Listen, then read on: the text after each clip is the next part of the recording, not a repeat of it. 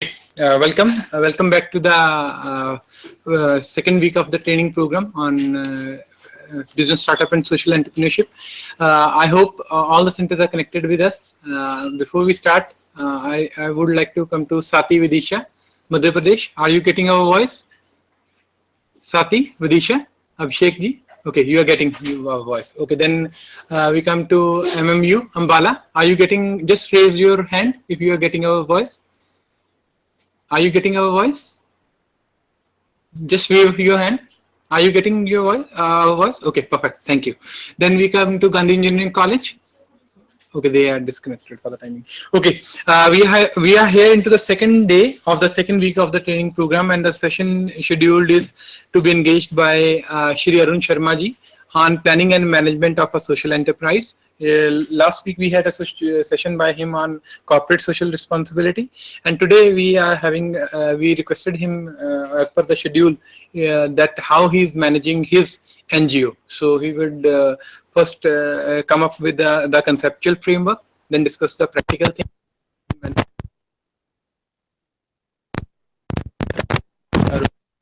Arun sir to this morning, and I request him to engage a session on.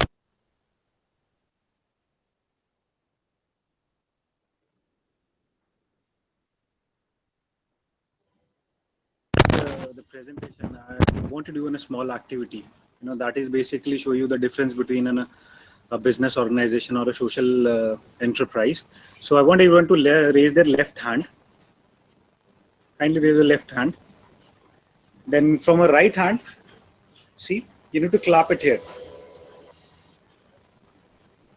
Now second time with the two fingers attached, do it for this. Now the three fingers are attached, do it this. Now the whole hand. Now did you see the difference? See, initially, right, every organization has an objective of making profit. But how a social enterprise get it different from the business organization, that it doesn't have an only objective of making profit, but it runs with other objective of making a social impact. Dealing with regular shortcomings in the society. So this is how we make a difference between a social enterprise and a business organization. So we'll go to the next slide. So in this slide, we'll have a brief description about, sorry. So clapping का relation ये हुआ, for an other entity, a profit making is the only motive, right? But for a social enterprise, they do make profits, and they do also cater the social impact, the problems within a society. That is like an education, a sanitation. You see so many organizations, they're taking in a CSR project and some voluntarily support as well, but not within every organization. So this is the difference between a club. Do I need to explain more? Thank you. So we'll be having a brief insight on the social enterprise, then types of social enterprises in India, then focus area of social enterprises in India, the legal structure, and we'll have a brief show up on the comparison between a business and a social enterprise, structure of social enterprise, and then a case study. So when we talk about the social enterprise is an organization mission driven by which applies the market-based strategy to achieve the social purpose. It can be a profit-making organization, or it can be a no profit-making organization. But the main aim or the main target of a social enterprise is to look upon the development of the society. They do within a motive. If they're making a profit, they reinvest in it within the organization towards the cause and towards the development.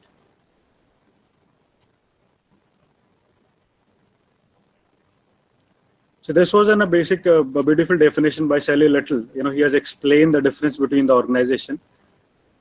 So if you look at the definition for a non-profit activities, it's an tax exempted. Mission-related activities are not commercially motivated. And for a non-profit earned income, a business activity generated earned income to support the non-profit mission. So for example, if in an organization that has been inculcated within a motive of supporting the social cause, then the main aim of that organization is not to earn profit, but to generate a revenue to support the non-profit mission.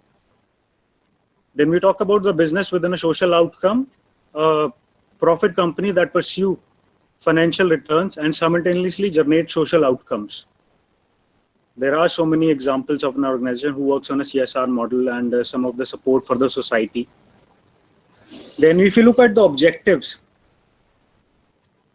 the social return on investment through achievement of the mission, the kind of target they're taking, especially for the, if you talk about the NGOs, they have their different target in terms of developing the society. Some are work on education, some are the health. So their main objective is to achieve that mission. The second thing for a non-profit earned income is financial and social return on the investment. So on one part, they work on the financial perspective, and on the other part, they also work on the social return as well, whether the main aim or the objective has been fulfilled or not. But if we compare with the traditional business activity, there's only objective is for the financial return on the investment. Then we have some of the examples for a non-profit organization like Sartha Educational Trust. Enable India is one of the biggest organization, NGO in India, works for the development of persons with disability. For a non-profit earned income, there are Gaston Bakery and Pioneer Human Services. And if we go for the traditional, there are so many. There are like General Motors, American Express, Tech Mahindra, Tata Motors. So this is basically a difference combining with the definition of a social enterprise. The next thing that we'll be talking about is the types of social enterprise in India. There are basically 4 types. The first one is a charity one. It's also called an NGO, a non-profit generating with no revenue or profit. The second one is a social enterprise, which combines commercial and social goals, but with the emphasis on the later, profit reinvested in the community or the company. The third one is a social business. It's in a combined commercial and social goals invested lead to the equivalent increase in the social impact. And the fourth one is a profit maximization and the CSR impact that is being done. So the basic difference is an organization which is solely not working on a model of making profit. There's an organization which work on a model of maximizing the profit and then reinvesting towards the cause. And there is an organization which just works on a motive of making profits. And out of that profit, it comes under a criteria of a CSR, and which either invest the 2% of their entity into the CSR activities. The focus area of social enterprises in India. So majorly, it's a very diversified topic, but concluding, there are 5 major focus areas. The very first one is a livelihood generation. There's so many organizations, they are working, almost around 80% of organizations, they are working towards the livelihood generation. That is basically to develop the underdeveloped parts of the country. The second one is environment cause. Companies do engaged in the process of developing and protecting the environment. Then there's the education, healthcare, and economic support. So this economic support is a recently evolution that comes up in this corporate world. They also opted on a model of supporting a small organization or small ideas. The major reason of doing it, this one thing is for sure that we can't employ everyone. And everyone doesn't have the same capacity of doing the same work. But yes, everybody has a unique quality. So they have started identifying this quality and start funding these projects.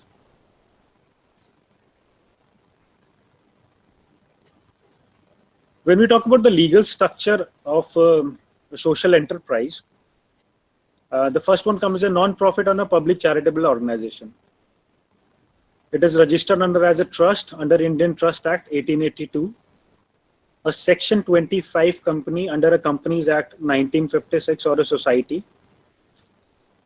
a society under the registrar of a society where the trust deed is being made, and a company which is under a section 8 of Companies Act 2013 has its objective is to promotion and commerce, arts, sports, education, research and social welfare, religion, charity, protection of environment or any other social impact objective.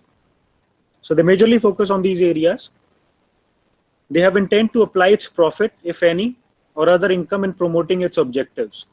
So they're not aim at developing their own personal asset or a wealth, but anything which is being generated from it has to be deployed in the working of the social enterprises.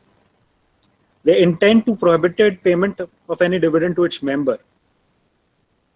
Now, there's another difference between a social enterprise and a business organization or business enterprise. Then when the profit it comes up, they are basically being utilized to pay down their stakeholders or the shareholders. But in a social enterprise, we are here to respect the objective of developing the community. So anything which has been generated or been done has been utilized for the for the development of the project or for the upcoming projects for the social impact.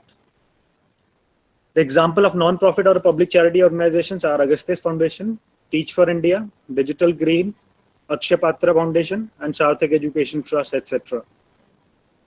What are the benefits of being a non-profit or a public charity organization? The biggest benefit of registering a non-profit in eligibility is to get tax benefit under Income Tax Act 1986. They are also allowed to have an exemption in terms of foreign donation, which comes under an FCRA, that is Foreign Contribution Regulation Act. And they can ably and solely committed towards the working of an objective without a pressure of making profits or generating funds. But as everything has a two part of it. This can be on work on the negative as well. See, these organizations are always under a constant fear of funds.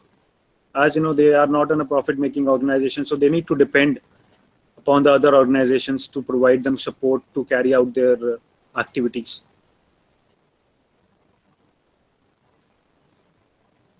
The second is the organization for the profit. There are 5 different types of profit organization that has been registered. That is a sole proprietorship, partnership, limited liability partnership, private firm, and cooperative.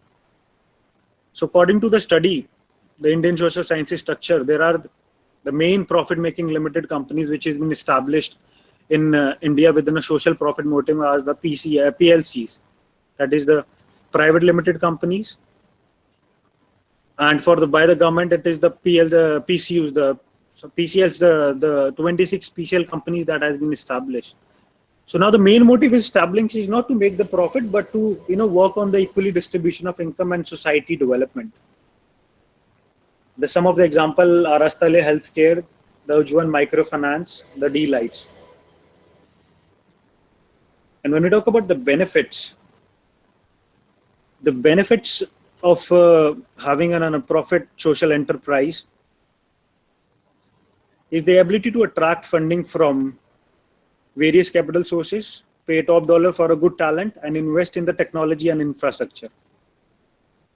They can issue shares and go public limited as well. So there's no other restriction in them that you can't generate funds through the public entity. But there's a challenge in terms of managing these organizations. It is very hard to put both the feet on the two boats, with managing the same structure of profit making and a mission as well. And sometimes it also depends upon the kind of leader that you are having in our organization, that has a motive of putting your social work or a social impact on upfront or your financial goals. So most of these organizations lack in terms of creating this balance. The third is a hybrid model. See, this is a recent study which has been done by Indian Express, and they have come up with within this model, and they suggested that initially the organization, they registered as in a non-profit organization. Their sole motive was not to make profit. But eventually what happens, right, during the course of action, you need to fund your activities. You need to fund your activities, you need to fund your workings. So for that, you constantly look for the funds, or you need to find another way out. So they have come up with another model. They set up a sister concern or another subsidiary organization that has a sole motive of making a profit. And from that profit, they pull back to the main organization and fulfill their objectives. And recently you see there are so many NGOs and organizations, they have come up with an idea. Now Diwali season is coming. They're coming up within a candles, within a making of paper bags, gift items, and so many other things. There is a penetration in agriculture as well. So the reason why they started this activity is to have a continuous flow of the funds, so that their main activity of social work or a social impact can be carried out.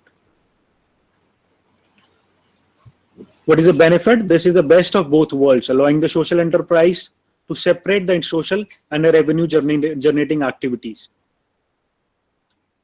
But again, they face the same challenges. Focusing on the both the goals. Managing two organizations with a different objective. So that is a biggest thing. And the common thing that we have in the social enterprise.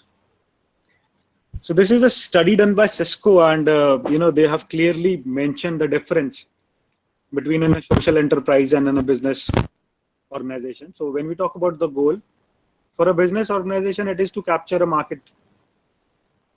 But for a social enterprise, is to fill the market gap. The objective is to make business and to earn profit. But for a social enterprise, is to create a sustainable development or a sustainable social change.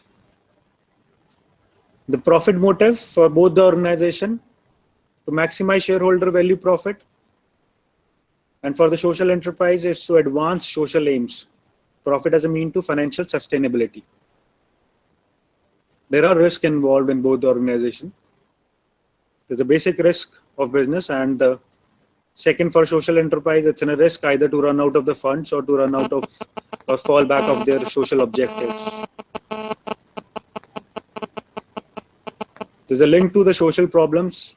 The business, they have indirect link. They don't really care, what has been impact.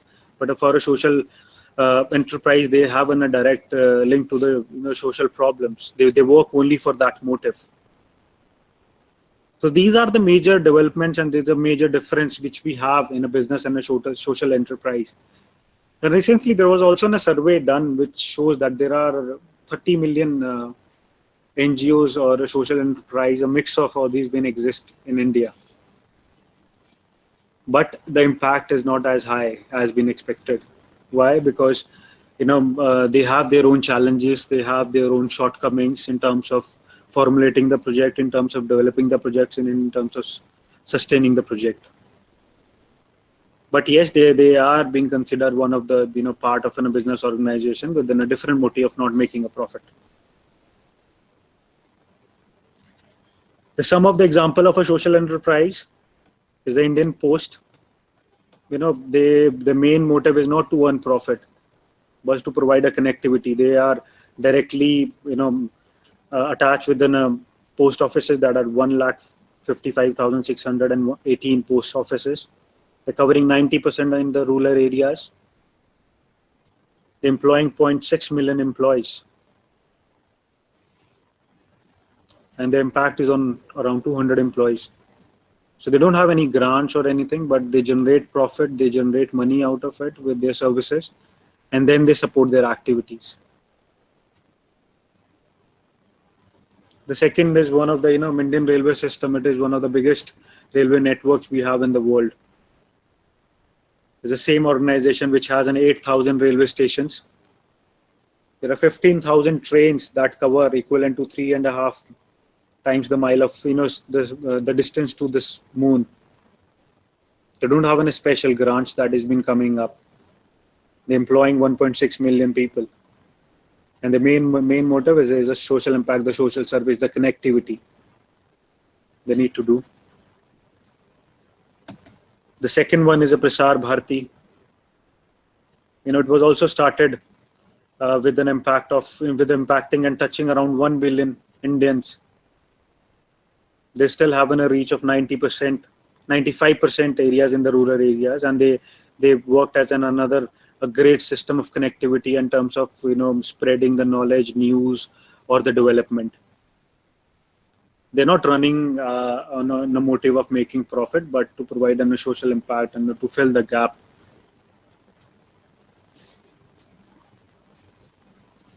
The next one is a Tata Chemical Limited. They started with a venture of producing the salt, and they're producing 50,000 metric tons, which has also been provided on a subsidized. They're employing around 0.6 million people. There's no special grant for it, but this is to provide and to feed up the necessity of the Indian population. There's another venture. Sorry? No, this not been subsidized with any grant or anything. The organization is not like there's no grant for it.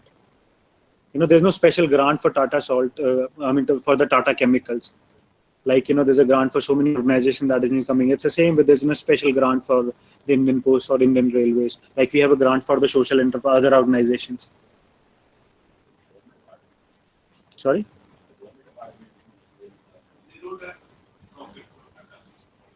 No, they do have a profit from this Tata Salt, but that has been pulled back in their activities. That is the Tata Strive.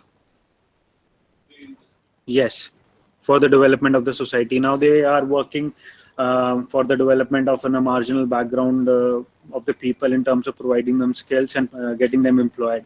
They've recently started their operation in Mohali. They've gotten a huge space and they're working on the skill development. So you're saying Tata Chemical, they are generating profit and the lady shop, they are investing in Strive. Business social organization. Yes. Working for the social organization. Yes, yes. The whole profit is Yes. directly to Yes. Tata. Yes. The next one is a Just Dial as an organization. It's everybody knows about it. The kind of it started with an idea. Is when it was started with an idea is to to solve the people's problem. Now it's present in so many states. So if you have any problem, you just do a Just Dial. You get all the contacts or any details. So if you're looking for any help, for example, you stuck somewhere and you need a cab facility. So it can be, you can use a Just Dial services. It is free of cost. They don't charge you. I'll share an example. I have to, set up my center in Ludhiana and Jaipur. And for me, it was a new place coming down and with no contact details. So I've set up an IT lab. I've set up a hospitality lab. I've set up a retail lab. I've set up a computer lab and 2 classrooms. That was just within a help and support from a Just Dial. I make a list of the items and I just call them and ask them, I need the vendors for these items, and they just provide me, and it's absolutely free of cost. It's not been charged anything. You have to access the Just Dial on that. No, with the phone. If you dial, I think it's 10 times 8. If you dial 10 times 8, they'll directly connect you to the Just Dial. And if you need any of the information, if you need a cab, if you want to look for a hotel, address, or any vendor's facility, anything, you just tell them. So what they do, they connect the small businesses, and they connect the small business. They have a database and they send you the database. That, this is a database and you can pick and choose from this. And they also have this facility that if you want these vendors to give you a call, so they'll be calling you and giving the quotes and the rates, And you're not paying for all these services. For example, for the other things that you're paying, if you have to get any of the thing, you need to pay for it. But you don't pay for to get information from a Just Dial.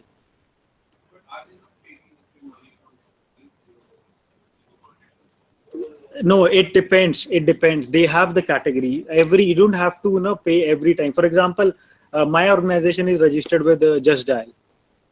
So if they have some certain criteria, if you want that, these facilities need to be updated, then you need to pay the money. Otherwise, you don't need to pay the money. They'll just register you. It's same way like in a Google, right? If you want your page has to be on the top 10, you pay for that services.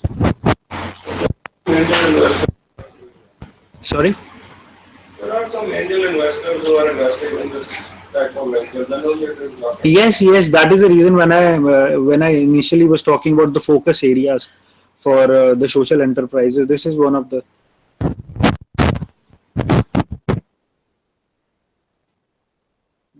When now we talk about the basic structure of a social enterprise. How we what are the things that has been involved in structuring a social enterprise. The first thing is we need to describe the mission. The second is the vision. The third one is the activity. The fourth is impact analysis. And the fifth one is the funding. So when you combine all these things, right, these are the mixture and ingredients that is required for a social enterprise to be work on the basis of producing results in terms of showing the changes that they have been needed. I'll explain it more and how it is done with an organization.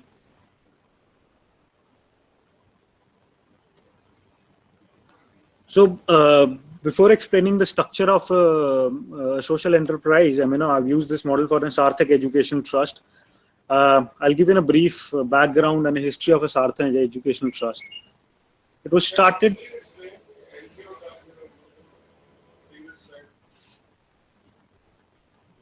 Non-government organization.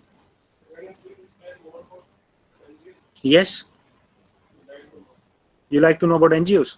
I need to keep in a separate session for it, or you need to spare 5 times to describe what an NGO. See, NGO and social enterprise has one of this vertical which is known as NGO. NGOs is the entity which doesn't make which doesn't work on a motive of making profit. Yes. Or is it a Section 25 company? No, it is not a Section 25 company. It's in a registered society, or it can be on basis of making a trust deed. So if you could share some more, maybe in the next session. Some more about NGOs. I'll explain you in this NGOs. You need to understand the working of an NGO, or you want to know the legal structure of an NGO. Legal structure, registration process, and how is it different from a normal company? What constitutes an NGO for that matter? Right. For that, I need to have a separate time because they involve around 25 processes with a span of 6 months at least to get registered for an NGO. And every state has their different protocols to follow. So are they different from commercial entities? Yes, absolutely. How are they different? That is They don't make profit. Commercial entities make profit. We can't generate, an NGO can't keep the funds for generating or for making a wealth or making an assets. Also, but they claim that they don't make profit. You prove it how they do it. I can prove, yes. Yes, please. No, I can prove. What are the problem? I can prove. You see in Delhi, they started as schools. Because I myself also registered as school. I know NGO very much. They started as schools. Now they are running so many colleges. They are running universities. If there is no profit and they are taking, are you married? Yes. How old are your kids? No, I just got married a year back. Okay, if you want to get your kids admitted in Delhi, then you will come to know what they are doing. Sir, maybe your kid is very intelligent. Still, you cannot get admission without paying bribe to them. What are you talking, sir? Sir, only one thing. This is what is You cannot. I am telling you, maybe your kid is having 100% in all the subjects. Still, you cannot get admission. What I am telling you, you generalizing with an organization. It is everywhere. It is happening. I am telling you all the schools. Let's not get into all this. This is the system. What their motive is, how it's being implemented is separate. They have the motive on looting, plundering the people. I am telling you. On every pretext, they are taking money. Every time we are thinking to complain. Every time I am telling you. Then you should do it. But my criticism, it is very simple, very easy to say this. Then you do this. I can do everywhere. Will I will do only this? Sir, Then I tell you one thing. then There I are, should become, as per your suggestion, I should become social worker and leave my family and do other things everywhere. no, but I'm This India is running like this only everywhere. I'm a Then you will do only social content worker. only. I'm a social worker. I'm running my family. I'm doing the things. Fine, you may be doing very good. This is what You may I'm be very saying. honest This is also. what I'm saying, sir. I know you've been hurt or you've been, in a trouble, but what we are here discussing, we're not generalizing. सबको एक चीज नहीं. If you see, out of 100, 95 are doing like this. Maybe call it a 99, sir. I don't mind it. Then you have to jump like Yes, you do it. You are exception. Then you- I will say like this. You call it 99, but you can't generalize every organization with it. It is called as exception. If they are doing honestly. जो NGOs या जो भी social enterprises है या जो social entrepreneurship है उसका purpose ही defeat हो रहा है ना if they are doing all this kind of stuff. Sir, now we are here to discuss what is in a purpose, what is an objective and structure, right? This is what is an altogether different parallel. But what you're saying is absolutely correct. I'm not denying it. But what I'm saying that you can't generalize everyone into it. आप बोल रहे हैं 90%. मतलब क्या है? तो sir- क्या मतलब है? There are 100 people. हाँ. 98 are doing that. I am doing Yes. No, sir. It's not only you.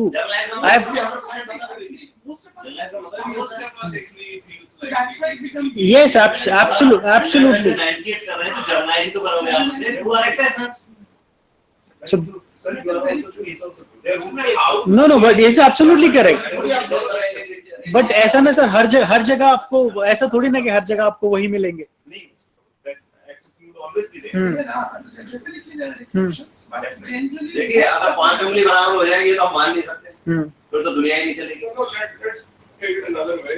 So there is an NGO and it's getting a lot of funding.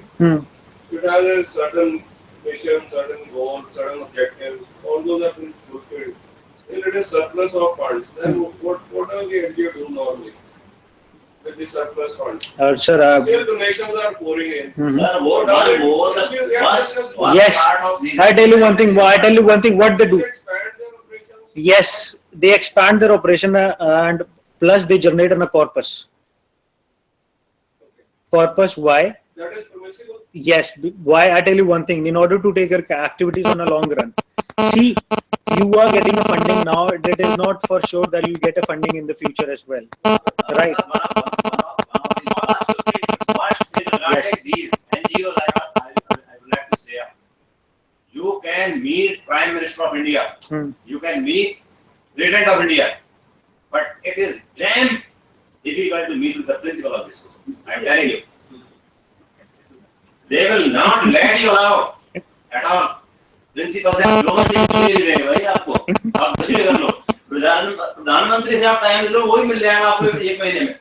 लेकिन प्राइवेट स्कूल के principal से नहीं मिल सकता. Social dawn. आप ये देखिए, मतलब आप बात कर रहे हैं सर एनजीओ की. मैंने स्कूल चलाया सर. I think sir, मुझे लगता है आपने बहुत ज्यादा आहित हैं इन सब चीजों से, right? But yes, you looks to be. मैं अकेला नहीं हूँ. But there are some. वहाँ पे किसी पेरेंट की हिम्मत नहीं है वो ऐसे बात कर ले प्राइवेट स्कूल में जाकर. क्या बात कर रहे हैं सर आप? I don't know. They are goons totally. What they are doing? They are not social workers. Base ही इस पे बनाए. बताइए बच्चे का बेस किस पे बनाए? पीछे से पैसे लेके. What he will teach? Maximum लोग खोलते भी हैं. क्या सीरियस क्रिएट करोगे आप बताइए. उसमें प्रॉब्लम पे क्या है कि हम क्या जब सीरियस बच्चों करोगे? को एडमिट करवाते हैं जी. वहाँ पे प्रॉब्लम ये भी है. यहाँ पे I will not name in public meeting. I know. Admission करवाना है चोर से, है ना, तो ऑटोमेटिकली नहीं चलेंगे. How is possible? हमारे साथ आप क्या बात कर रहे हैं? How is possible? Is there government facility? नहीं Responding facility है अपने बच्चों का पास. But sir, जरूर. यूके में है यूके और सर इंडिया से. गवर्नमेंट स्कूल से पढ़ के गए हैं सर. बिल्कुल गवर्नमेंट स्कूल से. उनकी गली में सिर्फ स्कूटर ही जा रहा कहाँ पे सर? जलंधर में. यूके में. ऑस्ट्रेलिया में यहाँ से निकल के गए हैं. तो कह रहा हूँ कि हम क्यों डालते हैं. सर हम भी प्राइवेट से पढ़ गए हैं. हम भी सरकारी से पढ़ते हैं. ये भी सरकारी से पढ़ गए होंगे. वो एक टाइम था. लेकिन आज एक टाइम आप आज को और आज से 30-40 साल पहले कंपेयर नहीं कर सकते प्राइवेट. नहीं, but sir, मैं seriously मुझे अभी तक ना I'm really in a dilemma. I'm not able to understand कि आपको मतलब what is a basic challenge that आपको इस पे नहीं. Non profit organisation. आपको ये चैलेंज मैंने अपनी स्लाइड में एनजीओ लिख दिया.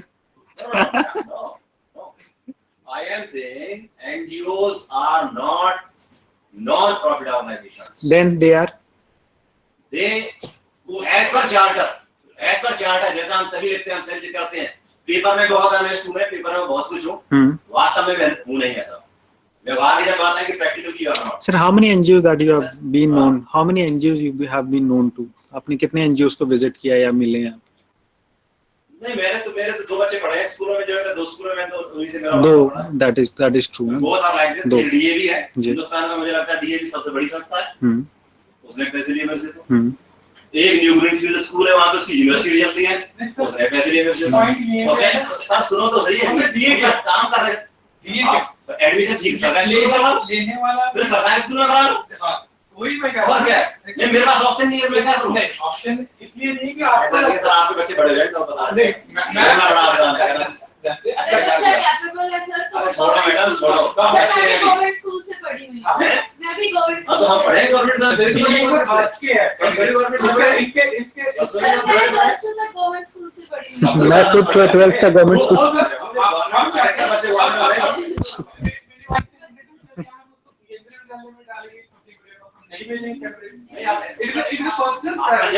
पंजाब सरकार के डालो, केंद्र में डालो, पंजाब सरकार के डालो, हाँ पंजाब इट इज उसमें डालो। नहीं सर इट इज मैं यहाँ पे इट इज पब्लिक डोमेन, मैं यहाँ पे पूरी अपनी हिस्ट्री नहीं बोल सकता, अदरवाइज हर बंदे का अपना अपना है। यहाँ पे निटर में एक ऐसे बंदे भी हैं जो गवर्नमेंट सिस्टम से आए हैं और ऐसे भी हैं जो आपके फॉरेन से पढ़ के आए हैं। So we can't generalise. फिर वही मैं कह रहा हूँ कि इसमें देने वाले की भी उतनी ही गलती है जितनी की लेने वाले की। अगर हमें मेरे को पता है कि मेरी कैपेबिलिटी है, मैं अपने बच्चे को सेटल कर सकता हूँ, मैं नहीं भेजूंगा स्कूलों में, and I will see to it कि मेरी पॉकेट अलाउ करती है कि नहीं सर नहीं, मे बी आप उस बैकग्राउंड से आप वो रेडी नहीं है, आप उस चीज में फेस करने के लिए कि मैं अपने बच्चे को सरकारी स्कूल या नॉर्मल स्कूल में भेजूं। अगर नीटर में भी अगर 15 टीचर्स आते हैं ना, तो 15 में से अगर 10 कॉन्वेंट सर 15 में अगर 10 यहाँ पे डाल रहे हैं अच्छे में, तो 5 ऐसे भी हैं जो मेरी थिंकिंग वाले हैं, जो एक उस एरिया से है कि हम अपने बच्चे को मिडिल उस लेवल से बनाएंगे जिससे कि उनको लाइफ की स्ट्रगल भी पता हो। ऐसा ना हो कि पापा मेरे वहां पे ये गाड़ी लेके आते हैं और मेरे को भी यही गाड़ी चाहिए, उसी में छोड़ो। मतलब it is a personal decision कि आपकी वैल्यू सिस्टम कैसे। सब कह रहे हैं कि आपके लिए चंडीगढ़ एक अच्छा एजुकेशन हब है। मैंने अपनी गुड़िया को, अपने वाइफ को जलंधर में रखा अपने पेरेंट्स के साथ। 4 years have passed कि हमने अपना डिसीजन, तो ये पर्सनल है, हम इसको जर्नलाइज नहीं कर सकते।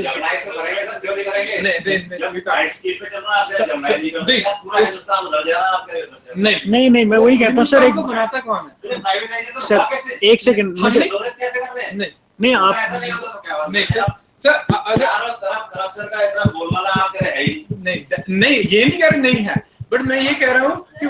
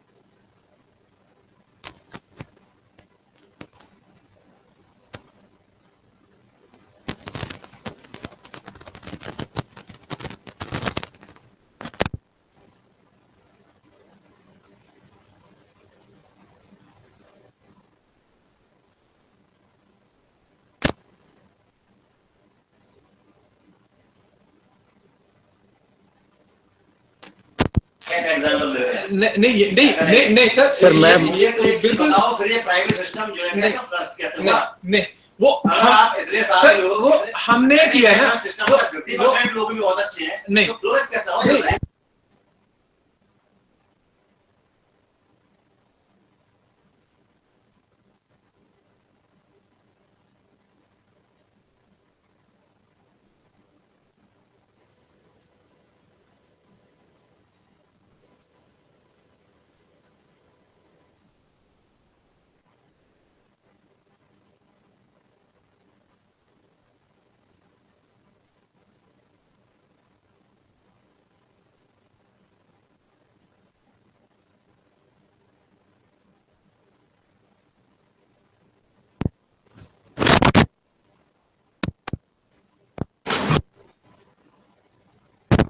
अंदर I have very closely observe, कोई भी आदमी जो भी अफोर्ड कर सकता है ना, थोड़ा सा अफोर्ड कर सकता है, कोई सरकारी स्कूल में नहीं पढ़ाता, पढ़ाना चाहता है बच्चे, जो भी अफोर्ड कर सकता है, जो अफोर्ड नहीं कर सकता है उसकी मत नहीं पढ़ा।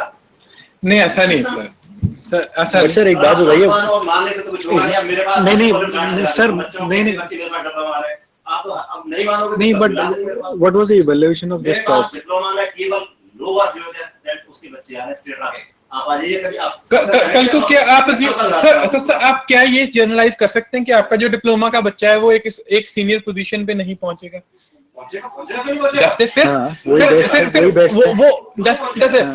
अगर मैं बात नहीं सर, तो वही मैं कह रहा हूँ, तो कैपेबिलिटी अगर है तो वो किसी भी स्टेटस से आ नहीं सर,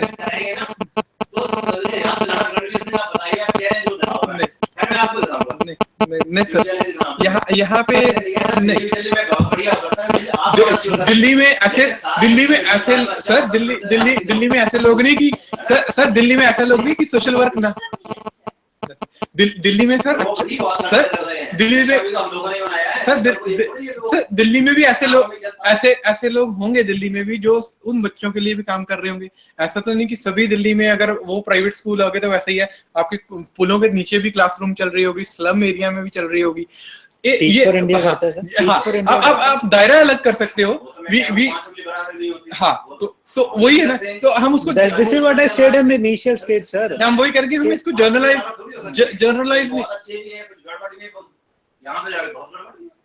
अब ओलंपिक्स में मेडल लेने वाले दोनों तरीके के हो सकते हैं, एक स्ट्रॉन्ग बैकग्राउंड वाला भी हो सकता है जिसका बैकग्राउंड स्ट्रॉन्ग है, एक ऐसा भी है जो एक विलेज से होगा।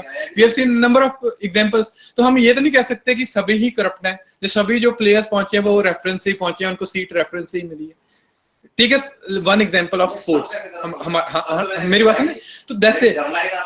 नहीं, अब मे बी उसको जो बैडमिंटन की हम बात करते हैं जिसको ट्रेनिंग चाहिए होगी, मे बी हर पर्सन को बैडमिंटन की वो वहां पे तो मिली नहीं होगी जहां पे हम सोचते हैं। एक स्पोर्ट्स पर्सन की डाइट की मैं बात करता हूँ, उसकी डाइट ही 30,000 की होती है, बट ऐसा थोड़ी है कि जिसके पास 30,000 की डाइट है वही स्पोर्ट्समैन बनाया जहाँ उसी ने ओलंपिक्स मेडल जीता है। देयर इज आपने अभी देखा होगा उसमें एक वॉक वाला रेस था, एक लड़का उत्तराखंड से है, होटल से है, वो वॉक में मतलब कि उसने प्राइज लिया, मतलब कि उसमें चाहे टॉप में नहीं आ पाया बट वॉक करने का जो था, क्या वो स्पोर्ट्स ऑफ नॉलेज नहीं है? हो रहा है धीरे धीरे इंडियन सिस्टम में, अभी नहीं होगा 3 साल बाद होगा, but he is working, was a person normal, एक सुबह उठ के ढाबा पे काम करता है और सुबह वॉक करता है, उल्टा चलता था, लोग कहते थे पागल है कि सेंस में चला। तो जैसे तो एक्सेप्शंस और है ना वी कांट, अगर हम जर्नलाइज नहीं कर सकते, अगर बुरे लोग हैं तो अच्छे लोग भी हैं। मे बी आपका मैं ये पॉइंट कह सकता हूँ कि बुरों की क्वांटिटी या तादाद ज्यादा है। जब मैंने घर लेने की बात कर रहा हूँ, आप जनरलाइज नहीं कर सकते। क्यों नहीं कर सकते? अगर मैंने घर लेना है, मैंने व्हाइट कॉलर में लेना है, तो मैं अपने व्हाइट कॉलर में रजिस्ट्री करवाने के लिए अड़ा हूँ, चाहे मेरे को 7 लाख रुपया एक्स्ट्रा देना पड़े, 6 लाख रजिस्ट्री का एक्स्ट्रा देना पड़े, नहीं तो नहीं लेना है। जहां पे है ठीक है, बट वो मेरी रिजॉल्व है। अब ऐसी रिजॉल्व और कितने लोग रखते हैं? आप रखो ऐसी रिजॉल्व। आप मेरे को समझाया जलंधर में उस लोग ने, बंदे ने मेरे को कितनी बार कहा कोई ऐसा करता ही नहीं है जैसा आप कर रहे हो। मैंने कहा मैं तो ऐसे ही करूंगा। कहता आप ऐसा घर मैं दूंगा, मेरे से ले सकते हो, नहीं तो नहीं ले सकते। अगर डील खत्म भी होगी, मैं उसको कहा कि तेरे से ज्यादा 3 घर बना के दिखाऊंगा इसी जिंदगी में, व्हाइट कॉलर में। दैट इज द एटीट्यूड, है ना। अगर हम सबका एटीट्यूड ऐसा हो तो क्यों नहीं आपका व्हाइट कॉलर करप्शन खत्म होता है। जब हमें एक प्रॉपर्टी की बात करें, चाहे हम शॉप की, जितने लोगों का है उससे देश चल रहा है। अब दौड़ाने के लिए और लोग जुड़ने पड़ेंगे। जितने लोग टैक्स पे कर रहे हैं, जितने लोग अपना ड्यूटीज में प्रॉपरली कर रहे हैं, उससे देश चल रहा है। वही मैं कह रहा हूँ। एंड रही बात, I will come back to your topic of NGOs making profit sir. देखिए, I tell you one thing, it's very much sure what you saying is absolutely, but you can't generalize, you can't point it that you from an NGO. No, you can't just pinpoint everyone ना कि ये अगर 100 में से 98 कर रहे हैं तो जो ये कहना चाह रहे हैं थोड़ा सा कि जैसे पॉलिटिशियन है, पॉलिटिशियन की एक हमारे दिमाग में परसेप्शन है। तो हमारे दिमाग में परसेप्शन क्या है कि politicians are corrupt. Yes. But every politician is not corrupt. Got it? तो ऐसे ही हम कह रहे हैं कि NGOs का जो एक perception हाँ लोगों के माइंड में, हाँ बट वो सर मेरे वहां पे पॉइंट प्रॉब्लम पता क्या है कि वहां पे प्रॉब्लम है मॉनिटरिंग की, मॉनिटरिंग, एवेल्युएशन एंड एक्सेप्टेबिलिटी की। मेरी बात सुने कि जब हमारा वो अगर हम नहीं कर पा रहे तो वी कैंट से कि वो तो करेगा ही, जिसको मौका मिलेगा वो खराबी क्यों नहीं करेगा। आप में से सर मैं एक चीज आपको बताता हूँ, नहीं मैं आपको एक चीज, यस मॉनिटरिंग भी, और अगर बट सर ऐसा तो नहीं है ना कि ये सेइंग एनजीओज ऐसा करते हैं, you know I am sitting here, I am representing NGOs, you pin pointing NGOs ऐसा करते हैं, either you prove it. Sir I have placed 350 person with disability, मैं प्रूफ दे रहा हूँ ना सर आपको, आपको मैं आपने सिर्फ 2 एनजीओज को दिखाया, I am running a network of 120 NGOs, and you can't prove के single one is corrupt. Sir यहाँ रोपड़ कौन गया हुआ? No, but you can't pinpoint every people. Yes. हाँ. हाँ उसका ऑल्टरनेट ये है, उसका ऑल्टरनेट में सरकार जो है कि you go for profit and go for getting a funding under CSR. Alternatives are available, है ना। अगर हमें आपको लगता है कि आप सोशल का जो एक क्या करना चाहिए एनालिसिस करके, yes, और उसका जो impact है on society, I think that is the main fundamental yes of everything. Not profit, not non-profit. अगर social impact हो रहा है, then it is fine. Everything is exactly sir. That is only, see, this is why I'm saying that, you know, we can't generalize, because when we start, I tell you one thing, I was in a meeting yesterday with Dr. Punia, right, and there were people, and he asked me that, you know, he wants to open 2 centers, one is in Bathinda and one is another place. So I told him there's no point opening a center in Bathinda, right? He's like, I'll arrange the funds and everything, sub salaries वगैरह हो जाएगा, but there's no point opening a center by Bathinda because the main motive of getting an employment for person with disability won't be fulfilled, because there are not as much as job perspective in Bathinda. So I denied that thing. And I told him, you know, whenever you work for a cause, you need to do a reverse engineering. सबसे पहले impact देखो that your main motive will be fulfilled or not. If it is not getting fulfilled, there's no point starting in.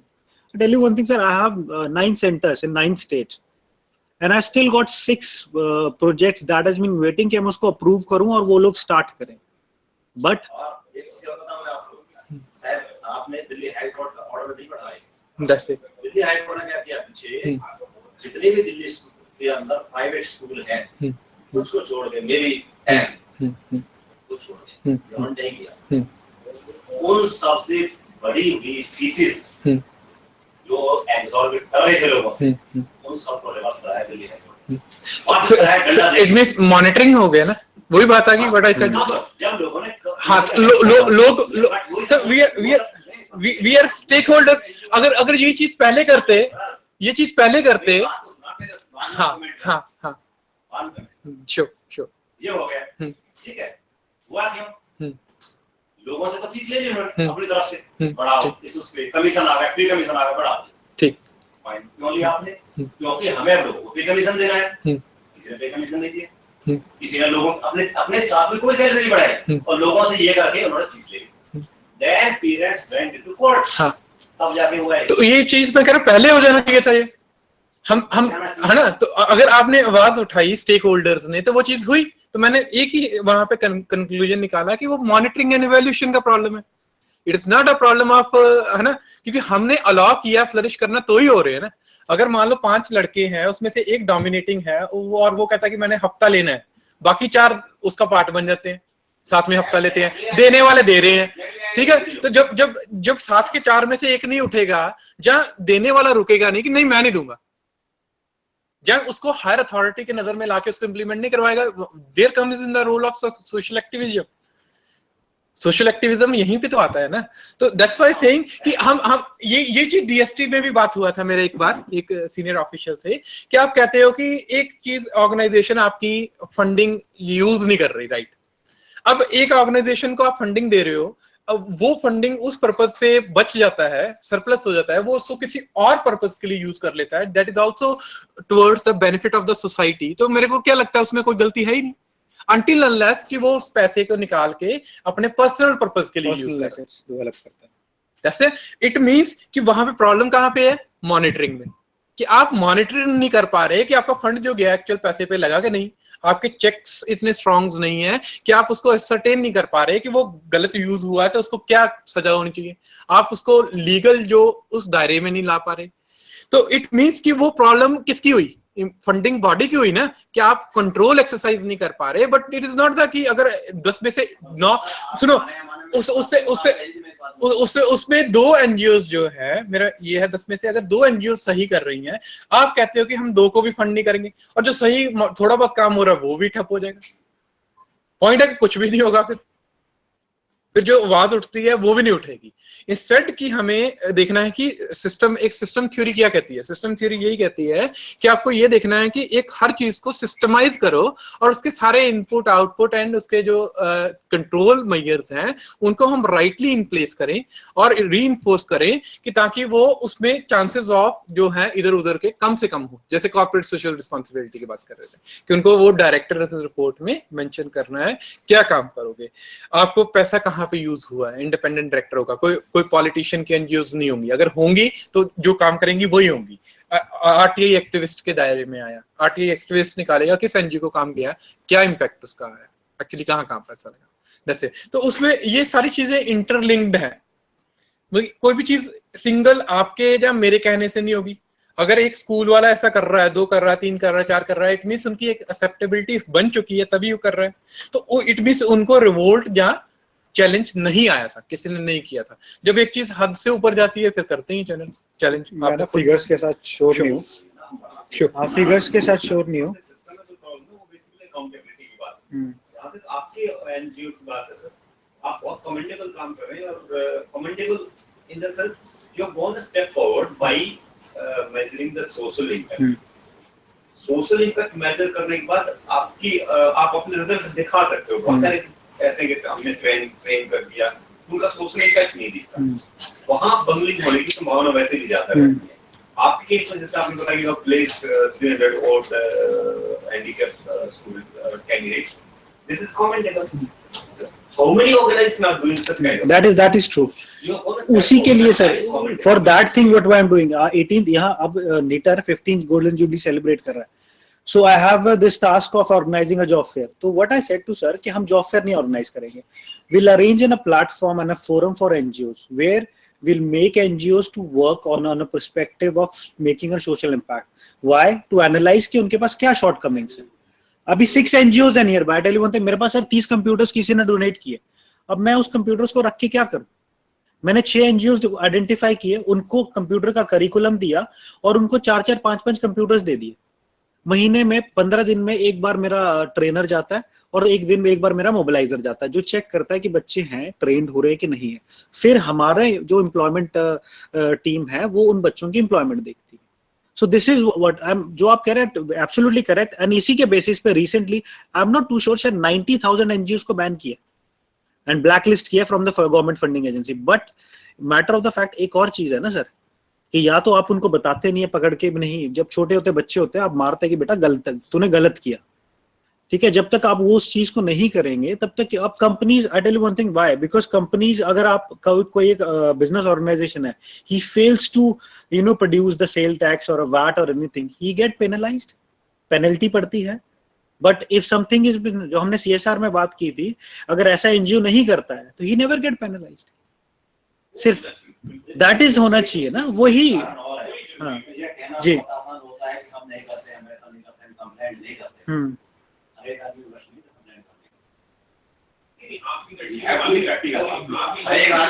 नहीं sir, मैं आपके generalise वे में बात कर रहा हूँ। वो बहुत एकदम संत बैठा है, ऐसा भी नहीं है। नहीं, वो देखा था ना हाईवे अथॉरिटी वाले में क्या हुआ था, दुबई का क्या किया। वही एक एग्जांपल मैंने ऐसा बताया जो नेशनल लेवल पर आ गया था। रोज अदरवाइज ऐसे एग्जांपल होते हैं, कितने आरटीए एक्टिविस्ट हैं, उनको लोग मार रहे हैं, इंडिविजुअल कुछ नहीं करते। हाँ, मतलब हर एक में हिम्मत नहीं होती है। बहुत सारे ऑर्गेनाइजेशन ऐसे जो ट्रेन करते हैं। हाँ जी, लेकिन ट्रेन करना दैट इज नॉट ऑब्जेक्टिव, तो ये है कि प्लेस करें, एम्प्लॉयमेंट मिला उनको। यस, ट्रेन करके आपने छोड़ दिया। Absolutely sir, you absolutely correct. हां, दैट इज द थिंग। आप जो कर रहे हो एंड तक जो लेकर जा रहे हो वो बहुत कम। दैट यही बात बाकी एनजीओ पर भी एक हो जाए कि ultimately you must achieve the objective. मैं वही कह रहा था सर, रोपड़ में एक एनजीओ है, एक लेडी है, वो गवर्नमेंट टीचर है, तो वो एक डेफ स्कूल चलाती है, कोई फंडिंग नहीं है उनके पास, कुछ नहीं है, ठीक है। एंड हम भी कोई प्रॉफिट मेकिंग तो है नहीं, तो we don't have any surplus fund, but हाँ कुछ आता है कि कुछ इन काइंड ऑफ जो काइंड में हमारे पास डोनेशंस आते हैं, फॉर एग्जांपल कंप्यूटर्स आ गए, कुछ आ गए। सो ऐसे करके जब मैंने उस एनजीओ को देखा, they have around 150 hearing impaired. तो what I have done it कि मैंने कहा मैम देखिए, अगर मेरे पास कभी फंड या उसकी ऑप्शन हुई, then I help you out. जैसे अभी रिसेंटली सीआई की एक मीटिंग हुई थी जिसमें फंडिंग की, आई इनवाइटेड देम कि आप आइए अपना केस प्रेजेंट कीजिए। But till the time what I did it कि मैंने उनसे हर महीने के 15 बच्चों के डिटेल्स लेनी शुरू कर दी कि आप मुझे अपने एनजीओ के 15 जो ट्रेंड हो चुके हैं बच्चे, जो +2 पास हो चुके हैं या ट्रेंड हो चुके हैं, आप दीजिए, मैं उनकी प्लेसमेंट पे काम करता हूँ, ठीक है। This will be in a win win situation, ठीक है, कि मेरे एम्प्लॉयर्स की जो लिस्ट है, जैसे we are working with around 250 employers across India, तो मेरे उन एम्प्लॉयर्स की जो requirement, I am able to fulfil that requirement, and plus it is also giving a win situation to that NGO because उस NGO के बच्चे place हो रहे हैं। So this what we needs to do, we need to do an hand holding for the NGOs, right, जो नहीं कर रहे हैं, और एटलीस्ट जिनके अंदर आत्मा बची है कि हम कर सकते हैं, करना चाहते हैं। जो बिल्कुल ही वो है, वो कहते हैं ना सर, उनका हम कुछ नहीं कर सकते। बट उसी के लिए what we are trying it के is not only focused on one area कि मुझे सिर्फ पर्सन विद डिसेबिलिटी के लिए देखना है, but I need to focus on wider perspective of social impact. Recently आज सुबह में बात कर रहा था that we want to start an initiative जिसमें हम इनिशियली हिमाचल से शुरू करेंगे, तो हरियाणा, पंजाब, जम्मू कश्मीर और दिल्ली, इनके ऑर्गेनाइजेशन को same in this mode only will ask them to do the knowledge sharing just to know कि what they are doing and how we can get connected to it, right. अब मैं आपको बताता हूँ, राजस्थान की 150 ऑर्गेनाइजेशन है sir मेरे पास, जिसके साथ में काम करने की अब स्टार्ट कर रहा हूँ। I need to identify them, I got a list. So ये एक जरूरी है कि कंबाइंड इफेक्ट और कंबाइंड सपोर्ट सबकी होनी बहुत जरूरी है, क्योंकि हर जगह तो हम हो नहीं सकते ना सर, और वो सोच भी सब में होनी जरूरी है कि हमें जुड़ना है, जुड़ के काम करना है। तो हाँ, मैं ये कहता हूँ सर, देखिए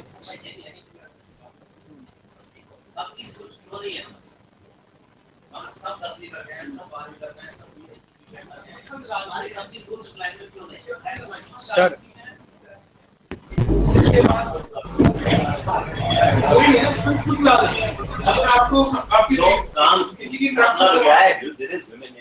no sir, it's not human. नहीं, मैं मानता ही नहीं सर, मैं मानता ही नहीं, नहीं मैं मानता ही नहीं सर।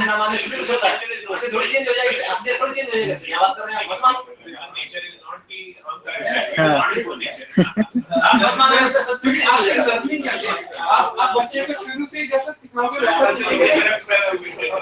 बच्चे को जैसे हमने लर्निंग दिया है ट्रेनिंग में, वैसा ही आपने ये कहा कि नहीं, अगर मैं बहुत बार ऐसे क्वेश्चन हुआ, I have drone my pipe for 80,000 kilometres, तो रास्ते में कई एक्सीडेंट हुए और मैंने उठाए। हम हमेशा हमारे पेरेंट्स भी ये सिखा देते हैं कि रास्ते में एक्सीडेंट हो तो नहीं उठाना। आजकल रेडियो में ये एडवर्टाइजमेंट है, रेलवेज में ये एडवर्टाइजमेंट है, बट आपको 2 मिनट आपको सर इसमें ये बताना है, बच्चों को ये सिखाना है how you have to identify that whether the person in front of you is in a genuine need और नॉट। हम ये प्रमोट करने की बजाय कि आप रोड पे जा रहे हो, आपको ये देखना है विद इन 30 सेकंड कि ये बंदा आपको हर्ट कर सकता है कि नहीं, ये जेन्युइन नीड में है कि नहीं, वो सिखाने के बजाय हमने सीधा ये सिखा दिया आपने खड़े नहीं होना पास में। सर एक ना तो वो क्या था कि sun rises in the east, sun sets in the west, सबको ये सिखा दिया गया, जबकि रियलिटी तो ये sun neither rises nor sets. The direction in which the sun rises, we call it the east. The direction in which we see the sun going in the west. So वो बचपन से अपने बच्चों को वही सिखा दिया। अब ट्रेन में है, ट्रेन में मेरे पास एक I was frequent traveler, तो एक यंगस्टर आए, उन्होंने मेरे को कहा कि हमें सीट चेंज करनी है। मैंने उनसे पूछा हाँ क्या करनी है, सीट चेंज दिखाओ, क्या रीजन क्या है। उन्होंने रीजन दिया कि हमारे 2 फ्रेंड्स उधर हैं, हम 2 फ्रेंड्स इधर हैं, हमें इकट्ठा होना है। जब मैंने चेंज करने के लिए एग्री किया तो उन्होंने देखा कि वो ऑलरेडी एक इंटरचेंज कर चुके थे।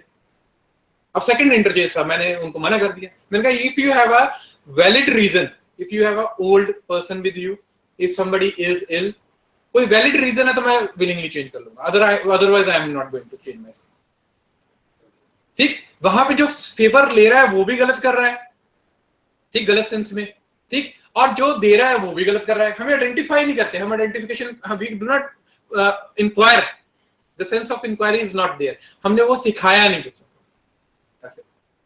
अब मैं रात को 1:30 बजे भी आता हूँ, मैं लिफ्ट देता हूँ, but I have to identify कि up to what level they can hurt me, ये बंदा ठीक है कि नहीं, इसको कैसे टैकल करना है, इस आपको वो चीजें लर्न करनी है। और वो कैसे आएगा, इंटरेक्शन से।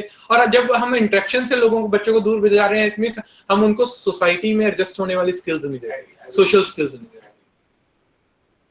तो यही एक चीजें हैं हमें। मैं वही आपको कहना चाह रहा हूँ, देखिए ह्यूमन बीइंग हैज ब्रेन, और जब ब्रेन होगा तो ब्रेन जो है ऑलवेज अपने फायदे की बात करता है। ब्रेन जब चलेगा तो फायदे की बात करेगा। अब आपको ट्रेन करना है उसे कि क्या आपका नहीं है, क्या आपके लिए सही है, क्या आपके लिए गलत है। हाँ, अगर सर आप अपने बच्चे को यही सिखाएंगे ना कि इंडिया में सिस्टम्स करप्ट है, स्कूल ऐसे हैं, तो कल को जब वो भी स्कूल चलाएगा तो वो ऐसा एडमिनिस्ट्रेटर ही बनेगा। वैल्यू सिस्टम, वैल्यू सिस्टम तो वैसे आ गया ना। ज्यादा दो चीजें हैं, इधर he will challenge the status को, वन थिंग इज दैट, और he will become the like that. For example, struggler, एक गवर्नमेंट जॉब में बंदा बहुत स्ट्रगल करके आ सकता है। अब वो दो काम कर सकता है, एक उसको पता है मैं स्ट्रगल करके आया हूँ, मैं पैसा कमाऊं, I become a corrupt, I know किस चीज से कैसे पैसा कमाना है। Second is he challenge the status quo कि नहीं, I have got this with so much of hardship and I have to work towards the positivity of the system, that's it. और वो कहाँ पे आता है, आपके थिंकिंग लेवल से। थिंकिंग कैसे डेवलप होता है, it is nowadays it is a experience we share, the kind of groupings we have, जो हमें घर में सुनने को मिलता है, जो हमें टीचर्स से सुनने को मिलता है, जो हमारे दोस्तों से सुनने को मिलता है। अगर आई एम सॉरी टू से, अगर हम सबकी यही थिंकिंग रहेगी, हम ऐसे ही सोचते रहेंगे, तो India will be number 1 in corruption. but that can't be generalized that Amardev will be corrupt, I will not be. That's it. तो चाहे आप 1000 लोग कर दो, मैंने अपने आप को करप्शन का डाटा देखा आपने? नहीं, डाटा एक अलग चीज है। It means there is some problem with the system, and system जो बनता है वो हमारे हमसे ही बनता है।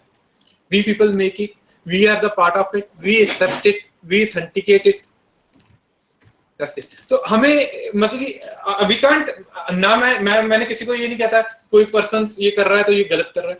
I said you are doing it right in your perspective, but I am doing right in my perspective. So that is the individual perspective, we would say. जब प्रॉब्लम आनी शुरू होगी, सब फिर एकजुट होंगे, चाहे वो बुरे के लिए हो चाहे अच्छे के लिए हो।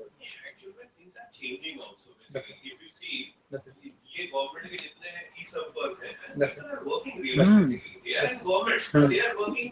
जो उनका टाइम होता है, जो टाइम एक्चुअली एंड में होता है 9 to 8, they work hard.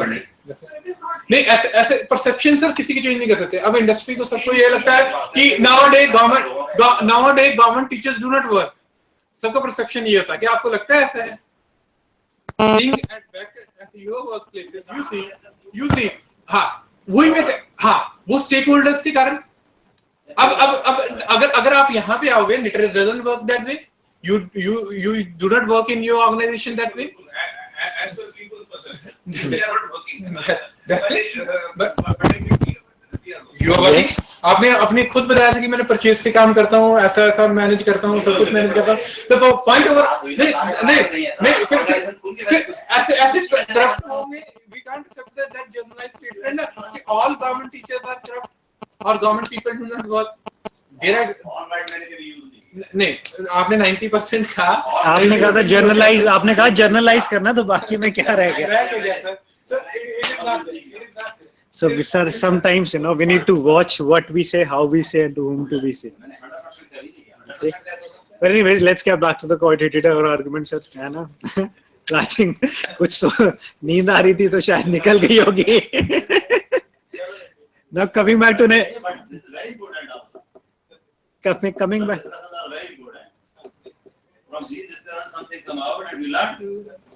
Sir, it all depends, right? That what has come out from the discussion and to take out of it.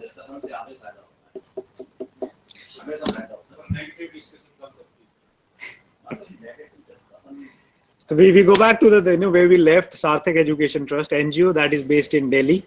Bikaji Kama Place is a place where it is. It was started by Dr. Jitendra Agrawal.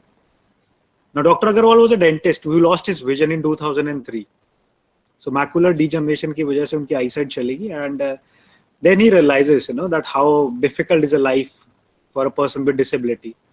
So he, initially went to the south. वहाँ से उन्होंने computer की training Lee, and he came back and he started, thinking that, there are so many organizations, like you said, sir, that, they only work for training. But, getting candidates trained and just leaving them with something like getting an army trained within a best facility and sending them to a border with no arms and ammunition. कि भाई हमने आपको सिर्फ training दी है, बाकी arms and ammunition हम नहीं दे सकते, आप चले जाओ. So in order to change that perspective, and especially for a segment of society which has always been, and most of the time been neglected and suppressed, is a person with disability, he sold his dental equipment and a dental chair and started Sarthak Education Trust in 2008. And the sole motive for Sarthak Education Trust is to, enhance the skill of person with disability and getting them employed. So we are working with across 200 corporates across India. And what are the values that we work? We work on the values of share. Now the S stands for social justice. The Sarthak does not have much to do with Tech Mahindra. There are a number of organizations which you are doing. Yes. They are funding. Sir, actually Tech Mahindra is funding for our 3 projects. That is the Chandigarh one, Delhi one, and Gurgaon one. Then we have NSDC. NSDC is funding our Ludhiana project, Jaipur project, and Lucknow project. Then we have Capgemini. Capgemini is funding our Mumbai project, Pune project, and Hyderabad project. And apart from that, we are working in sector of health as well, where we have early intervention, which is early detection of the disability, and we working on the sector of inclusive education. तो वो जो segment of the society, the disabled segment जो left out हो जाता है in government schools like this. So we provide them remedial classes free of cost. So we have adopted 20 government schools, and we also do the sensitization. So these are the 3 major, active vertical areas that we're working in. And the last one, that we have trained 3,050 persons with disability. And we have placed, now it's going to be more 6,100 persons with disability across India. Now there's a difference between the training and between the employment. Because, we believe in giving justice to the candidate. Supposingly a candidate is already being graduated or post-graduated, right? Who's already achieved a skill, for example, any skill. So we don't find it justice to ask that candidate to come back to the training program and, do our 90 days course and then we'll place you. But we directly place them. It's like, building a bridge between the employers and the employees. We have organized 90 job fairs, roundtable conferences, regional summits, mini job fairs, sensitization workshop. So roundtable conferences is a platform where we ask the corporates, those who are already hiring, and the corporates who are willing to hire but hesitating. So it's in a roundtable discussion, right, where the corporates from ITS, BPO sector, retail, hospitality, and manufacturing sector share their ideas to sensitize the other corporates so that more and more can be included for the hiring of persons with disability. We are also working in the capacity of, developing the capacity of NGOs. We have done this program in Telangana where we are associated with around 60 NGOs. We want to, cater a platform where we can share their common challenges. We can share the kind of resources we have, and we can share our ideas so that, everybody can get united and work on the field. Because sir, एक करेगा तो शायद थोड़ा time लगेगा. अगर मिलके करेंगे तो बहुत जल्दी हो जाएगा. That is the thing. Yes, sir. Definitely. Yes, sir. Yes, sir. Definitely. This is what we need to do, no, sir. Because शायद, I'm sitting in a Chandigarh. I might be open to resources. I have resources. I'm utilizing it. But there's an NGO who's is in a last suburb area who doesn't have any knowledge but still working. This is what I said. No? When I went to Ropad and to other places where I'm working with an NGOs, they are working, but they have their limitations. Why? Because they don't have much funds, they don't have much capacity, they don't know the real development. See that till the time I went to this NGO, they didn't even know कि person with disability को हम employ भी कर सकते हैं. They were like कि हमें लगा कि हम सिर्फ train ही कर सकते हैं and we are struggling in terms of employment. So this is what we need to do.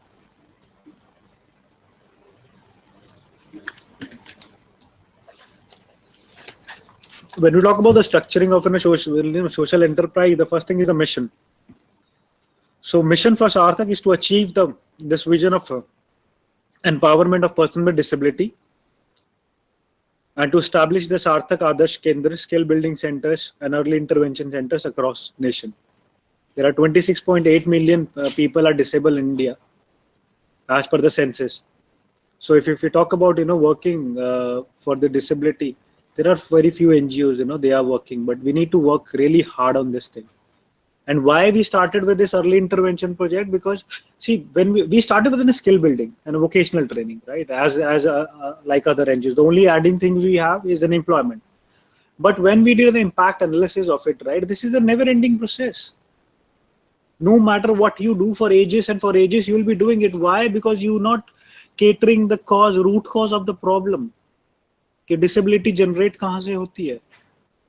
So since then, in 2014, we analyzed that we need to go back to the root cause of the thing, so that down the line there might be a chance कि हमारे जैसे NGOs की जरूरत ही ना पड़े, because there is no disability. So it's the same model, polio हटाओ देश बचाओ. So we worked on that model कि हमें disability हटानी है. So we started and tell you, sir, we don't have a funding for this early intervention project. We're still struggling to find the funds because it is very hard to convince people to get this thing done. We're still doing it since 2 years. We taking these activities. What is the fund being put in by Tech Mahindra only put funds in vocational trainings. what is the amount? I am so sorry, sir. It's not a platform to discuss this. When did they come in? 2014? Tech Mahindra is associated with us since 2011. What is the main reasons of disability? Yes. What Sir, I tell you, there was a case. What happened? What was an alarming situation for us in Delhi? A lady was a diabetic, and she was expecting. And this is that when a lady, if a woman is diabetic and she delivers a baby, that baby needs to be injected with an insulin within a certain period of time. And as the doctor was not aware of it and he was not sensitized enough towards it, so that baby died after 4 days. So this happens on a regular basis. So when we started this early intervention project, what we do in early intervention project, that expecting mothers, the doctors, Anganwadi workers, and NICU centers, the incubation centers, the newborn babies where the newborn babies are kept, we work on these centers. We identify, and scientifically, if a disability is identified in an early stage, it can be minimized to a great extent to the therapies. And then we work on this, and then we do therapies. But rather than working in a social enterprise, it's totally in a corporate culture. We have targets for everything. We have deadlines to meet it. We have our quarterly meeting to analyze that what we have achieved, what we want to do. We need to keep up the pace. Why? It looks very easy, but if you work if you work in a social enterprise, then very first thing, you are answerable to the funding partners. Right, you are answering to your immediate bosses or a line manager. You are answerable to the government, and top of that, you are answerable to the society. So these are the 4 line of answers that we need to give in a social organization. So working in a social organization is much hectic than working in any other part. Why? Because in any other organization, you are just answerable to your line manager, right? But in an organization, anybody can walk in that, and tell you that this is what has been done, this is what is a negative impact, and this is what. We are open. We are not like, that, sir, you have faced it, कि आपको कभी मिलना हो and nobody can meet it. You can meet our CEO anytime. We have our board of members description on and the details on our website. You can contact anyone and you can talk to the people. And the board of members that we are carrying is not. Yes, it's. I don't know how many of you heard about Dr. M.B. Atre? M.B. Atre. He's a management guru of India. He went to Harvard in 1960 and brought this management culture. M.B. Atre, Dr. M.B. Atre. He's one of the senior board members we have. He's a mentor for Sarthak. He's associated since 2008. People pay lakhs of rupees to get his consultation, and we need to report twice a year to him. Then he decided that, which of the center is going on a right track, what are the things that is. I'll be discussing some of the planning management's, models that has been developed by him, and we follow in our organization in coming slide. If a person is maybe born with disability, and if one becomes disabled afterwards, what are the chances of recovery? See, yes, it all depends, sir. I mean, if it is by an accident after disability, after the birth, if it's by an accident or something which can't be repaired, then it can be minimized through the assistive devices, right? But initially, if the baby is born and disability is detected, then it can be minimized through the therapies, like speech therapy, vision therapy, and there are other therapies that are involved in it. तो वो disability identify करके उस therapy से हम उसको minimise कर सकते हैं.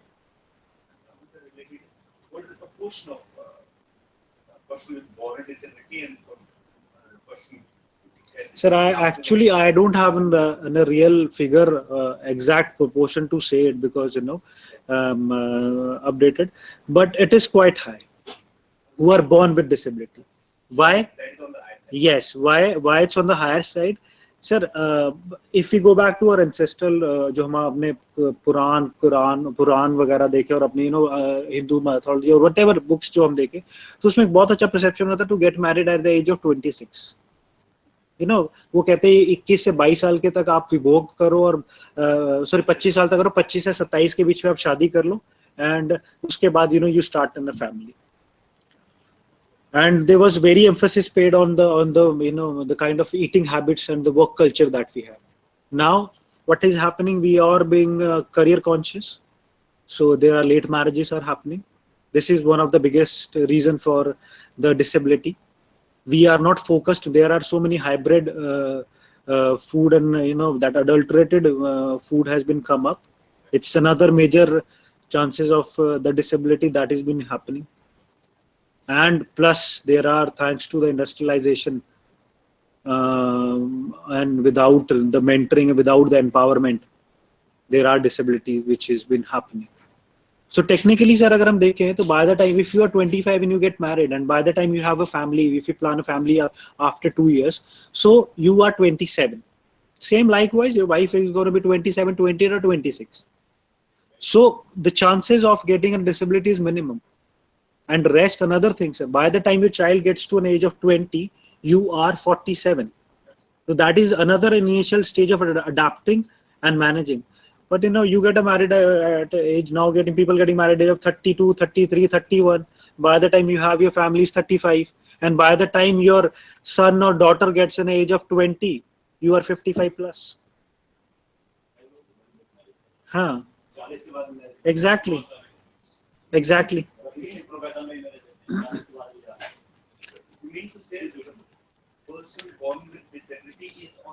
High. Yes, it's on a higher side.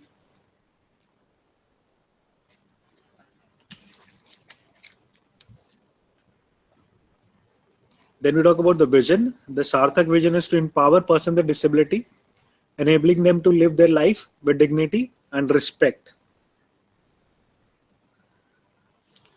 Next thing we'll discuss, and it's in a model that shows the activities of Sarthak Educational Trust.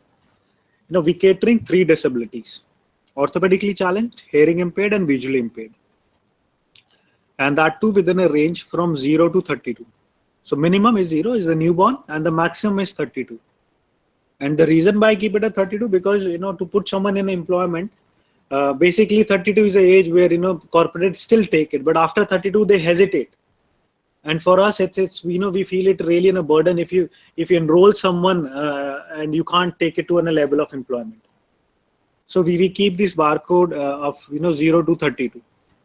There are some centers in our one of the 9 centers who have the bottom line of 10th as well. That they need to be minimum 10th.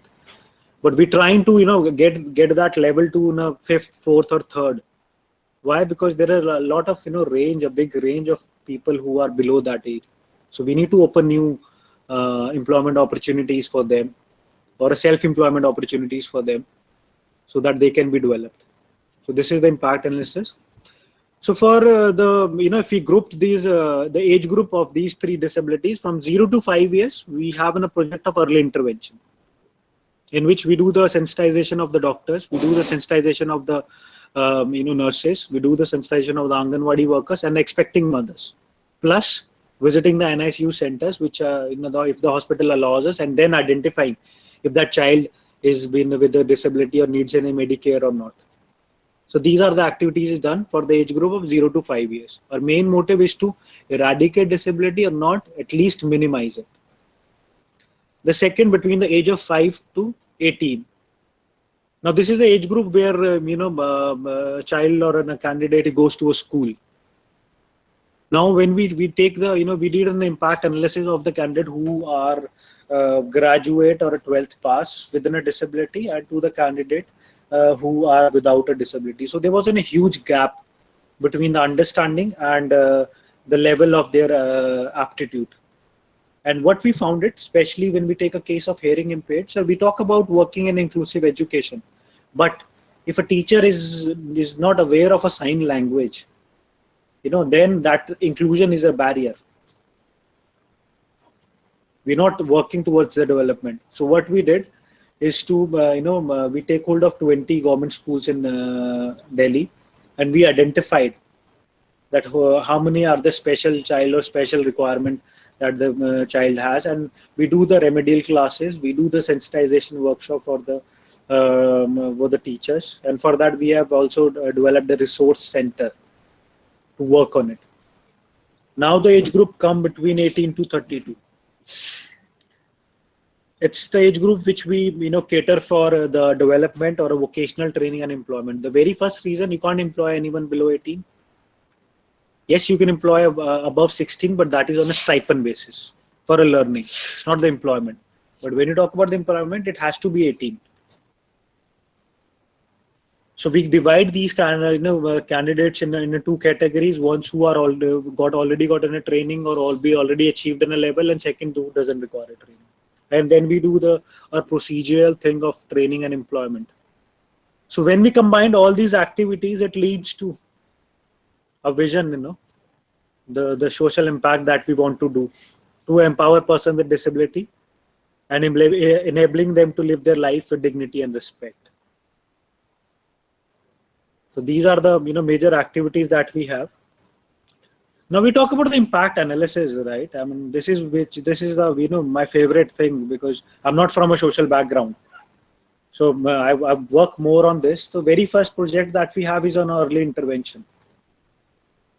So for that impact analysis, since 2014, every quarterly and 6 monthly and yearly, we see and compare the total number of database has been created.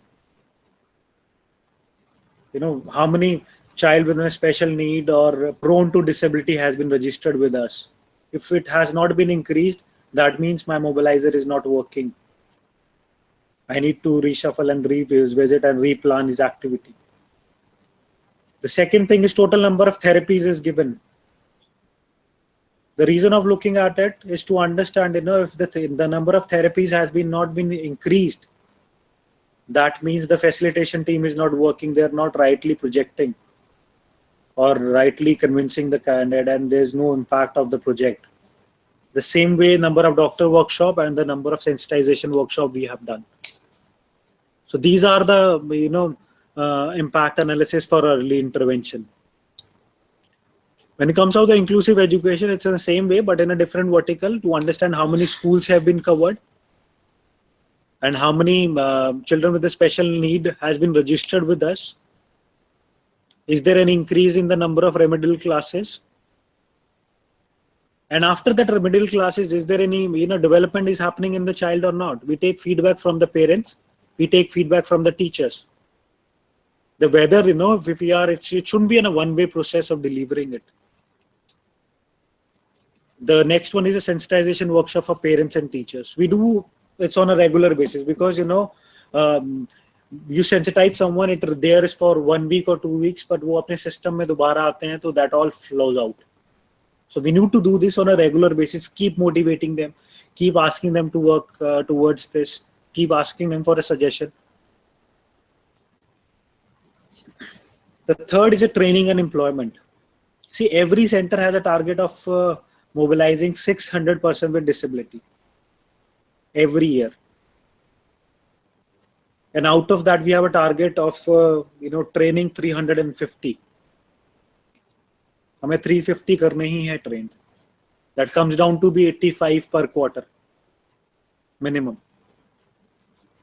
And out of that 350, we have a target of placing more than 70%. But I'm proudly and happily say that in Chandigarh we have done 92%. But now the thing has come up. Is placing is the only thing? No. So the last one, the total number of retained at the job, this is the real result. सब किसी को employment देना मुश्किल नहीं है, whether it is a disabled or non-disabled. But वो उस job में retained करता है, वो हमारा impact और हमारा cause का success rate बताता है. So if I talk about I'm placing 92%, it's not big deal. Companies and organizations, they are in a need of manpower. But what is in a main need is to understand that how many have been retained. So for this, we started another thing is to do a follow-up for next 6 months after his placement. For example, a child is or a candidate is placed today. So we do a follow-up for next 6 months to understand, is there any challenges from an employer? Is there any challenges from an employee? Because we need to create a win-win situation and to a business model rather than going on a charity basis, on a mercy basis that, we from an NGO, we do this, like, please hire us, please do. Though another important aspect of, working for an organization that you need funds. You need funds to run your activities. You need to pay the salaries. You need to pay the bills. We know everybody is not like, lucky enough to have this facility in NITR. NITR has been kind enough to support us in providing us the space. They don't charge us for the space. They don't charge us for the electricity. They provide us the IT support. But yes, they do keep a check on us as well. There are so many surprise visits that happens. We have to submit the report that what we are doing, what we have done. So that is the reason since 2014 we are here and extending our MUs every year.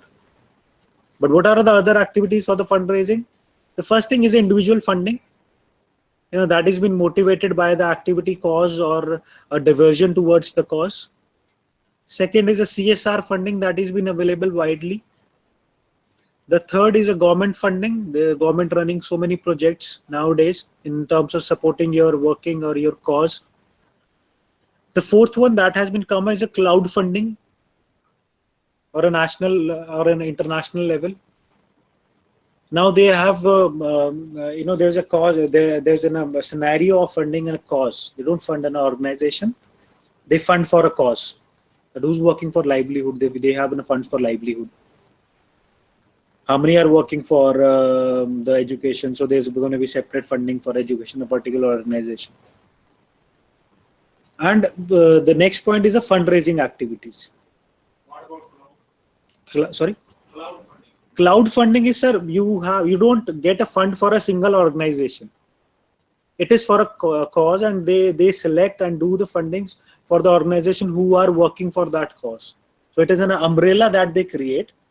And under that, they do it. So you need to be in a process of, delivering your impact and convincing them to get into that umbrella to get the funding. For example, if I say company X has decided he needs to fund for education. and Sarthak is working for education. So he won't fund Sarthak, but he will look for the group of organizations that are working together for an area. In that area where he needs to invest the fund, then he'll be funding. Rather than like other funding, corporate funding is on basis of the individual. You get a funding for the organization, and plus then they look up the thing. The government funding is also for the organization they have under the scheme, but cloud funding is not for the organization. It is something like you say, we have FICCI, PhD, CIA chambers that has an confederation of NGO, confederation of industries, right? It is the same process.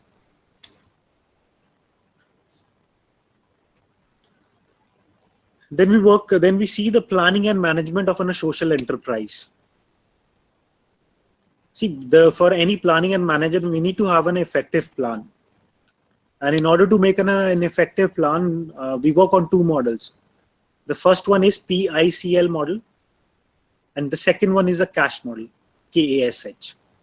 And combining all of two, it makes an effective plan, which helps in planning and management of a social enterprise.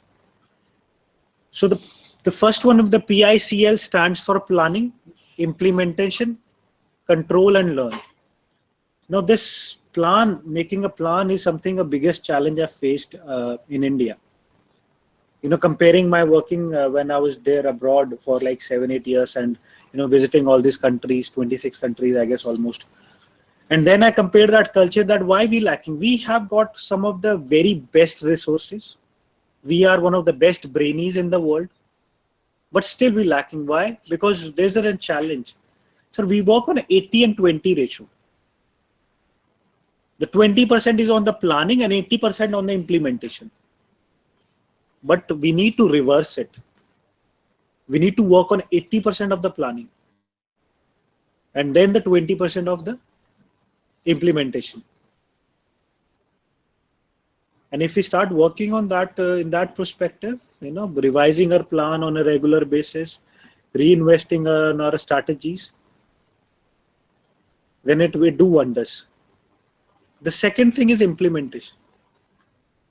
See, everybody has, or every organization has their own, positive or the drawbacks that can be, affected by the people working in it, the area you working in it, or the kind of cause that you are working on. So if we choose in a single model of implementing, for example, if I compare the two centers, my center in Chandigarh and my center in Mumbai. In Chandigarh, we run on a 90 days of course, but in Mumbai, it is not. We can't do a 90 days of course in Mumbai because they find it that it's in a long gap. 90 दिन के बाद हमें job मिलेगी, 90 दिन के, who has a time? Mumbai people doesn't have a time. So what we did, we reinvested on the implementation process and we shorten it to a 1 week process. It's just a brooming thing that we do within a requirement, and then we place them. So second thing we need to understand is on the implementation as well, that what is in a process that we are following in terms of implementing, and whether that process of implementing is being really affected and delivering the project. The third thing is the control. Till the time you don't put control, you not putting accountability. Like there was in a discussion when Professor Amardev said the accountability is missing. Till the time you don't have a control on that, it won't flourish.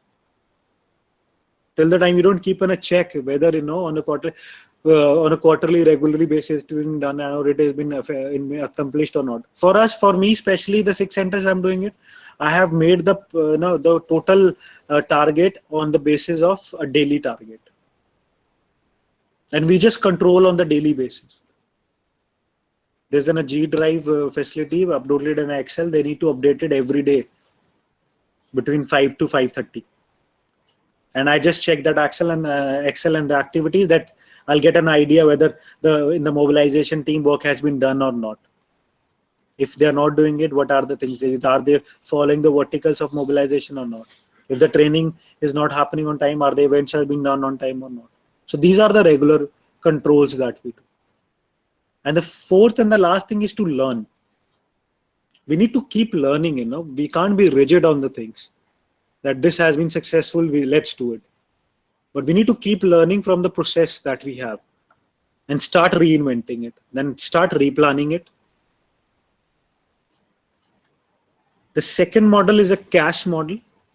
So anytime if you make any of the business effective plan, any management plan or any of the strategies, first thing you should have a knowledge of an organization, of the stakeholders, your environment, your partners, and the staff.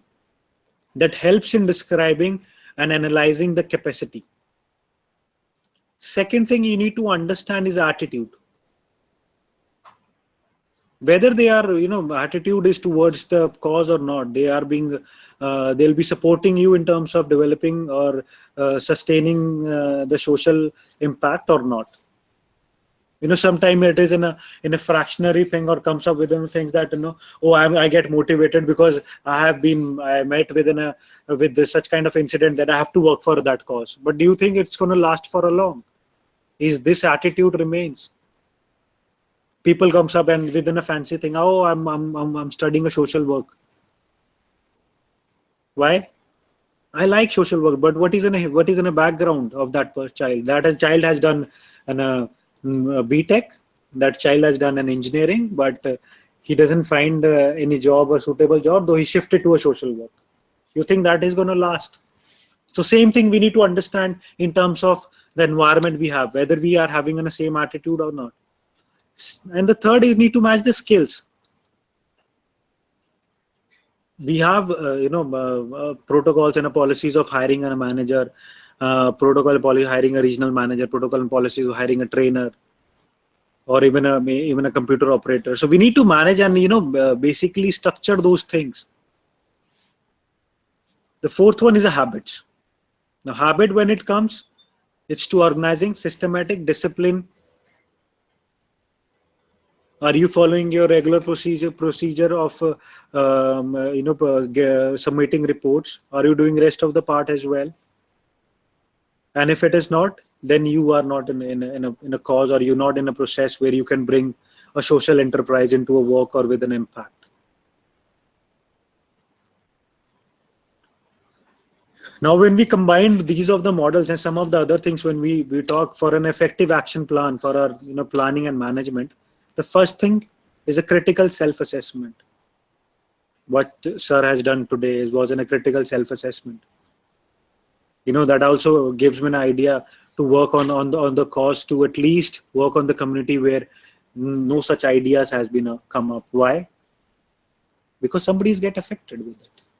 So we need to do a critical self-assessment, that where we lacking, what are the things that we are supposed to do and we have not done it. The second thing is revisit and raise the goals. See, in a human mind, if you ask a person that you have to walk a mile, so he'll walk a mile only. But if we have to achieve something in the social sector, you need to raise that goal. Personally speaking, 350 target for every center which I'm handling has been raised with a 25% hike.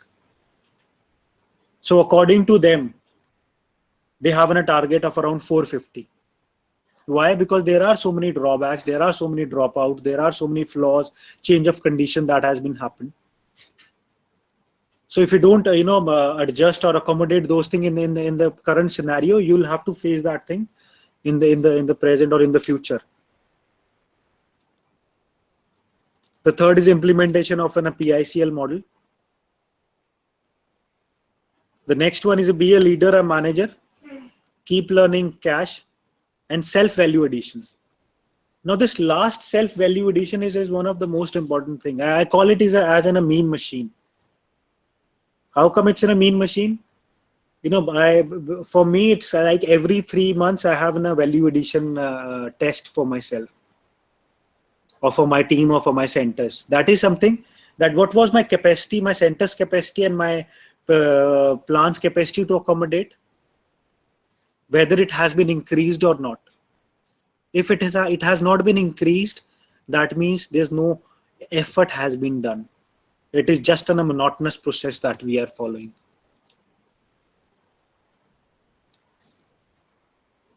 So these are the major points that we have plan. These are some of the references which I used for the making this presentation. I think getting late for the tea, quite a late. Any more questions or any more things you have?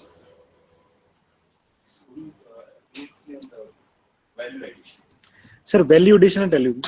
I'll tell you with an example. Sir, I did masters in finance from University of Glasgow, Scotland. I was placed with National and Australian Group. मैं Clydesdale and Yorkshire Bank के लिए काम करता था. I was working as a credit analyst. मेरा क्या काम था? My job was to check the money laundering. Any transaction above £10,000, I need to check whether it is going into a right account or not. I did that job for 6 months. After that, I got an employment with the Royal Bank of Scotland. That is one of the oldest institutions, and my profile was business analyst. So business analyst, in the business analyst process, I was just dealing with the funding of, the properties and a fund of a deceased person who are deceased, जो बेचारे इस दुनिया में नहीं रहे. मुझे उनकी properties and funds को check करना होता था, and I need to check, is there any survivor or not? I did that job for 2 years. So what happened? For that 2 years, there was no value addition. A monotonous thing, but I was doing it. Right? Now I compare when I came back to India in 2010. I joined a small organization called Munna Bhai Soinsevi Sasta in Nasik. It's in Mumbai. And they used to work on the livelihood and the disability. I get a stipend of 8,000 rupees a month just to do my regular working. But from that thing, I have learned mobilization, process of mobilization, process of keeping a database, process of training, process of employment, process of advocacy. So these are the 5 verticals that has been added to my profile. Now I was only confined to disability. So I worked there for 4 years and finally I realized that account में 900 रुपए रह गए. अब life क्या? Now what we need to do? So I was in a conference in New Delhi. तो वहाँ I met Dr. Agarwal. And he asked me कि आप visit कीजिए center and see if you can work there or do for a cause. So I worked there voluntarily for around 20 days. I still remember sir, मेरी appointment जो हुई थी वो 1st October से हुई थी. That is, luckily happened to be my birthday as well. And initially I joined the center on 12th of September. So वो 18-20 दिन I was there voluntarily just to watching the activities. But since October 2014, right, it's not only the vocational training. I'm involved in the fundraising activities as well. I'm involved in the inclusive education as well. And I'm involved in the early intervention as well. Now, this is a broader aspect of seeing a value addition. But for every 3 months, what I do, I have my diary. This is the diary which I do, right? And I have these notepads. So, जो खत्म हो जाता notepad, I keep it on a record. And every 3 months, I get this notepad which are completed and see what all are the projects that I have been initiated, what are the talks that has been initiated with the person, what are the numbers that has been initiated, but has not gone to a level of finishing. Supposingly, I happened to met one of the bureaucrats, and we discussed that we're going to start the thing. Like if you take an example, yesterday we had a meeting in a director's office. There was people from US as well, and from people from different sector, and we happened to agreed upon on a conclusion that will deliver a platform for the organization to share their ideas. Now everybody has the responsibility. The 6 people have a responsibility. I'm also part of it. So, but there might be a chance that something more urgent happens and that lags behind, that puts fall back in the files. But that doesn't mean that that is not important. So every 3 months, every center has to do a critical value addition analysis, or a person as well. That what is the capacity that has been increased? What are the initiatives that you have taken? We have certain protocols or certain criteria of doing it that you need to do. For example, in mobilization, there are 13 verticals that has been developed. You need to work on that verticals, and then you need to show the percentage of contribution in the database from that verticals. In events, there are in a training, there are events which are related to training and for the personality development as well. We need to see whether that events has been happened on time as well. In employment, the innovations, how many new sectors have been involved, how many new organization has been involved. So this 3 months evaluation leads to the achievement of a goal. I never have short of candidates.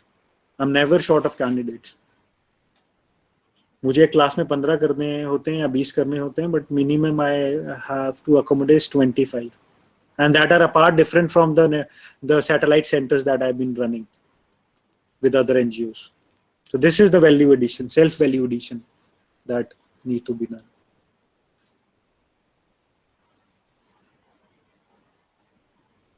Anything more? Thank you so much. Any questions? Any questions from Sati, Vidisha? Or any question from MMU, Ambala?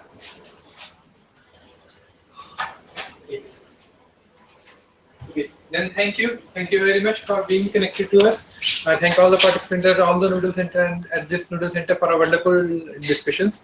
And I thank, last but not the least, Arun sir for being with us.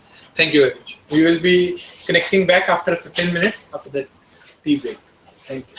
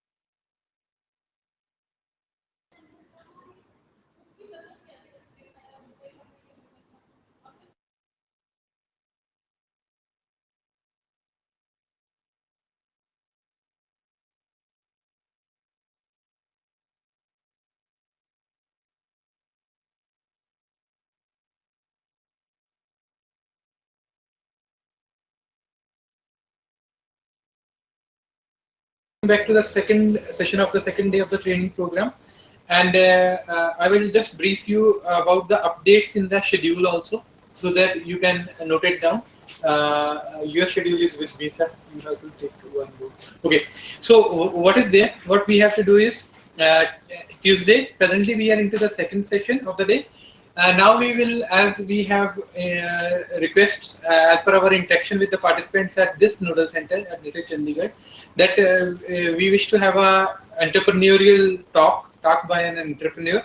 But since one of my very close to my heart person, Harjinder Singh Cheema ji, who's having a 200 crore enterprise of Cheema boilers, but he is away to US. Since he is a green card holder, he will be coming back on 5th of October. But I wish to bring that experience in classroom. So earlier also we have invited him during a program that was conducted from 2nd to 6th May on entrepreneurship development and global business foundation skills. So we will be, for this session, we will be playing his video so that you get to know he was a first generation entrepreneur who started from the scratch with 10,000 seed money. So we will be playing that video. After that, we will be breaking for the lunch. Then 1:30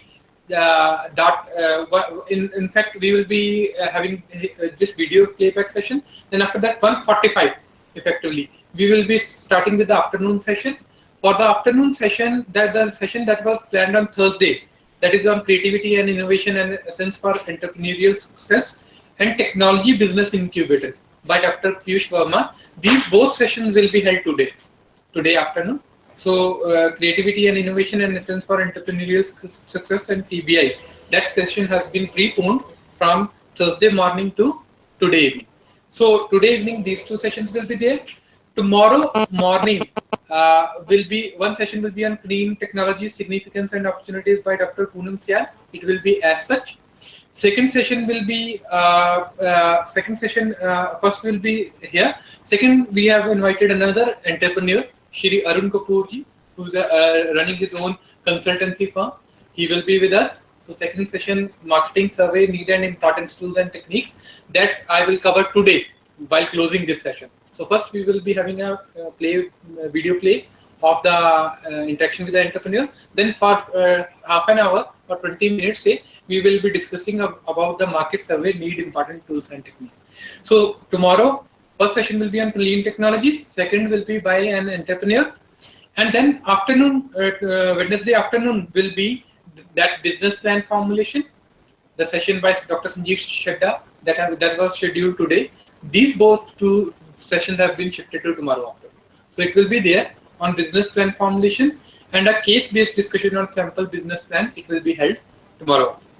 And Thursday morning, achievement motivation training that was scheduled on Wednesday afternoon that have been moved to Thursday morning.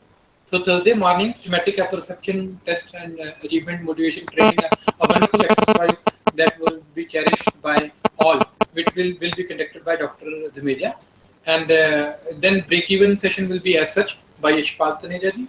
Then project appraisal by banks and financial corporation session will also be as such. So in a nutshell, we have retained all the themes, all the topics, they will be covered. Just a shuffling is there. So you have to attend all the days from now to reap the benefit of all the sessions. And Friday morning we will be having not two, because corporate social responsibility has already been covered by Shri Arun Sharma in the previous week. So in that morning we will be having one session by on need and importance for effective business communication. And after that we will be starting with our feedback, validation, discussion and valedictory function. Feedback and discussion and valedictory function. Now I request Deepika to play the video of Shri Harjinder Singh Cheema ji, who is Managing Director, Founder and MD of Cheema Boilers Limited based in Kural. On the second day, 3rd May 2016, on Faculty Development Program in Entrepreneurship Development and Global Business Foundation Skills. I welcome all the participants at all the Nodal Centers, and I welcome the participants at this Nodal Center back. And today we have with us Shri Harjinder Singh Cheema ji, who is Managing Director with Cheema Boilers Limited, which is as on date a 200 crores plus turnover company based in Kurali on Chandigarh to Rohtak highway, and his personality can't be briefed within 10 or 20 minutes.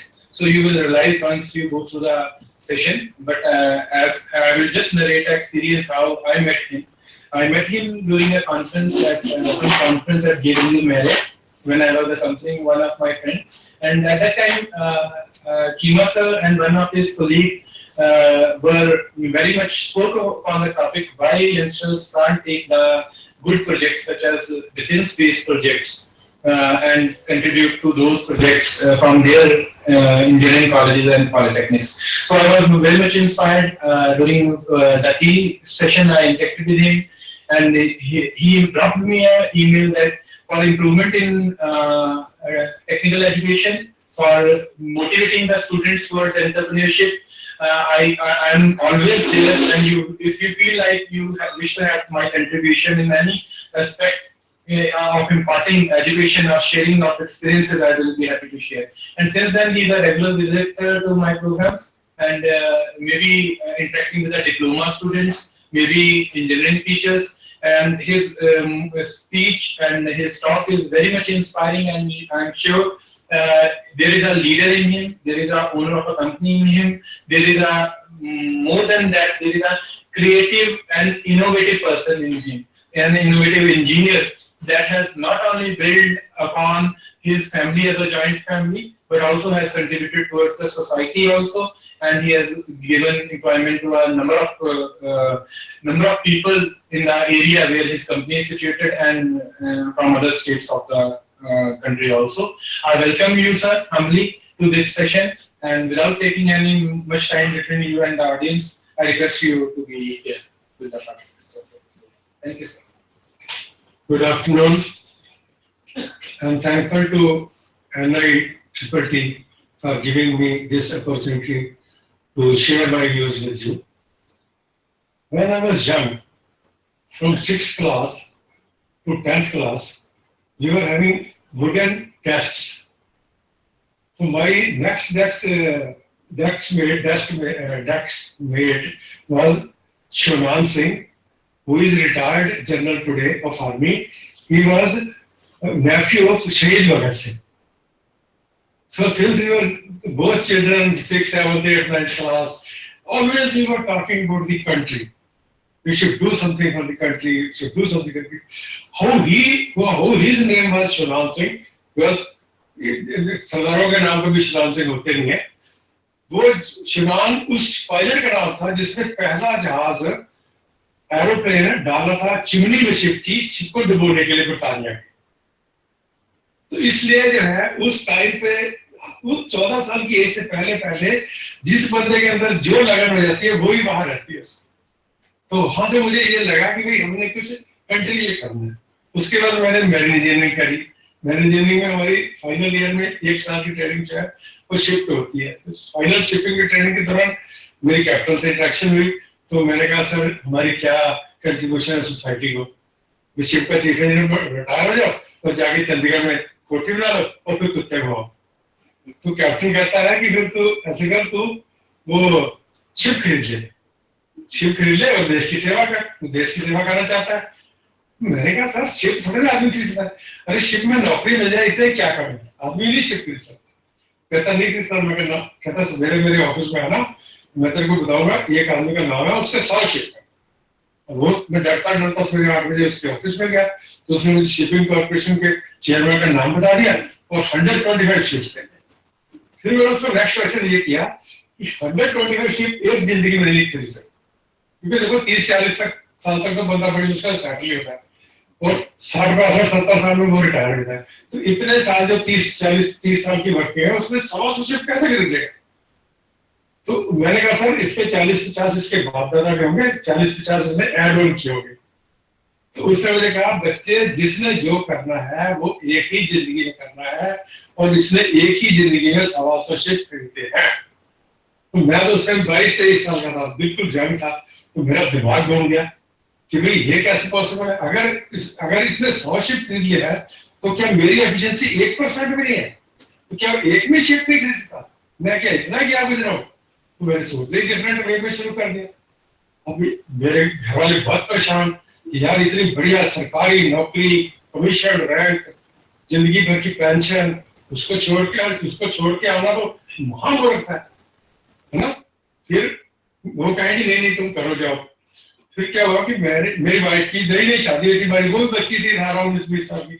तो मैंने उसको बोला कि मेरी captain से बात हुई है, हम लोग ना शिप खरीद सकते हैं, और अगर हम शिप खरीदेंगे तो फिर हम कैप्टन तो एम्प्लॉय रख लेंगे, फिर हमें कैप्टन बनने की क्या जरूरत है। जब हम शिप खरीद सकते हैं तो फिर हमें कैप्टन की नौकरी करनी चाहिए या शिप खरीदना चाहिए। वो कहती शिप खरीदना चाहिए, जब शिप खरीद सकते हो तो फिर कैप्टन की नौकरी क्यों करें, कैप्टन को तो उल्टा नौकर रखें, है ना। तो वहां से वो हो गया स्टार्ट, दिमाग खराब हो गया कि जी हमने तो नौकरी करनी नहीं है, कमीशन लेना ही नहीं है, और हमने जो है वो शिप भी खरीदना, मतलब कि इंडस्ट्री लगानी। तो दिन रात यही सोचना शुरू कर दिया इंडस्ट्री लगानी।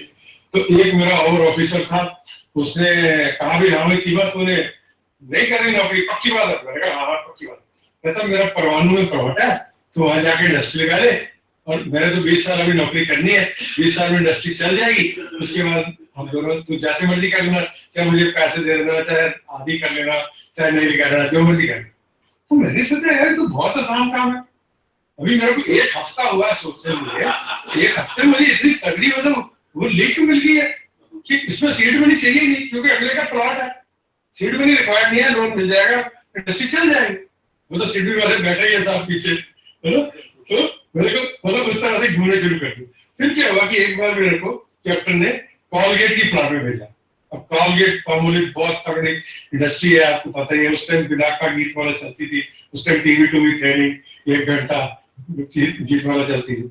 तो मेरे उसके बारे में कुछ प्रॉब्लम थी, मैंने वो प्रॉब्लम ठीक कर दी। उसके बाद मुझे उसने 1 राउंड प्लांट का लगवा दिया। जनरली इंडस्ट्री वाले किसको एंटर नहीं करने देते थे। आज भी देखो आपने बड़े बड़े गेट लगाते हैं, उसके अंदर छोटा सा सुराख किया होता है, उस सुराख में से चौकीदार देखता है और खोल के फिर बात करके फिर अगर ठीक साबित है तो और मिलता, नहीं तो और नहीं। तो मेरे को उसने एक प्लांट का राउंड लगवा दिया। अब मैंने प्लांट में देखा कि उसमें तो पेंट के लिए कुकिंग केटल्स है और बॉयलर है। अब बॉयलर का भी मैं इंजीनियर हूँ, कुकिंग केटल का भी मैं इंजीनियर हूँ। उसके बाद में खाली जो ट्यूब्स है, जिसको मैं डरता था कि इसमें लिखा हुआ है कॉलगेट पामोलिव ये वगैरह, कैसे लिखा जाएगा, कैसे प्रिंटिंग होगी, कहते यार वो तो बाहर के सप्लायर देते हैं, वो तो वेंडर का काम है, वो तो कुछ भी जॉब नहीं है, 8 आने की ट्यूब आती है, कहते कोई प्राइस ही नहीं उसकी। तो उन्होंने क्या किया कि एक लड़की बैठाई हुई, वो उठा के जो प्रिंटेड ट्यूब है पीछे से खुली हुई, उसको टेप उसको रखती जा रही चेन में, चेन उसको भरती जा रही टेप से, भर के फिर बंद करके बस ऊपर टेप लगाई, हो गया, बन गया। मैंने सोचा यार कॉलगेट पामोलिव जिसका इतना बड़ा नाम है, अगर वो ऐसी इंडस्ट्री हो सकती है तो फिर मैं क्यों नहीं कर सकता, मैं कुछ भी कर सकता। उससे जो है कॉन्फिडेंस लेवल और बढ़ गया, कॉन्फिडेंस हो गया। तो मैंने क्या किया हुआ है कि इन सभी चीजों को मैंने एक छोटा सा वीडियो बना के उसमें इंसर्ट किया हुआ है, ताकि उससे क्या होता है कि फिर आदमी भूलता नहीं है कोई चीज। तो मैं आपको वो वीडियो दिखाना चाहूंगा। उससे पहले आपको छोटी सी एक प्रेजेंटेशन दिखाऊंगा इसी लाइन पे। आपको ये 212 में लगा दिए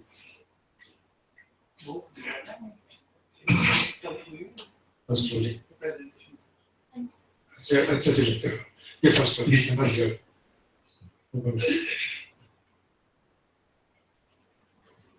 अब इसको कर दीजिए फुल स्क्रीन हो गया। अब ये देखिए वो इसमें जा रही है, ऑडियंस को जा रही। अब ये देखिए आपके ये 212 डिग्री के ऊपर पानी उबलता है, ये हमें सबको पता है फॉरेनहाइट में, सेंटीग्रेड में 100 डिग्री। और ये पानी 211 के ऊपर हॉट वाटर होता है, 212 में स्टीम होता है, 211 पे हॉट वाटर होता है। और स्टीम बनने के बाद वो लोकोमोटिव चला सकता है। मतलब 211 में उस पानी में, गर्म पानी में कोई ताकत नहीं है, और 212 1 डिग्री राइज करने से उसमें इतनी ज्यादा ताकत आ जाती है कि लोकोमोटिव को चला सकता है। यही जिंदगी है। आपने अपने कुलीग से 1 डिग्री एक्स्ट्रा ही काम करना है। अगर आप इतना कर गए तो आप जीत गए। इसका ये देखिए दूसरा एग्जांपल, आपकी रेस होती है 100 मीटर की, ये सारे के सारे कुलीग हैं। अब एक कुलीग जो है वो गोल्ड ले लेता है और जो आधा सेकंड पीछे रहता है वो सिल्वर और जो आधा सेकंड पीछे वो ब्रॉन्ज और तीसरा कुछ। इसी तरह से आपको जिंदगी में हर बंदे से आगे निकलना।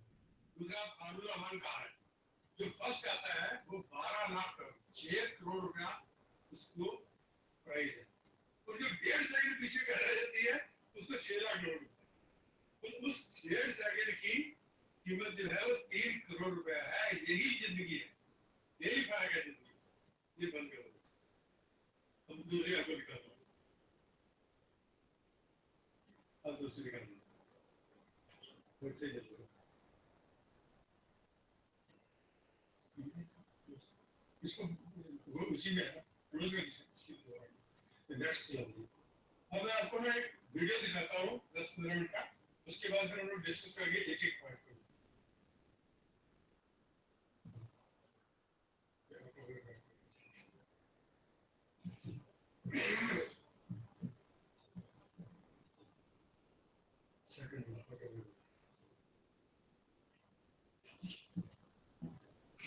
ये सिर्फ 10-15 मिनट का वीडियो है, इसमें ये है कि सारे पॉइंट कवर है, उसके बाद फिर वन बाय वन करके डिस्कस करेंगे।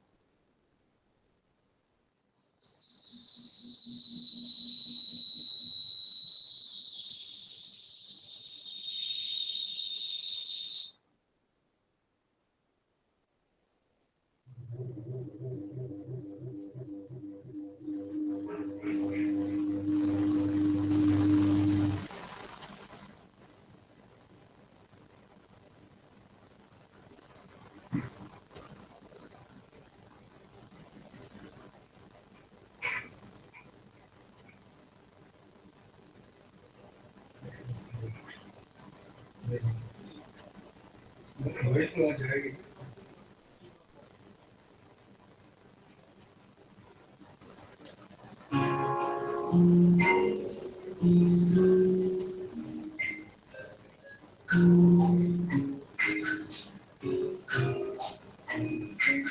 There's an entrepreneur in you.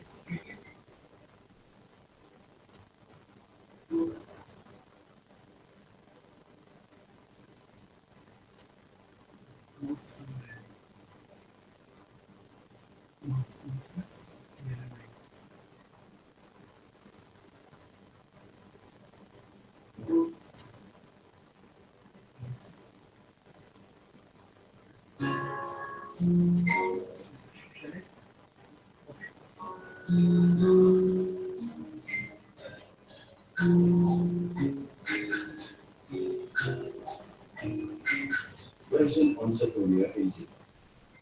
I believe that there is a spirit of entrepreneurship in everyone. What we need is only to realize that. If I can achieve so much from such a tough beginning, then I believe anyone can make a difference in this world. Things can go or drastically for many reasons. And then there's got to be a leap of faith. It's time to take your chance.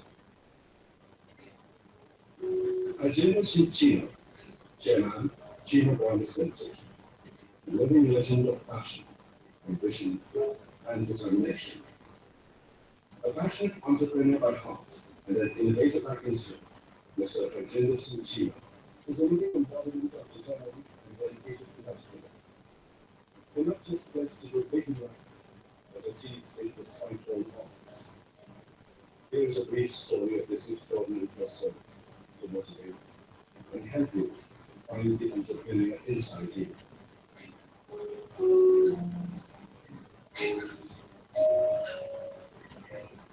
Born into a humble family in 1951, Mr. Chima learned hard work and diligence at the early age.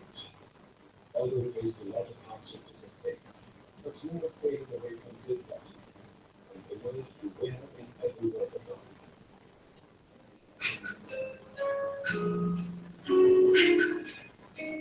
Am I good?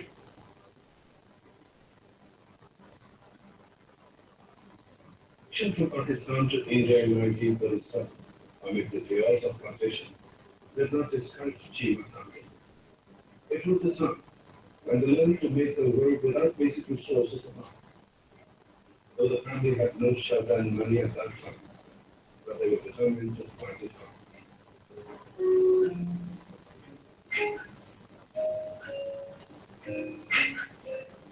His parents started farming for livelihood, who lived in a temporary shelter. One day their house burned to ashes, leaving them homeless. But his father was not discouraged and vowed to regain everything.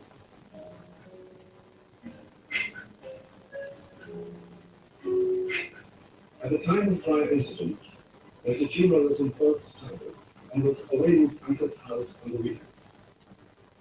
On return, they found his mother crying and realized everything was lost in the fire. In the meanwhile, one of their neighbors, who was a senior army officer, sent the evening tea. His father asked his mother, "Why are you crying? What have you lost?" "Nothing is lost, son. Just now we got some nice tea, which was much better than what they used to have since they didn't have such nice trouble." His father continued, "You're bound to get such similar dinner in tomorrow's breakfast. Don't will provide you a better house than you have lost."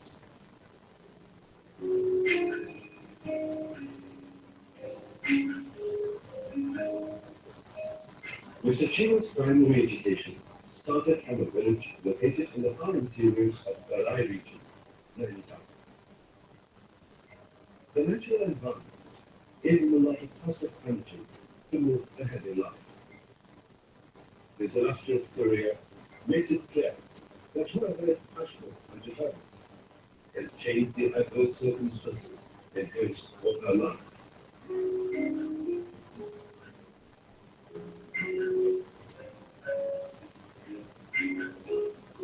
In 1974, he completed marine engineering from Naval College of Engineering, Lullaby.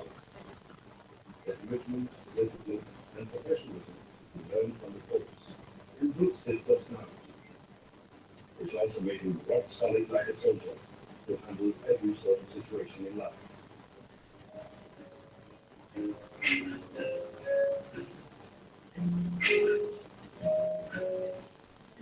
During an interaction with his captain in the final days of teaching, he asked the captain, "So what is our contribution to society going to be?" That to retire as a captain and build a house in Chandigarh. His captain replied, "How about owning a ship and serving the nation?" Mr. Chima was surprised.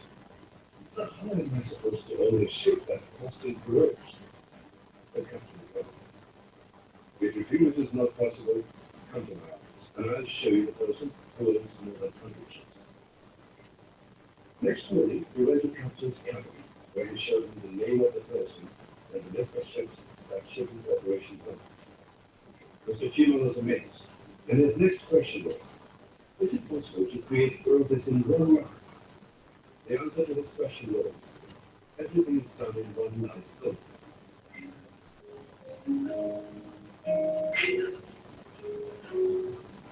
Life gives a chance to everyone to fulfill his dreams. What you need is to put the right efforts. The captain's statement changed his pattern of thinking and gave a new dimension and perspective to his life. And this encouraged him to dream big, to dream of owning even 100 ships at a time. Mr. Chima envisioned everything is possible in one life. Yes, in one life. Thereon he decided to make a difference. He wanted to explore and invent something new and innovate that earned him success.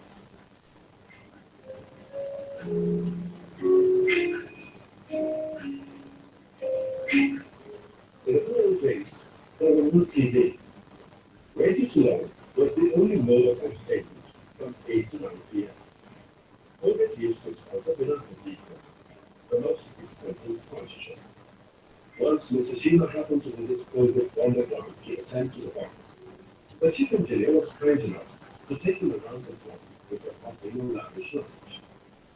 After going to the farm, he noticed there was hardly anything new to him in that farm.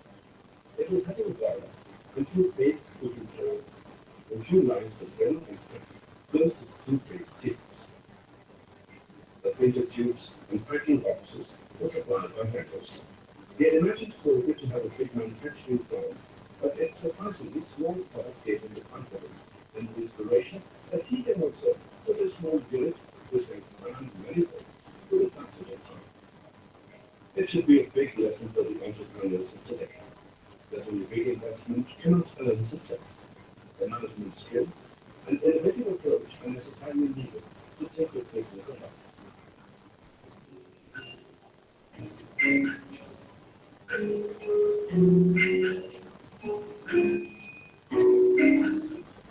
The joint year stint at Thermex Limited gave a vision to Mr. Chima to set his own boiler company.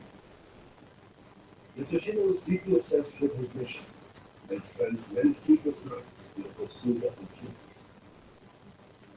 He never looked depressed in the adverse conditions and steadily went on.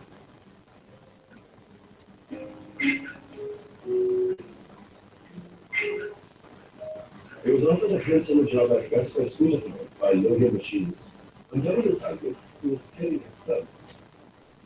At that time, his boiler industry experience was of 8 years. Enjoying the best of his life, this experience very fruitful. He would have deviated himself from his start and his coach. Joining here would be, I would neither be able to make a scooter nor a boiler on my own. He was determined not to look beyond boiler industry, which in the times to come proved a wise decision.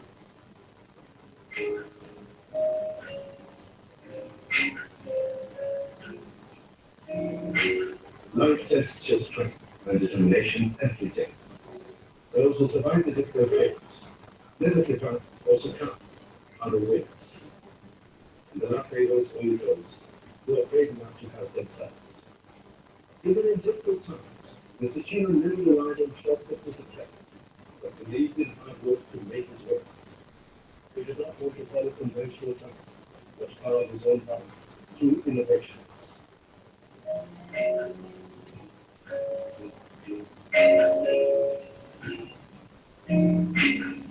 After all this success, Mr. Chino first and foremost, house and work remained a family man.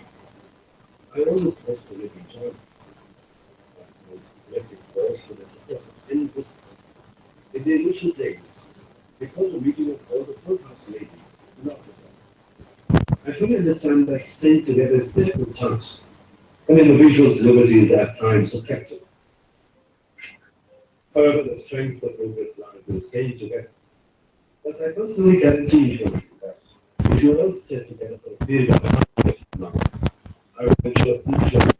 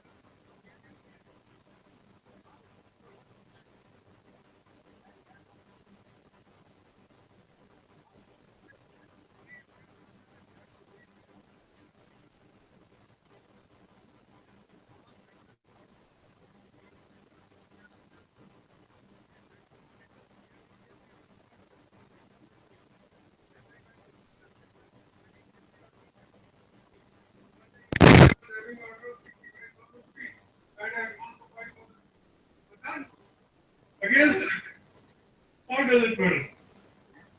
Because you are an established entrepreneur, there are other way to order. If somebody will be new entrepreneur, first an established entrepreneur, then what is the backup plan money?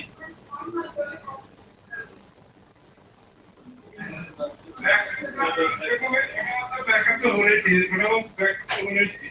वो तो backup ये है कि I manage the family. Even managing the family was part of it. I manage the family.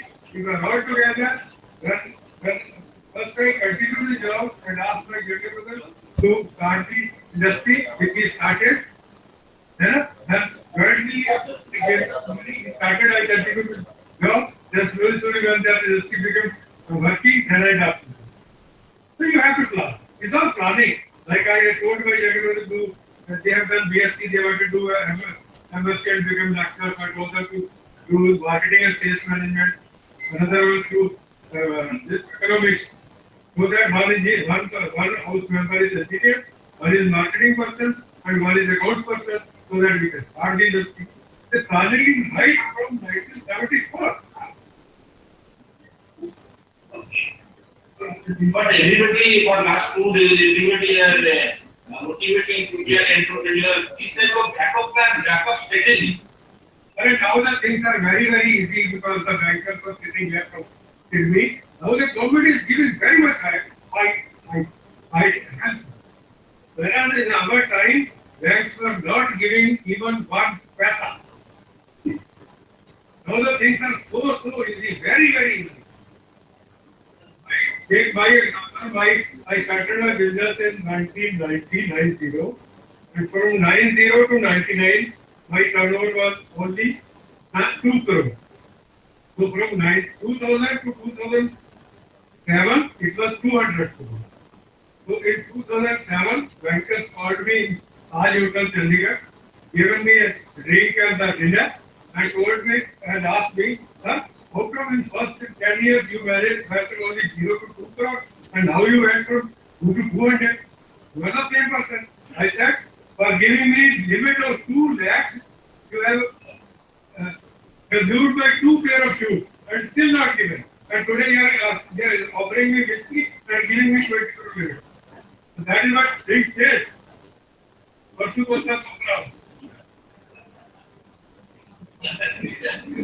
you, sir.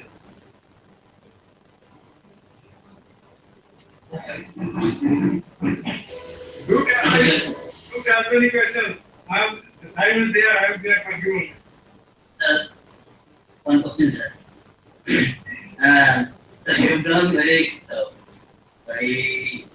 sacrificing your own job and handling the education to the society. But mostly it has been observed the present generation, the education system itself imposing them to be a employee. And mostly the young generation trying to be dependent upon the service only. And mostly it has been seen, it is not like the gene quality, because four others are doing the jobs.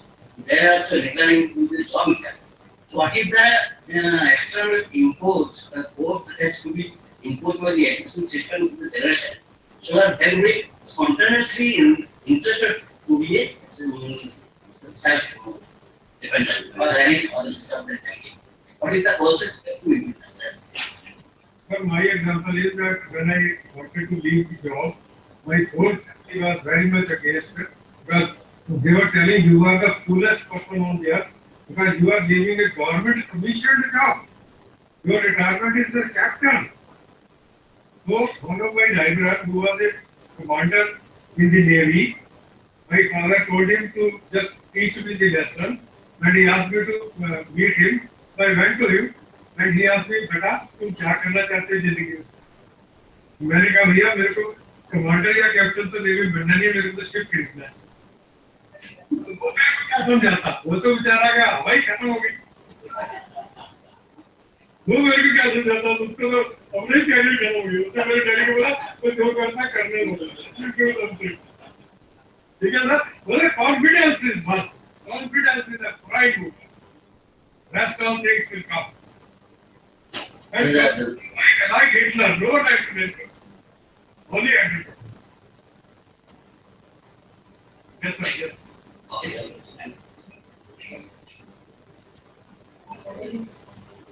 So because you have sacrificed, you have to be most experienced person. The people like you should come forward to impose some rules to the present generation. So that they will be spontaneously interested for that job. But what will be the next program to be imposed? Sir, my target is to produce 1,000 entrepreneurs. Therefore, I go to all engineering colleges, all MBA, and motivate the person to become an entrepreneur instead of job seeker. So for that, I will burn my petrol, any amount of petrol, no problem, but I want to create figure of 1,000 entrepreneurs in this country. Okay, sir. Thank you, sir. Very nice. You say you are talking on brain of say 1800 only and the area that it will not where is Audi in on Audi. So this is a perfect example where he is contributing to the cause of imparting his time, valuable time of his work to spark some of the mind to choose entrepreneurs. For example, I have told if somebody becomes entrepreneur, there are so many people in Canada also there. They have been doing it. So I told them just you send me an email after you become an entrepreneur, so that I can take my list. And that's what done already. 10 people have already become an entrepreneur. Good afternoon. Good afternoon. Please continue.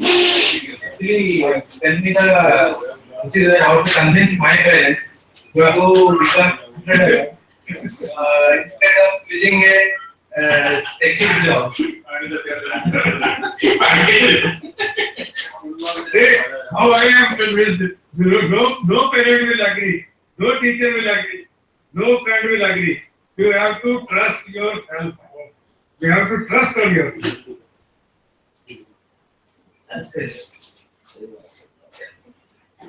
Confidence is 100%, not 99%. By the way, sir, some tips. Yes, please. Some all these last half an hour, I am giving you the tips only. The first tip is 212 degree Fahrenheit, which is told in the starting. So that is where you have to make a difference. So you have to be 1 degree higher than your colleague or the person. Then only you will succeed. And you must be innovative. I have served 15 years in format. But when I started making my own boilers, I have not made a single boiler which that company was making. Whereas I was having all the experience of boilers, and boiler is an expensive machine. Each boiler is minimum is costing 50 lakhs, and it is a heart of the industry. If it fails, industry can never survive.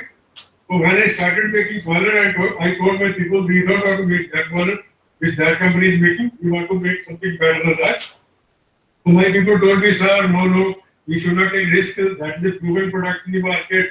We have got all the drawings, we have got all the knowledge. Let's make that only for first 2-3 years, then switch over. I said, no. If we will copy their product, we will walk behind them. We don't want to walk behind them. We have to take a bypass route and go ahead of them. So that's how you take decisions. yes, sir. I think my video is elaborate. Thank you, sir.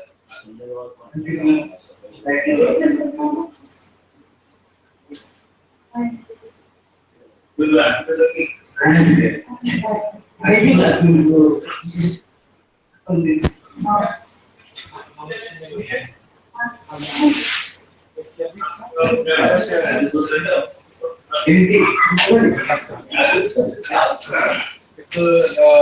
The organization that due to the technical.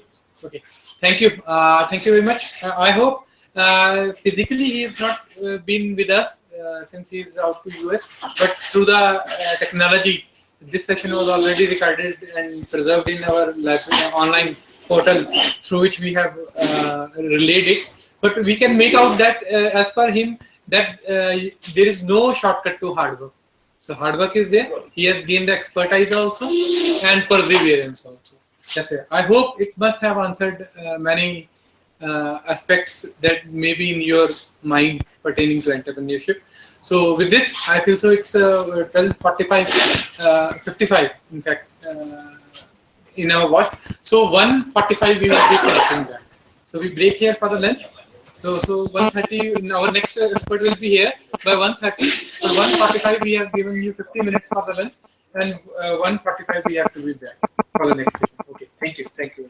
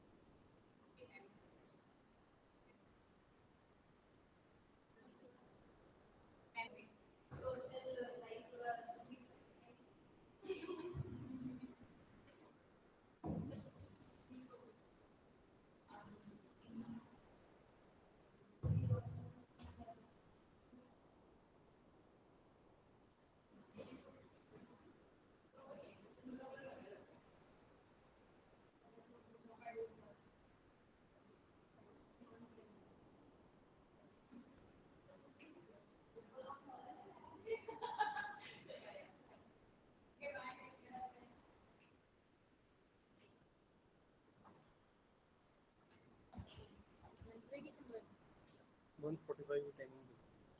अच्छा. We are on time. Okay, okay. Mute.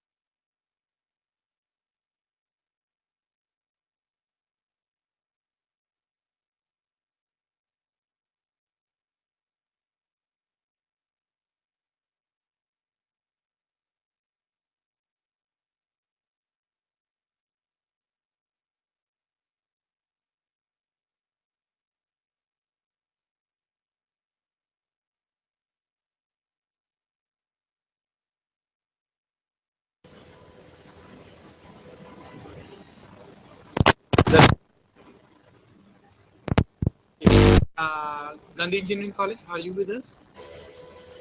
Yes. Yesterday there were rains, no? That must be the reason over there. Okay. Then MMU Ambala. Okay. Okay. Yeah. Satya Vidisha Madhya Pradesh. Okay. Welcome back to the afternoon session of the day. And today we have with us Shri Dr. Piyush Verma ji, who is Associate Professor with the Helen Thapar School of Management, Thapar University, Patiala. And sir has been a visitor to different countries for different projects, to Germany also, and earlier worked with IIM Lucknow also, if I am not wrong, on certain assignments. And I welcome you, sir, to this session to be engaged by you on creativity and innovation in essence for entrepreneurial success. And second is on technology-based business execution. So we have three nodal centers, two of which are based today with us. One is MMU Ambala, and another is Sati in Odisha, Madhya Pradesh. There was thunderstorms yesterday in Odisha, so Odisha Center is not able to connect first because of their internet connectivity problems. And we have six participants over here, out of which three are from Chandigarh College of Architecture, Chandigarh, and we have one from Mirabai Institute of Technology, Delhi, and two from Government Polytechnic Georgia and Government Polytechnic Mali in Haryana.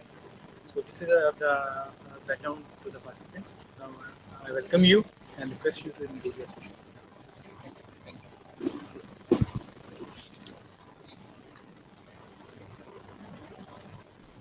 Good afternoon to everybody. I thank Mr. Amardev Singh and Professor Dhamija for inviting me for this training program. It has always been a pleasure for me to work with EDIC and IITR Chandigarh because they have been from time to time organizing very relevant programs for the participants. And I hope that in the last 1 week, definitely we would have enjoyed whatever has been deliberated over here and has been delivered to all the participants. I think this theme of this training program is quite relevant, business startup and social entrepreneurship, because everybody today is talking about the startups and entrepreneurship in our country. And I do agree with this approach because this is where the future, the roots of future growth or the source of future growth for a developing economy like us lies. So definitely we should try our level best to promote these entrepreneurial activities or entrepreneurship skills among our students, and for which I think organizing this training program for the instructors is also going to be very relevant. So after coming to know about the participants' background, I have made a slight changes in the way I want to organize my discussion. Since I was aware that I will be given a post-lunch session, and as you know, there are always difficulties to keep focus intact in post-lunch, for the obvious reasons. So I have bought two videos.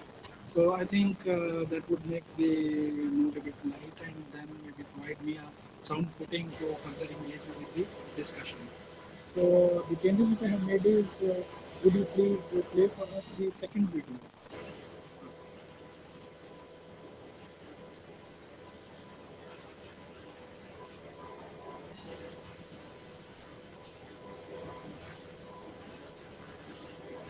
Yeah.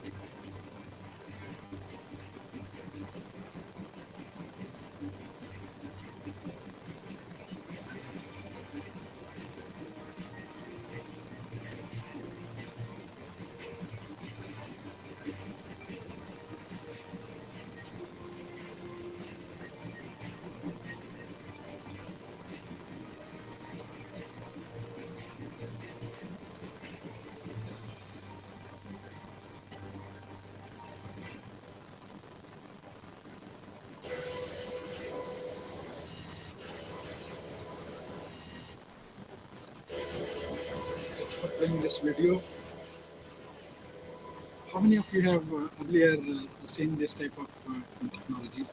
So that was, and I presume that you are from College of Architecture. So that was the obvious reason. That's why I altered the sequence of these two videos. Otherwise, the other one which we'll be sharing with you at the fag end, because I anticipated that many of you would be already working on some cutting-edge technologies and some technologies which we might be using in future in order to solve various problems related to urban development or other spheres of life. So I just wanted to emphasize with the use of this video the role of technology and creativity. So basically, I would say that these are two sides of the coin, because any new technology which is getting developed or people are working on it is actually an act of creativity. So people have tried to come up with with their ingenuity, come up with very radical solutions. And to me, when I first watched this video, I thought that yeah, it's really very radical technology, because no one is talking on these lines. No one is even thinking on these lines, because when we started one decade back, our metro project in Delhi, everybody was just was very apprehensive whether this will be ever successful, because of so many aspects related to it which could jeopardize the project, right from political pressure to other related conflicts, etc., etc. But we have slowly seen that this project has not only become successful, but have been very useful in solving to some extent the traffic related problems in cities like Delhi. And think about this TBS project, which China is very seriously working on it, and maybe it can be a future future of road or surface transportation. So coming back to the discussion, creativity and innovation essence for entrepreneurial success. The link is obvious, and we all are aware of it. I have some reinforcement.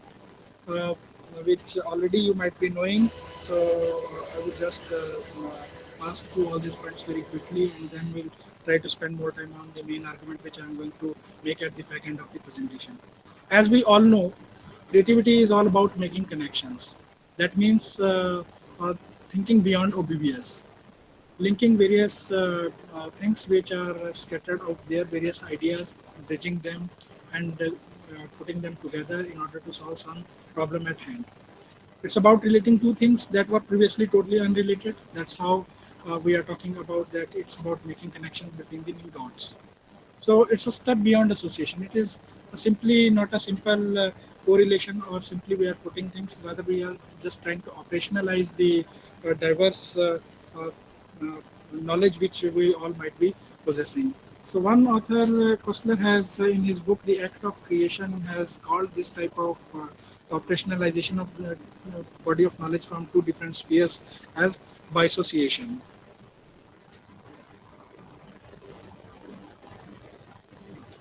So when we talk about entrepreneurial creativity, we all know that entrepreneurial creativity is the implementation of a novel idea. And this novel idea can be related to anything.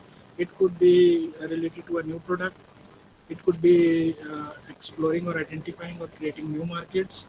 It could be related to manufacturing, use of different type of technologies, and even it could be using novel methods of funding or sourcing finance, which is very much crucial in any entrepreneurial activity.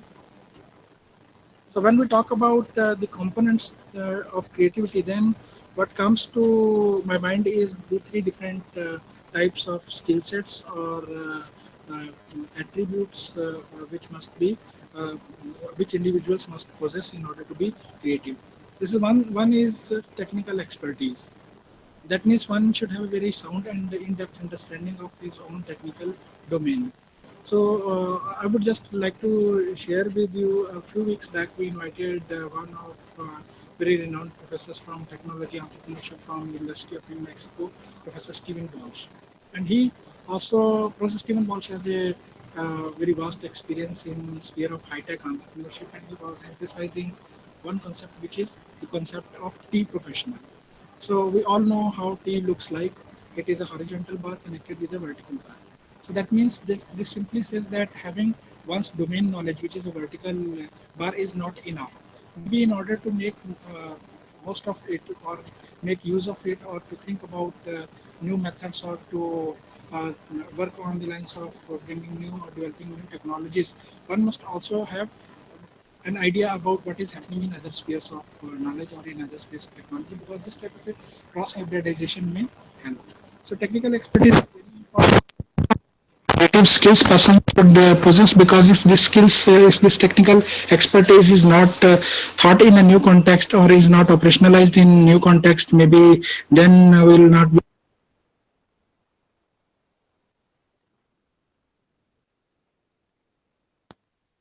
person with technical expertise with creative skills also need to be very highly motivated or very much passionate about the things which he wanted to achieve in his life. So this is what ultimately leads to creativity. So when we talk about these individual attributes or the individual characteristics which we talk about, we all are working for some organization.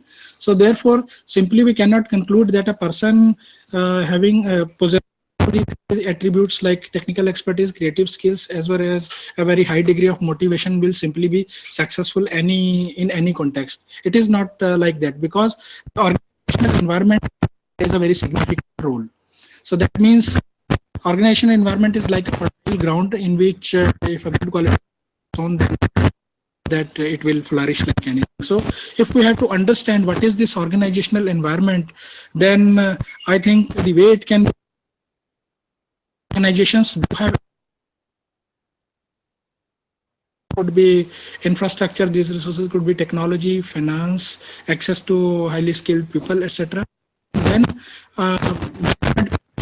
what are the practices which are the organization, they great extent, whether it's positive or whether it is conducive.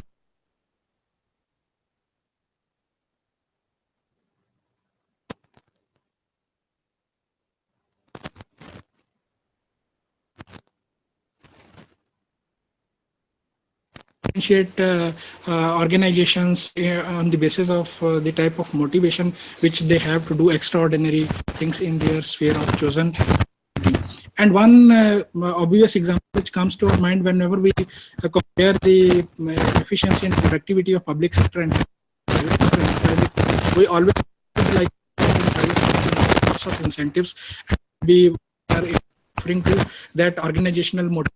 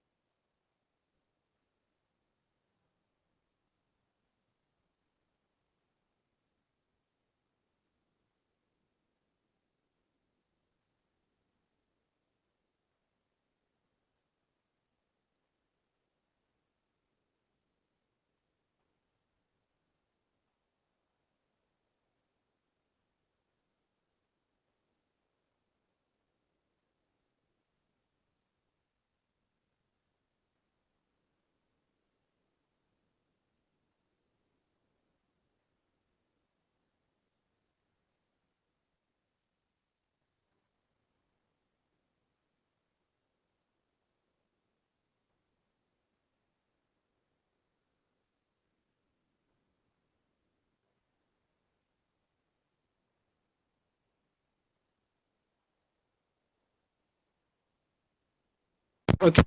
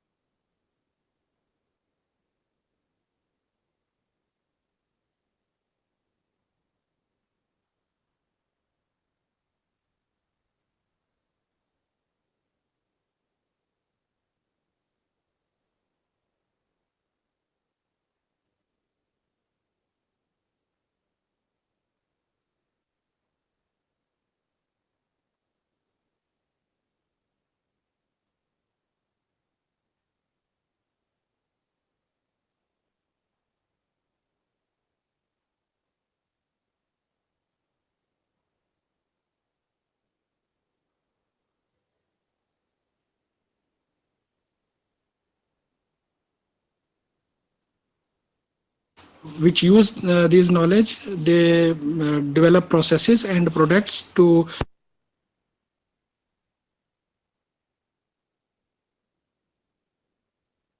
look into the types of innovation, then the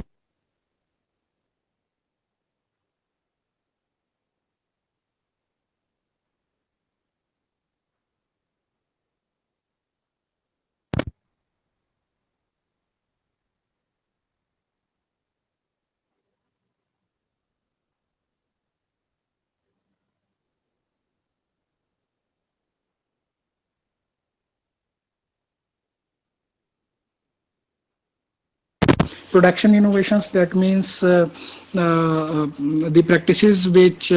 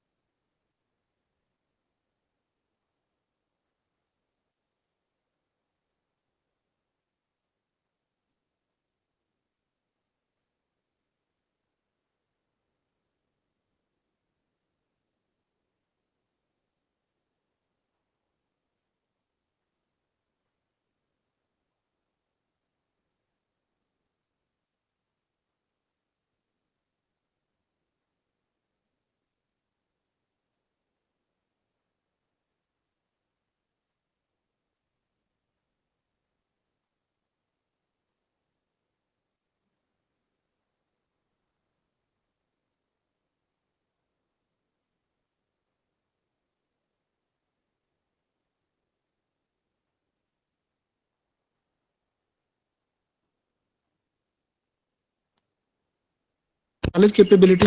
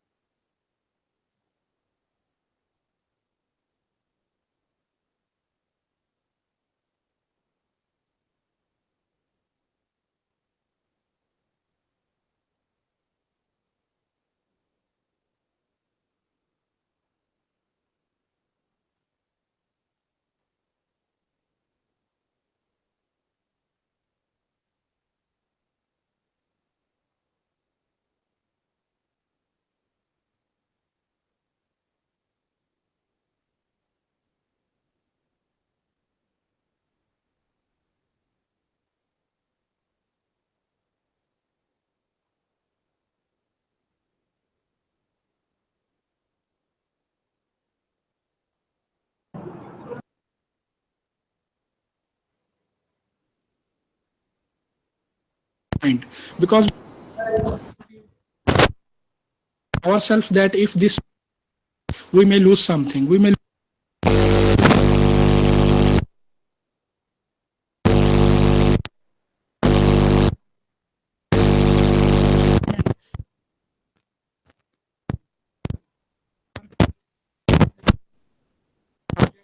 or rather engage in a very playful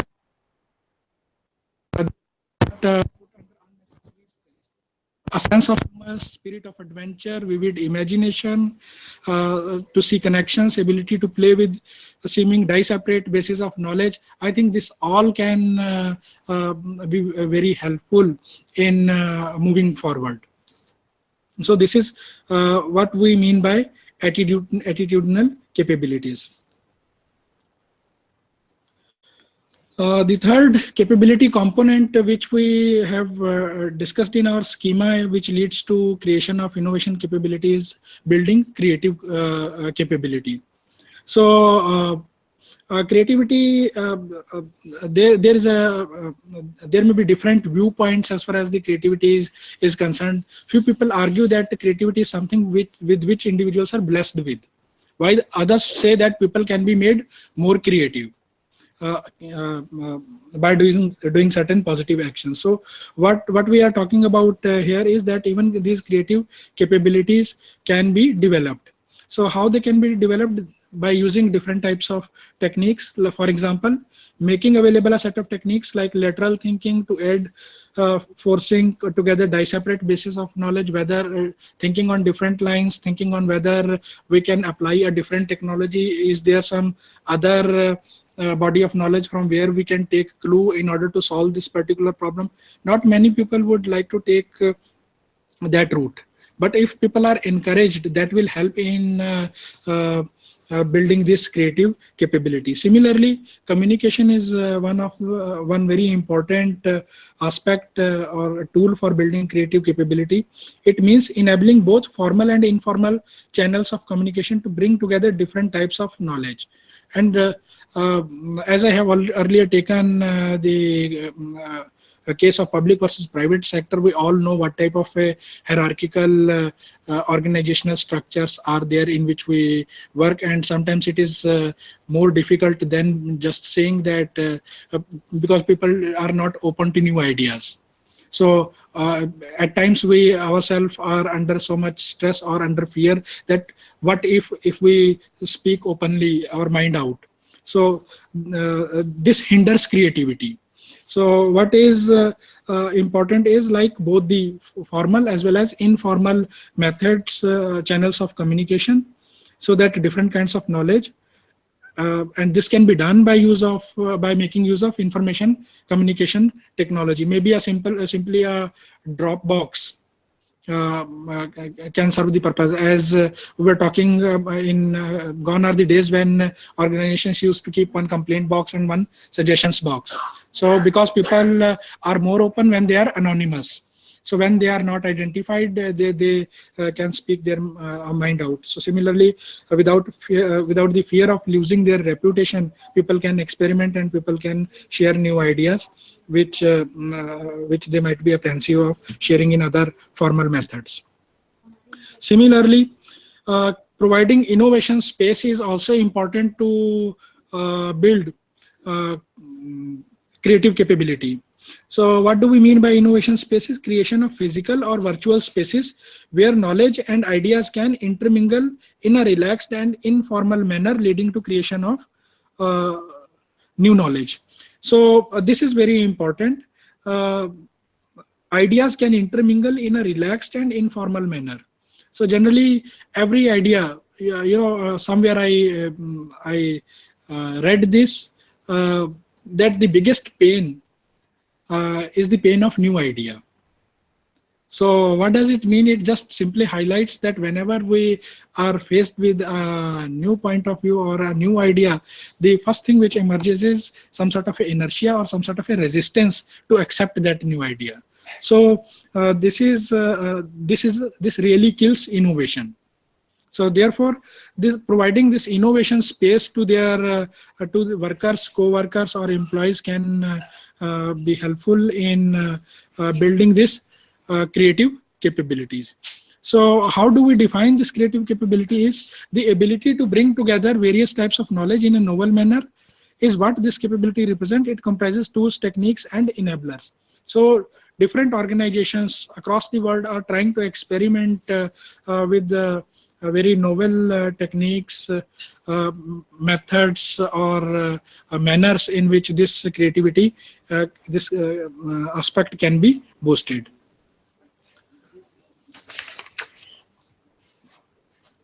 So I think we can make the session more interactive. If there are some queries or if there are some questions, I can take them in between also, because I don't know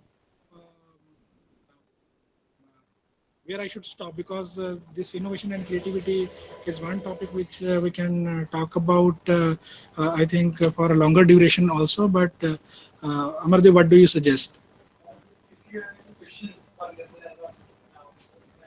So, well, I don't claim that I may have answer to all the questions, because, but what I can afford to have is a discussion.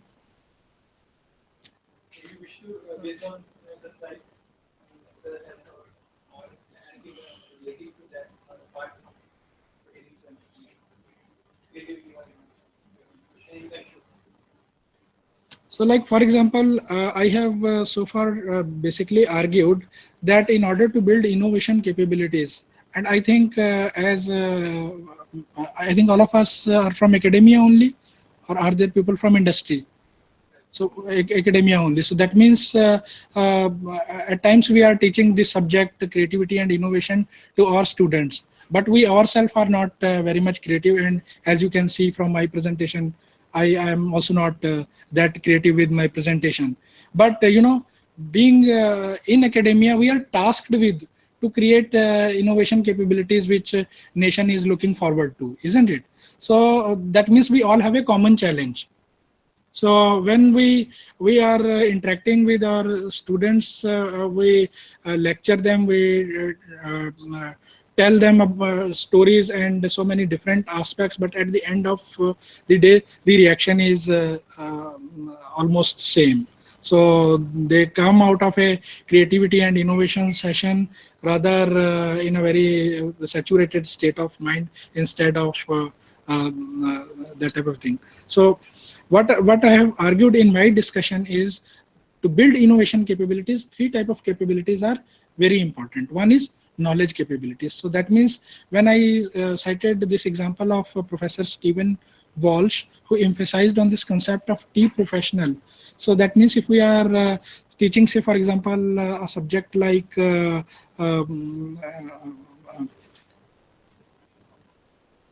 civil engineering. So why civil engineering all of a sudden has become my favorite? Because I think I can afford to tell a story in between.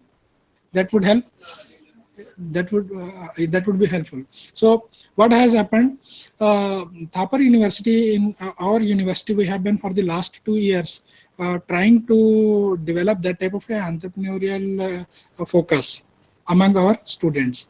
So we were working on introducing these entrepreneurship related courses to our students. So for which we have collaborated with very many renowned institutions and universities across the world. So like University of Groningen at Netherlands, Free University Amsterdam, Netherlands, University of Twente at Netherlands, Porter School of Environmental Studies, Tel Aviv Universities, University of Texas at Dallas. So these are some of our collaborations which are going on.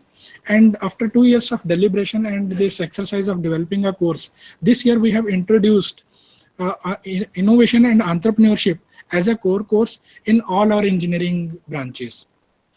And fortunately or unfortunately, I am also teaching that course, and the section which has been allocated to me, it is all of civil engineers.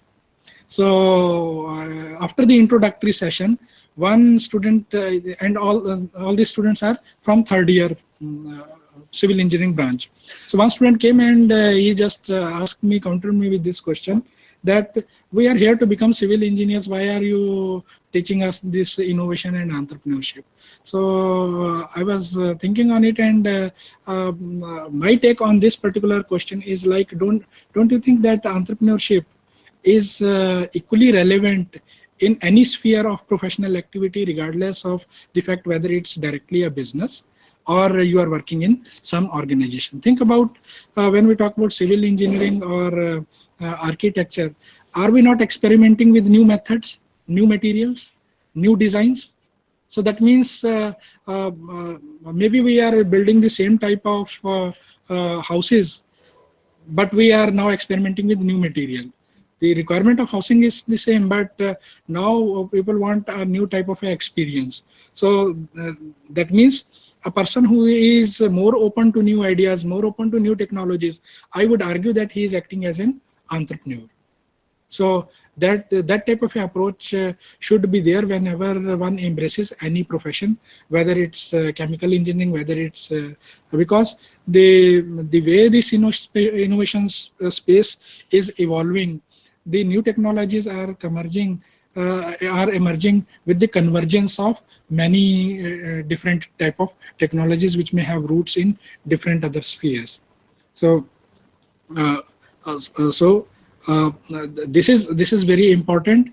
One thing that these students are provided with a very sound footing as far as their domain knowledge is concerned.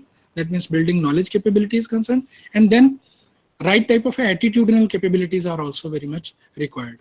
So I would just like to revisit once again this attitudinal capability. Look at this: awareness, playfulness, openness, and curiosity. And many a times, if we evaluate, if we try to look at what type of approach, people are not open to new ideas. People have rather created their own narrow spheres in which they might be searching for a solution to their problem, while the solution might be existing in some other sphere. So simply, even if you are blessed with, even if you are having a very sound knowledge base, but are not having a right type of attitudinal capability, that also adversely affects the innovation. Innovation is not likely to come. And similarly, I have argued how the organizations are trying to become more and more creative. Because what is entrepreneurial process? Because we are talking in terms of business startups and social entrepreneurship. So if I have to simply summarize what is the entrepreneurial process, I would like to say that it starts with business idea. A founder has some idea. So what he needs is productive or commercial. It moves to productive and commercial base. So that means resource providers are there, are required to pitch in, to chip in, to for example financiers, maybe people with complementary skill sets, maybe people with technology. So once this achieves the productive or commercial base, what it leads to? It leads to value creation. So this value which is created and is delivered to customer is appropriated back by the entrepreneur through in the form of profits. So these profits may be again channelized into the entrepreneurial process, or if it's a non-for-profit organization, or if it is for profit, the profits are appropriated by the entrepreneurs. So this is a simple entrepreneurial process. So how the organization, yeah. Openness, curiosity, and one was here. Slide. Openness, curiosity, and playfulness. Yes, yes. If you see a kid which is growing, all kind of abilities are there. He's having awareness. He's playful. He's having curiosity. He's having openness, right?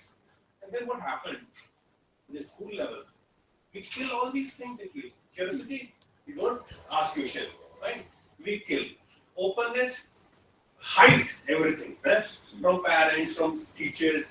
Then playfulness, वो जो खेल रहा है, जो चीज खेलने में सीखना चाहता है, नहीं तो यहाँ ये vote basically ना, ये books, तो ये मैं क्या कहने की कोशिश कर रहा हूँ? कि जो हमारा सिस्टम है बेसिकली। अब क्या हो रहा है, अभी इंजीनियरिंग में पहुंच गया बच्चा आपके पास, है ना, आपने दोबारा से उसको वही सिखाना है, playfulness, curiosity and openness. He is not ready to learn actually, because उसको कहीं ना कहीं धोखा दे दिया आपने बेसिकली। जो उसका प्रोसेस था बेसिकली, जो मुझे लगता है कि सारे बच्चे, है ना, वो मतलब इतने ज्यादा ये सारी एबिलिटी उनके अंदर होती है। तो मुझे लगता है जो एंटरप्रेन्योरशिप है basically, it is not the subject of, जब हम बाद में आ जाते हैं कि यार तू ये बन जा। और मैं जहां तक मैं समझता हूँ, पता है, इट इज माय ऑब्जर्वेशंस, कि जो कुछ भी हो रहा है technical whatever we are doing basically, it is all useless. अगर आप देखो इंडिया में कितनी जो पहले साइंटिफिक जो थे बेसिकली इंडिया में, शायद आई थिंक इंडिपेंडेंस के बाद वो ही नहीं है बेसिकली, है ना। नहीं, मैं राम साहब को छोड़ के I think if we see in Indian history, वो केवी रमन फलाना कितने साइंटिस्ट थे we were having. आज की डेट में इंटरनेशनल लेवल पे we are not known actually, right? So we are having somewhere the system fault basically complete. Okay. First of all, thank you very much, because I have been candidly hearing or overhearing the type of discussion which was going on. Meanwhile, I was just setting my laptop. So now you yourself have given the explanation for why your kid is so proficient in playing with computers and related type of devices, because he has the right type of a attitude, because the only component which he might be lacking may be a little bit awareness. Fine. So you agree? Fine. So, and this awareness component is basically related to the first block which I talked about, knowledge. Fine. So as he gains more knowledge, he will become more aware. Fine. But then again, this awareness is a bit tricky question, because what type of awareness or what type of awareness he might be gaining depends upon what type of how the knowledge shapes his perception, isn't it? Because knowledge can get negatively affect your, and knowledge can also positively influence your behavior. So he is playful, he is open, and he is curious. Fine. So that is what we all are lacking. And I was meanwhile at that point of time was also thinking, since we are in a distant mode, I think the other centers might not be finding this discussion relevant, because what happened when I was fixing my laptop was not be known to them. But I'll continue with it, this particular point. As we get development, say as we move forward from our childhood to adolescent and to this age, it's not a balanced growth. It's not an overall growth, isn't it? So we make trade-offs in our life. Sometimes for the sake of knowledge or and more accurate knowledge, what we lose is openness, curiosity, and playfulness. Because if you find a kid reading other than what is in his syllabus, you will rather scold her. You will suppress her. What are you doing? You're wasting your time.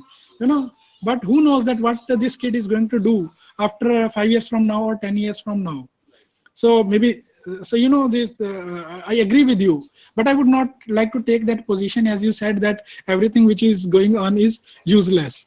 Because, what is important from me is like developing a balanced viewpoint is very important. We need to be aware. So when we talk about aware, I would rather like to be very aware before passing such a concluding remark that this is useless. Because I know that, yes, I have lost many things, but I have also gained something. And this type of a reinforcement, for example, every time I discuss this and every time I interact with the audience, learned audience like this, it reminds me of certain points which in the process I might have forgotten, isn't it? And so it's a sort of as if you are driving, riding your bicycle, and somebody has came and you have just waved him and you have started losing control, but then this reminded you are losing control, you again your hand comes back to the handle. So that type of a role knowledge plays. So I would say rather by the time you are right in your diagnosis, by the time individuals reach certain age or reach certain stage, they become more aware in certain aspects, but they become equally unaware or they neglect. So, and you know, there are so many pressures which start acting on it. And I hope that I have been able to put this in perspective. That's why, you know, this discussion is not light for me. Rather, I think this is very important, because what we are trying to say, we are trying to identify the critical link, how the innovation capability can be built, isn't it? So people are out there who speak like, you know, Steve Jobs was a college dropout, Bill Gates was a college dropout, so this was a college dropout, and he was a high school failure, and look at this guy, he has become such a big entrepreneur. So what are we saying? What are we arguing for? Are we nullifying the importance of education? You know, the success rate of such individuals may be very low, but what we are, but we cannot pass a general statement. So if you want to become an entrepreneur, drop out from college. Or people would argue that this big corporation started their business from the garage. So does it mean, can we recommend to our students, if you want to be successful, make it a point, start your business from a garage? You know, it's like that. So everything which is written over here, I have thought about it very carefully. Maybe I will not be able to reach that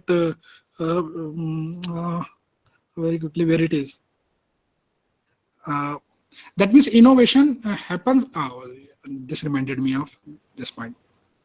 Yeah, the third bullet point, just read it. Most current research argues that innovation is not so simple.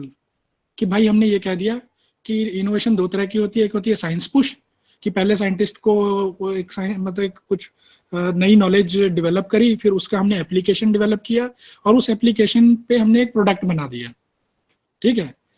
जैसे कि television develop हुआ, पहले science develop हुई, फिर उसकी application आई, फिर television आ गया market में. ऐसा नहीं था कि लोगों ने कहा कि हमें टेलीविजन चाहिए तो लोगों ने उसकी एप्लीकेशन डेवलप किया and they work backward. But now there are many technologies which are developed like that. People identify, or the companies are able to first identify the need, and then they go back and look into their storeroom or into their repository. Which technologies are out there developed to such an extent, if configured in a proper manner, can become a potential solution to this unmet need. Corporations are doing like that also, isn't it? So that means what we are arguing over here is, even though we have examples on both sides, science push and demand pull, but still we would not like to take a position that it is so simple. Rather, innovation may originate from a variety of sources and follow a variety of paths, isn't it? So, and open source innovation is an example for that. That any kid who is doing a, for example, high school experiment, and he has some interesting viewpoint, maybe some companies out there which is struggling, which has forgotten, which has ignored a particular point, he can post his suggestion over there. This product should be developed like this, and the companies are now embracing it, now looking forward to these type of suggestions. Earlier, the R&D was a closely guarded secret. Nobody was allowed to peep into the what is going on in research lab. Nobody was allowed to meet the scientist. But now the scientists themselves are actively reaching out to wider audience and are seeking suggestion. I am struggling with this project. Do you have any suggestion? So if you have suggestion, you can become partner or whatever. So that type of a yes. This is slowly. Yes. Exactly. Office atmosphere. Maybe. Yeah.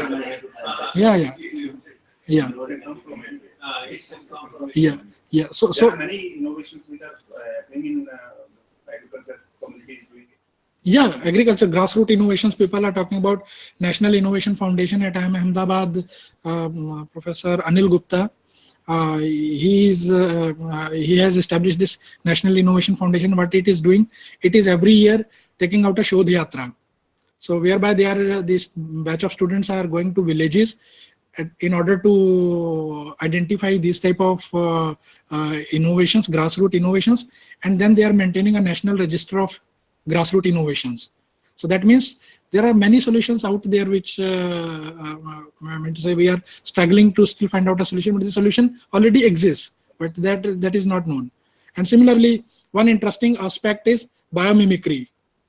Again, you all come, many of you come from architecture, so you might be knowing that in order to develop sustainable buildings, green buildings, so we can take clue from how these species, different animal species, are building their habitat. And taking a clue, that building in Harare, in Zimbabwe, they have taken a clue from the termite structures, and this type of things are going on. So that means we need to remind this. When I shared this example that this third-year student, he came to me and told me that how this entrepreneurship is linked to my profession, which is going to be a civil engineering.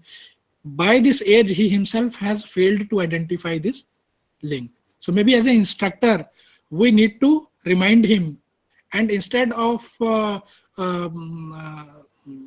I must say, curbing his curiosity, I should rather encourage him to engage with materials, to engage with technologies in a more playful manner, isn't it? Maybe from there the new solutions and new products, new technologies, and new knowledge will emerge. But why we cannot discount the knowledge capability? Because we cannot afford to reinvent the wheel, isn't it? So there are so much scientific advancement which has already happened. So at least we should, before we take a plunge into this type of a weird experimentation, there are definitely some clues which we can take from the existing knowledge base, isn't it? So that we don't mess up, we don't waste our resources, we don't waste our time, we don't waste our effort. So that type of a thing is there. So knowledge capability, attitudinal capability, right type of attitude, and we should, as an instructor, we should be aware that the audience sitting in front of us is collectively more intelligent than a single brain, isn't it? So we need to engage with them using the same principles which we are teaching them. Otherwise, what we are making of this body of knowledge, isn't it? And the third capability is creative capability. Let's think differently. Can we think out of the box? And this is a very common phrase in innovation. What is innovation? This is an out-of-box thinking or out-of-a-box solution. But the million-dollar question is where the box is. Most of the time, the box is inside. Our approaches or our solution seeking is constrained or limited by our own existing knowledge base or our own capability to process or synthesize the knowledge, isn't it? So that had to be destroyed first before we go out and yeah. So that is there. So knowledge capability, attitudinal capability. Okay, now we can extend it anyway. So this is important. So maybe awareness, skills, openness, curiosity, and third point was openness, curiosity, and third was playfulness. I believe awareness kills all these three. Yeah, you are right. Because no, you are not right. I would not say that a simple statement. But yes, many a times it happens. If we introspect, so how we have been behaving. So many a times, say for example, if we have to, well, I would use this example, that there is a particular manner in which I am saving my data, or a particular manner in which I am editing a document. There might be other efficient commands available or other efficient methods. But since I have become habitual, because I'm more aware of this particular method, so I'm rejecting or discarding the other methods which could be. So this is one way of processing information. I mean, so basically, awareness is how do you operationalize the knowledge, isn't it? And there could be many other situations also whereby we see this. बच्चा है उसको चांद देख के सिखा देती है तो अगर मुझे चांद को मुझे सिखा दे दो जैसे उसको नॉलेज अवेयरनेस आती है वो ये नहीं हो सकता, ये नहीं हो सकता, ये नहीं हो सकता, हम उसको ये बताते हैं. Yeah, exactly. But those who try to get out of it, so maybe they, वो कबीर जी का दोहा भी है ना, जिन खोजा तिन पाया गहरे पानी पैठ, मैं बेचारा डूबन डरा रहा किनारे बैठ. So the type of a thing is there. So how do organizations promote innovations? Fine. So there are different types of innovations. Fine. Technology, product, service, operational cost, experience, management, business model, industry. So that have been that would have been talked so many times with you. So let me focus on role of leadership. So what actually we have been talking about in a way as our role as a parent or as a instructor. So of course we are in our classroom try to lead the discussion, isn't it? So we try to give the direction to the discussion. So the role of leadership is very important because it helps in creating the right bandwidth. So fundamental challenge for leadership is to create enough space for innovation in people's life, providing bandwidth where they have time to imagine, experiment, and develop their own ideas, isn't it? So within academia, we are thinking about giving some free time to students. So gone are the days when we used to make a timetable in such a way as if we were their life planners, isn't it? So we want to plan for them from 8 till 8 p.m. in the, but now we are talking about this because we have realized that there are corporations which are doing this. Like Whirlpool pulls out people from their jobs, Whirlpool, what they are doing, and they put them in an innovation project.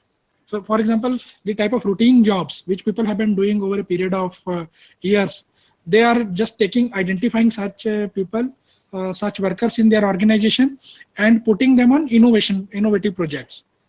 Because maybe there they can contribute in a much better way, and who knows, that change in role gives them some space for their imagination to flourish.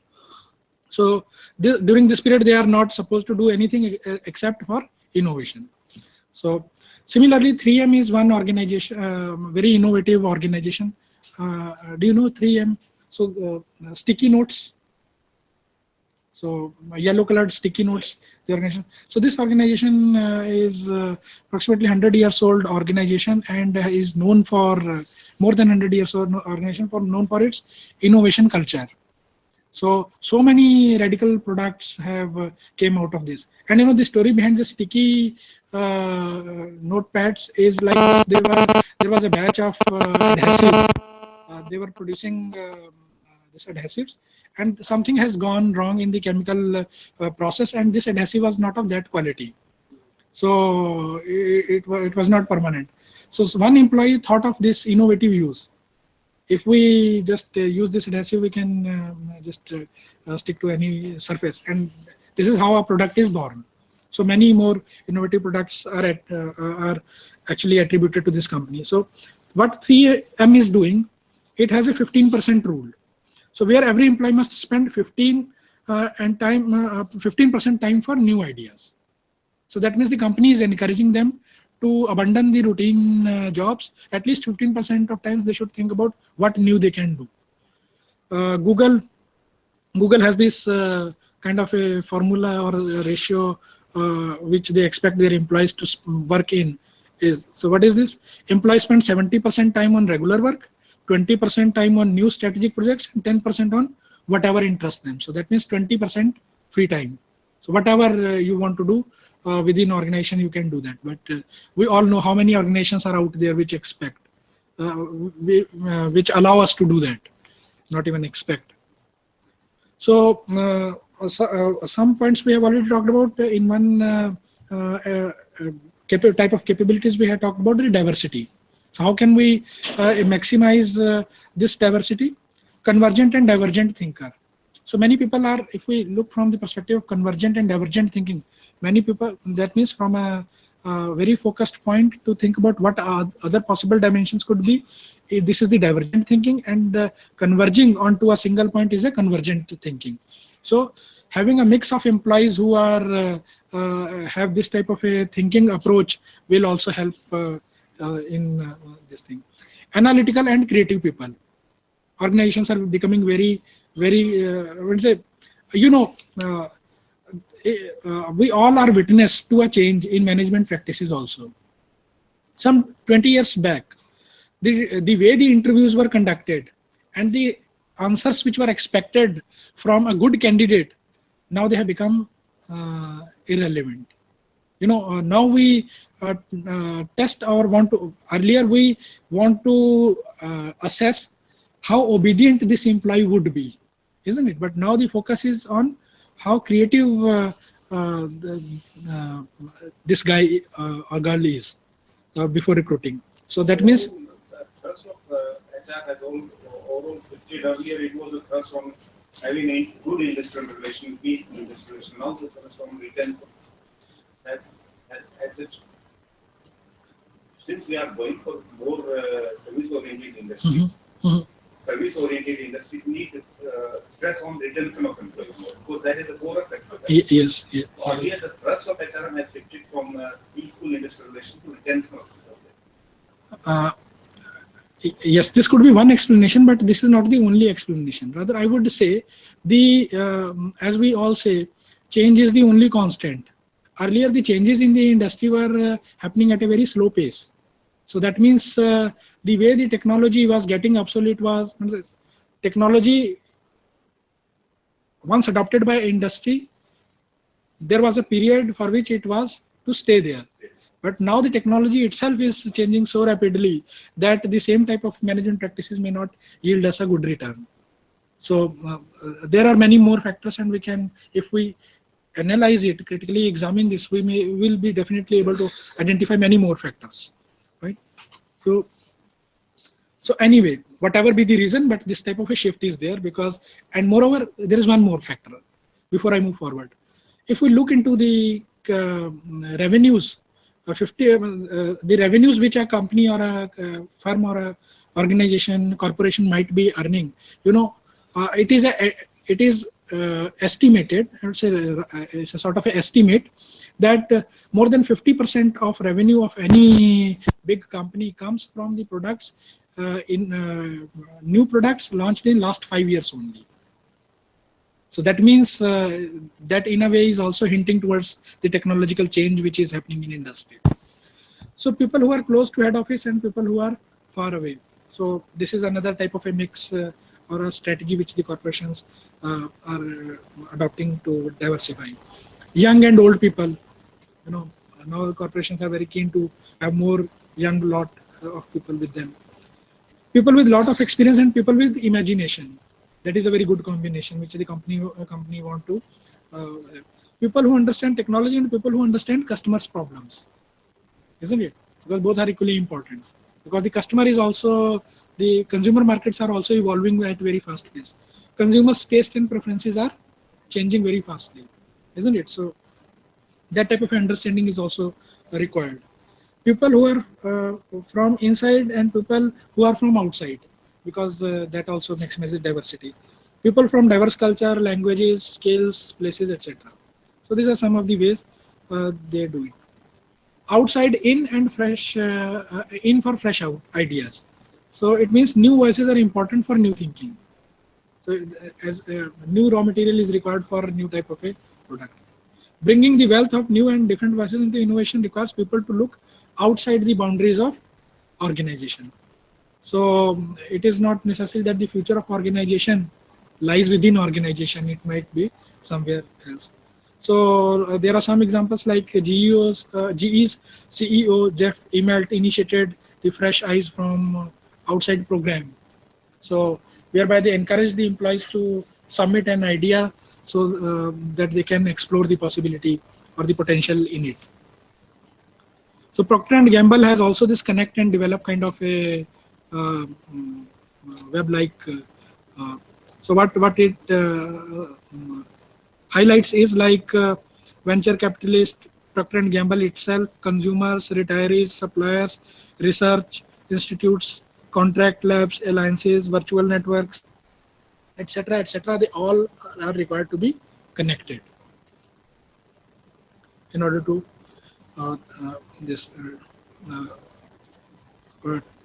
to generate or to identify new ideas.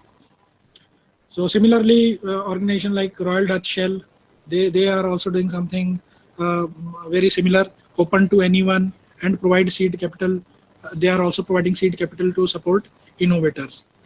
So the Game Changer is an initiative which has received hundreds of ideas, several of which have made an impact in operating company or have been adopted by evolutionary technology development programs. So this is how the big corporations who have the resources, they encourage innovations. Similarly, Virgin Airlines, Richard Branson, so got a big idea. They also have a similar type of a initiative. So, like for example, somebody suggested from Bangalore that to Richard Branson that he should launch a comic series based on Indian mythological personalities. So he did it, and now you know these type of comics are out there. So Brain Minds is another Procter & Gamble and GE. So what they have done, that these ideas could be scattered across the globe, and they make all efforts to leverage for their next breakthrough idea. So they try to identify what from where they can get a lead into which can be helpful in future. Connection and conversation is very important for innovation. Great ideas rarely have single parents, isn't it? So what do you say? So innovation is a combinational chemistry. So is written creative collision. So let's bring to the table divergent views and let's see and debate over it, talk about it. Maybe something new may emerge. So connection, conversation, and interaction is very important. Free associations are important. Great ideas take shape through seriously spontaneous free association among groups. Like in the previous one, we were talking about a creative collision, as means I have my idea, you have your own idea. Let's talk in terms of these ideas only. But when we talk about free associations, let's have an open-ended talk.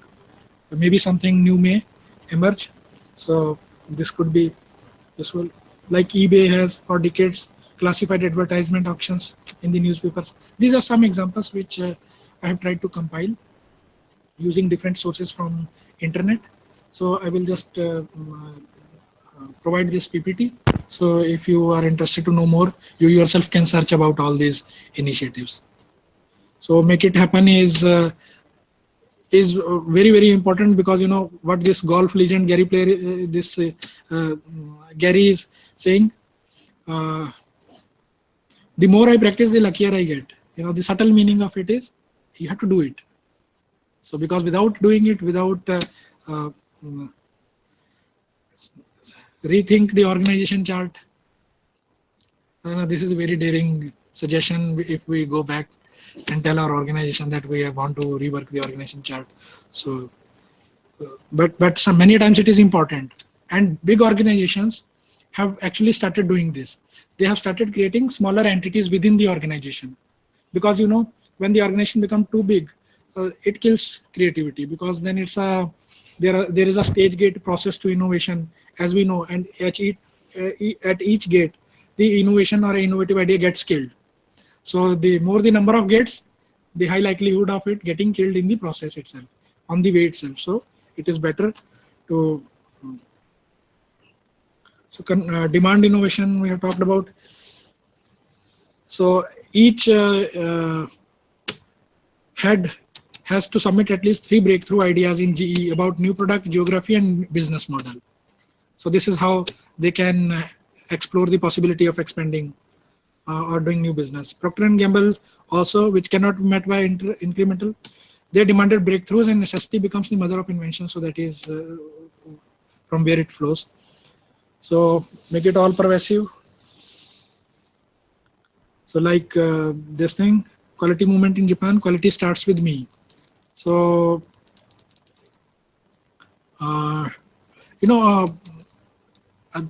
as far as the quality improvement or quality management practices are concerned, many revolutionary changes have been brought by the Toyota Corporation. And their one-time CEO, he made this powerful statement: "Quality starts with me." And I hope something you were discussing prior to this session, which Amardev was sharing with me, we are very sensitive about corruption and many other hindrances. But if we just look at this statement of Deming, I think this is very assuring. In this world of all contradictions and all sorts of negativity around us, I think the most assuring statement could be quality starts with me. At least I should stick to my principles. Let me create examples. So that is there. So thank you very much.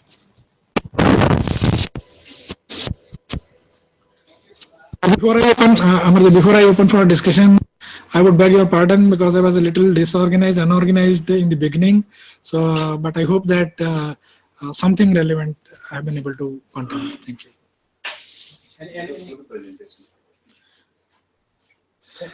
you. Thank you. I have you have built upon her. Yeah. Big organization. हम हमेशा सोचते हैं कि innovation big organization में होगा, ऐसा कुछ नहीं है. ऐसा कुछ नहीं है. As far as I have seen actually, the more innovation is always happened actually. जो बहुत ही low level की जो चीजें होती हैं. You are right. Innovation सबसे ज़्यादा होता है. You are right. क्योंकि वहाँ demands बहुत ज़्यादा है. वहाँ आपको कुछ new करने की, basically because they don't have too many resources or something. So they try to invent something new. You are right. To set up their own things and all that thing. I have seen one person actually in Sector 10 market, right? And that guy have invented one machine, a very simple machine of making popcorn, right? And it's a different kind of thing altogether. And it, uses gas, but nobody will recognize such kind of person. The problem over here, what I see is that, for example, there is a Johnny creation. Johnny person is there. You must have seen on your roads in Chandigarh. I wish to have that person interact with our students for some day.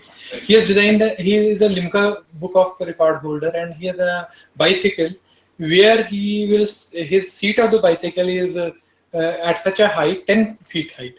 So he sits at that and drive in the Chandigarh roads, and when on the traffic is there, side by side bus, his bicycle is there. But what we feel over here is that you have said that one point you have raised a wonderful, that he is very much creative. That person is very much creative, but he doesn't have the knowledge of, say, intellectual property. That's it. Because what could he have done is, if he would have filed a patent for that establishes that machine as a better product solution than any other, and he should have got that patent, and he could have commercialized it. But that is the weakness, I would say, in our education system or in ours, is that we as teachers are not aware of it, and then we do not have that much of that kind of knowledge available with any person who is actually working on the floor. Because the person who is actually working on the ground, he will be having maximum solutions to the problems. For example, when I was conducting a program at Jodhpur, there was one person, मैंने IPR पे एक session लिया, तो वो polytechnic college का teacher था, youngster था, private college का. तो उसने पहले दिन लेक्चर शेयर किया, शाम को वो क्वेश्चन पूछने लगा. जब खाने खाने लगे तो मेस वाले ने उठा दिया फटाफट कि सीट कम है, फटाफट उठो, अगले टीचर्स ने बैठना है. वो चला गया, उसने क्वेश्चन नहीं पूछा. सेकंड डे ही केम, मैंने क्लास में अनाउंस किया कि मे बी अगली बार कोई IPR पे बात नहीं करेगा. If I am here, utilize your time, utilize my time. So open up. So he opened up. Evening में हम घूमने निकले रात को, तो घूमते घूमते निकलते ना बैकग्राउंड उसने सुनाया पहले, अपना कि मेरे को मेरे एरिया में लोग पागल कहते हैं, एंड ही स्टार्टेड वीपिंग. तो Vikas, if I am not wrong, उसका नाम विकास और समथिंग मेरे फोन में सेव्ड होगा. तो उसका मैंने पूछा कि क्यों कहते हैं पागल, why do they call you? He says I design innovative things. उसकी एक एग्जांपल शेयर करूंगा, एक जर्नल जो पब्लिक डोमेन है, all things should not be, है ना, because is novelty will be lost. But he says एक चीज मैंने बनाई. मैंने कहा क्या कहते हैं? मैंने सांप पकड़ने की मशीन बनाई, सांप पकड़ने की. तो मैंने कहा कि सांप पकड़ने की जो मशीन बनाई है कहाँ से आइडिया लिया? He says national geography, some channel is there, है ना. तो मैंने वहां से देखा. मैंने कहा what is the difference between that design and yours design? उस डिजाइन और इसमें क्या फर्क है? ऐसे. तो ही सेज कि उस डिजाइन में जो है एक क्लिप यूज होता है, मैंने जो यूज किया, मैंने 3 क्लिप यूज किए. तो मैंने कहा अगर 3 क्लिप यूज किए हैं तुमने अपने में, तो 3 सारे उसने वेस्ट मटेरियल यूज किया है. I will not name the things कि उसने क्या यूज किया. घर में ही अवेलेबल जो वेस्ट होता है उसको यूज करके वो उसने मोल्ड बना के सब कुछ बनाया. एंड ही सेज कि जब मैंने उसमें और मेरे में फर्क ये है कि मेरे अगर कैचर से स्नेक पकड़ा जाएगा तो वो छूटेगा नहीं. वो ज्योग्राफी वाले में भी चांसेस हो. तो मैंने कहा अगर तेरे में छूटा है इट मींस तेरे में मरने के चांसेस है कि सांप मरेंगे. और जब मरेंगे तो इट मींस स्नेक लवर्स आएंगे सामने उठ के कि दे विल से कि ये स्नेक मर रहे हैं, इसके स्नेक एजेंट जो बनाया. He says no, I have put it into in my village into use. I have developed one and उसमें छूटता भी नहीं है और मरते भी नहीं है. जो लोग पहले मार देते थे अब वो पकड़ के उसको बाहर छोड़ के आते हैं. You know, the point over I wish to highlight over here is one thing was this. This was a basic product he has come up with. Another product he said कि मेहंदी लीव्स को तोड़ना बहुत tough होता है. तो कहते मैंने एक ऐसी गैजेट में कंसीव कर रहा हूँ जिससे कि वो कटिंग जो है, जो किसान जब तुड़वाता है लेबर लगा के, उसकी जो लागत है जो बेचता है उससे ज्यादा उसके पैसे लेबर में चले जाते हैं. And that is the one reason of poverty of the farmers in that area. तो अब एक उसने और मशीन जो डिजाइन की थी क्या कि मेहंदी लीव्स को प्लग करने की machine. That has that economic value. It has a industrial application, novelty, newness, and we were talking of inventive step. Some inventive step is there, but that person is not aware of intellectual property. You know, I have a I think I will again reiterate my point that I agree with you that innovation may happen in variety of ways. It is not that I'm innovating this, attributing this innovative capability only to big organizations. It can happen in so many variety of ways. There are individual innovators also, but we need to be very clear about the 3 different things: invention, innovation, and entrepreneurship. Isn't it? So invention and innovation, I hope that this have been talked a lot, and as he have been highlighting, it should be novel step, new knowledge should be there, for the first time should be there. Innovation is which has some economic value, isn't it? So in our country, I think when I talked about this grassroots innovation movement, etc., and like you are identifying few individuals, and we all have our own examples in our neighborhood or in our acquaintance, whereby people have been innovator or are innovators. But one thing we all are, many of them are lacking is entrepreneurship skills.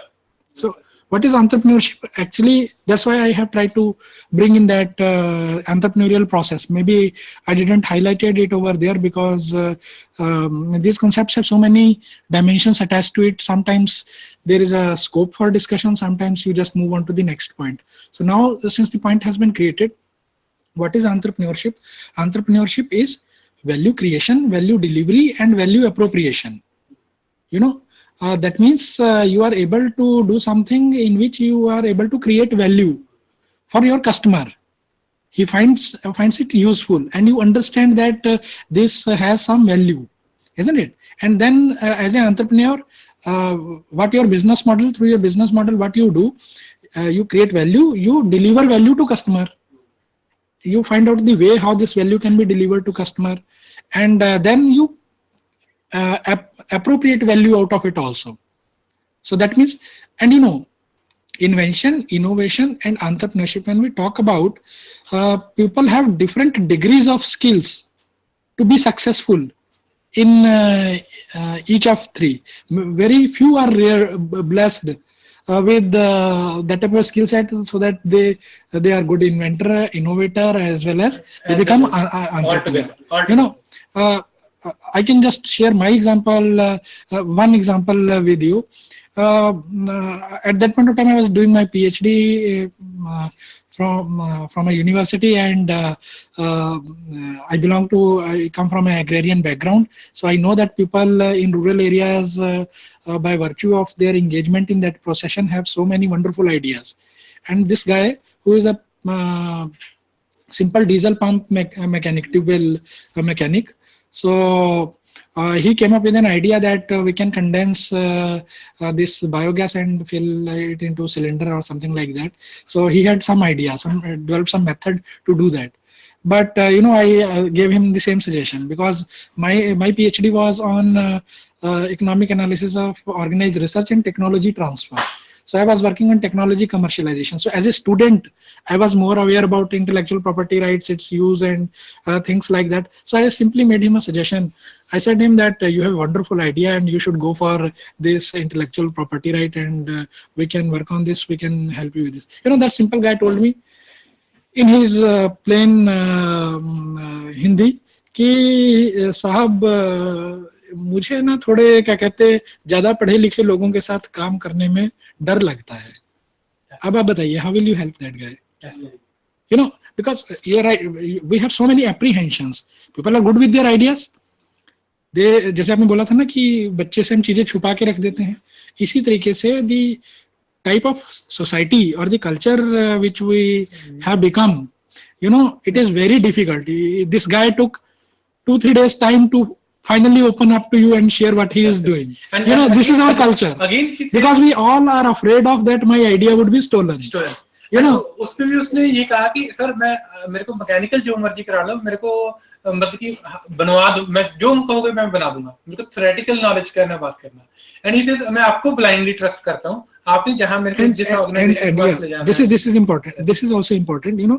Many a times we feel that this gadget which he has developed has a great scope and he should go for IPR.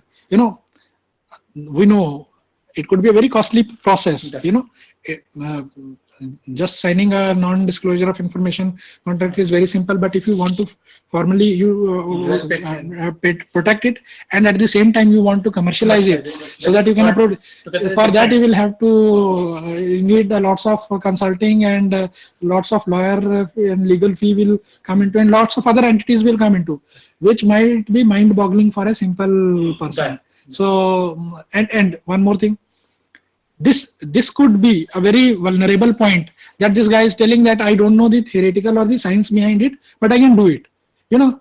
Maybe what appears to us as an innovation, if we analyze it carefully, we'll find that it is not even patentable. There are something which has already been patented and somewhere else. So it is not that simple a case, right? And many a times we all have seen that students come up with business plan, business ideas and things like that. Sometimes they are on very flimsy grounds. Sometimes they are on very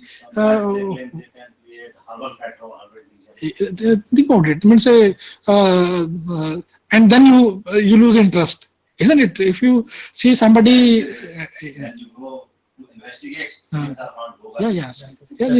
this is happening not with students, it is happening with many companies every day which are making different types of claims, isn't it? And when once investigated, we found that they are not that good. So that type of a culture, that type of reputation, that type of support mechanism is required in order to take and convert these, transform these innovators into entrepreneurs, so that we harness the full advantage of it, not for themselves, but for as a nation also, isn't it? The Delhi College of Engineering was also searching for this biodiesel. Yeah. Jatropha leaves. Yes. They have planted, I think, in 100 of acres. That plantation. And after that, I Nothing out there. Rajneesh, I was talking about, is working on the same thing. He's working on how many generations, if you, with that issue culture, makes another plant, another plant, another plant, the efficiency would be same. But here the involvement of the government is also important. For example, you should have space where it should be, and it has a certain climatic effects also. Which region, what kind of plant, what is its characteristics exhibited in that region. And moreover, in this type of a complex economic system in which the businesses have to compete with each other, individuals might be good in their innovative capabilities, but then you need resources, and these resources are not available free of cost. So that is where lots of creativity and innovation gets killed. So that is the whole effort to first create the awareness and then slowly understand the gravity of the situation and come up with some sort of a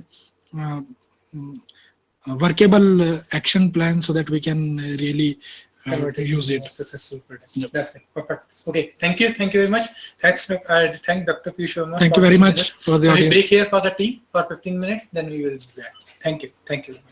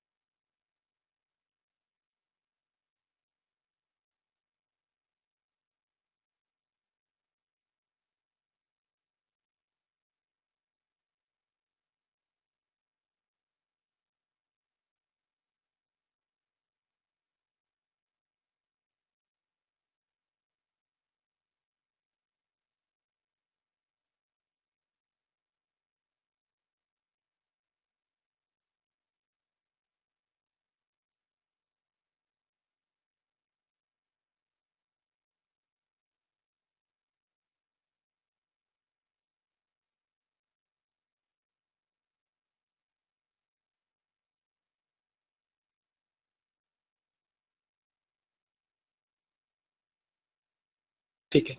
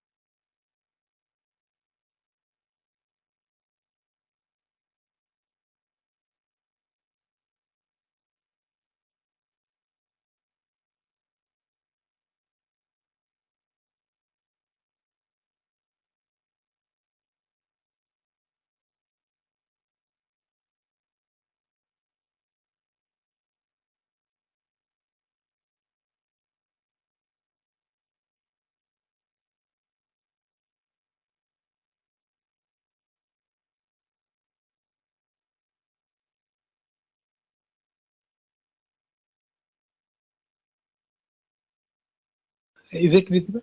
Okay. Okay, which this one? Add वाली तो नहीं हमें चलानी? Okay, इसको zoom थोड़ा कम करूं कि ठीक है? बस आपने राइट वाला दबाएंगे तो आगे वाले में आएगा। इस टाइम पे सेंटर है ना, थोड़ा सा ये पिछली बार ना मिस हो रहा था।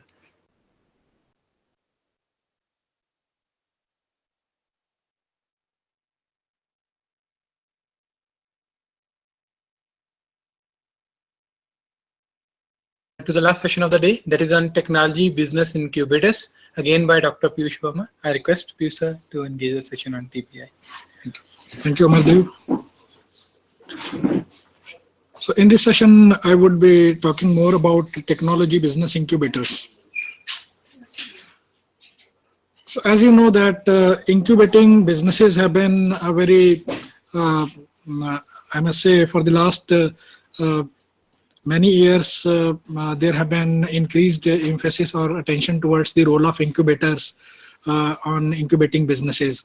And considering their importance, many type of business incubators have been established in public sector also and in private sector institutions also. So the role of these technology business incubators, before we talk about which are the prominent one in India, I would just like to share with you what these are. So business incubators are basically the shared office spaces facility that seek to provide incubators with strategic value-adding intervention systems. So that means, as we all know, that these startups or the small businesses in their initial stages don't have access to infrastructure and other resources. And gaining access to these resources can be very difficult, can be a challenge for them. So how these startups can be helped, maybe the business incubators can be one of the effective methods to promote these startups who are in the initial stages of their establishment. So what these business incubators do, they control and link resources with objectives of facilitating successful venture development of the incubates while simultaneously containing the cost of their potential failure. That means a startup need not worry about the infrastructure and other constraints, resource constraints in the initial stages. Rather, these incubators will provide them access to the bare minimum infrastructure and other access to other types of resources, so that they simply need to focus on their core business challenge or their objective. So, pardon? That will be free of cost. There are various types of incubators, and there are various types of models around it. Many incubators provide, it depends upon the contract between the incubatee and the incubators. In private sector also there are incubators, but they charge some fee. Or maybe there are different types of terms and conditions on which they made this type of access available to the incubatees. But in public sector institutions, especially in institutes of national importance such as IITs, IIMs, etc., depending upon the incubatees, so this can be provided free of cost also. We in Thapar University have also have a venture lab, so we do provide this type of incubation to startups, and ours is free for 1 year. So that means for 12 months we provide them office space. They can use our internet, they can use central this printing and Xerox facilities, etc. So they can also seek support of marketing, training and placement and industrial license cell also if they need some sort of a connectivity with the industries also. So these type of services are provided free of cost for the initial 12 months, and the incubators are basically our own students.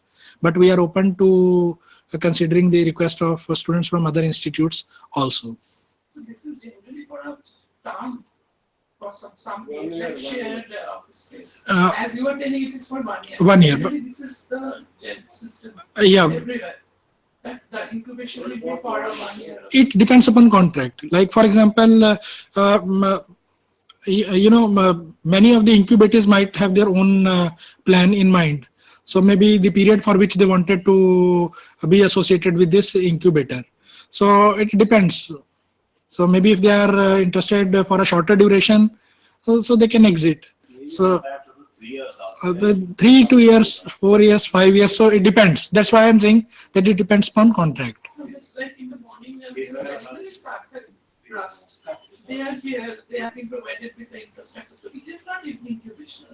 No, we can't say proper incubation purposes.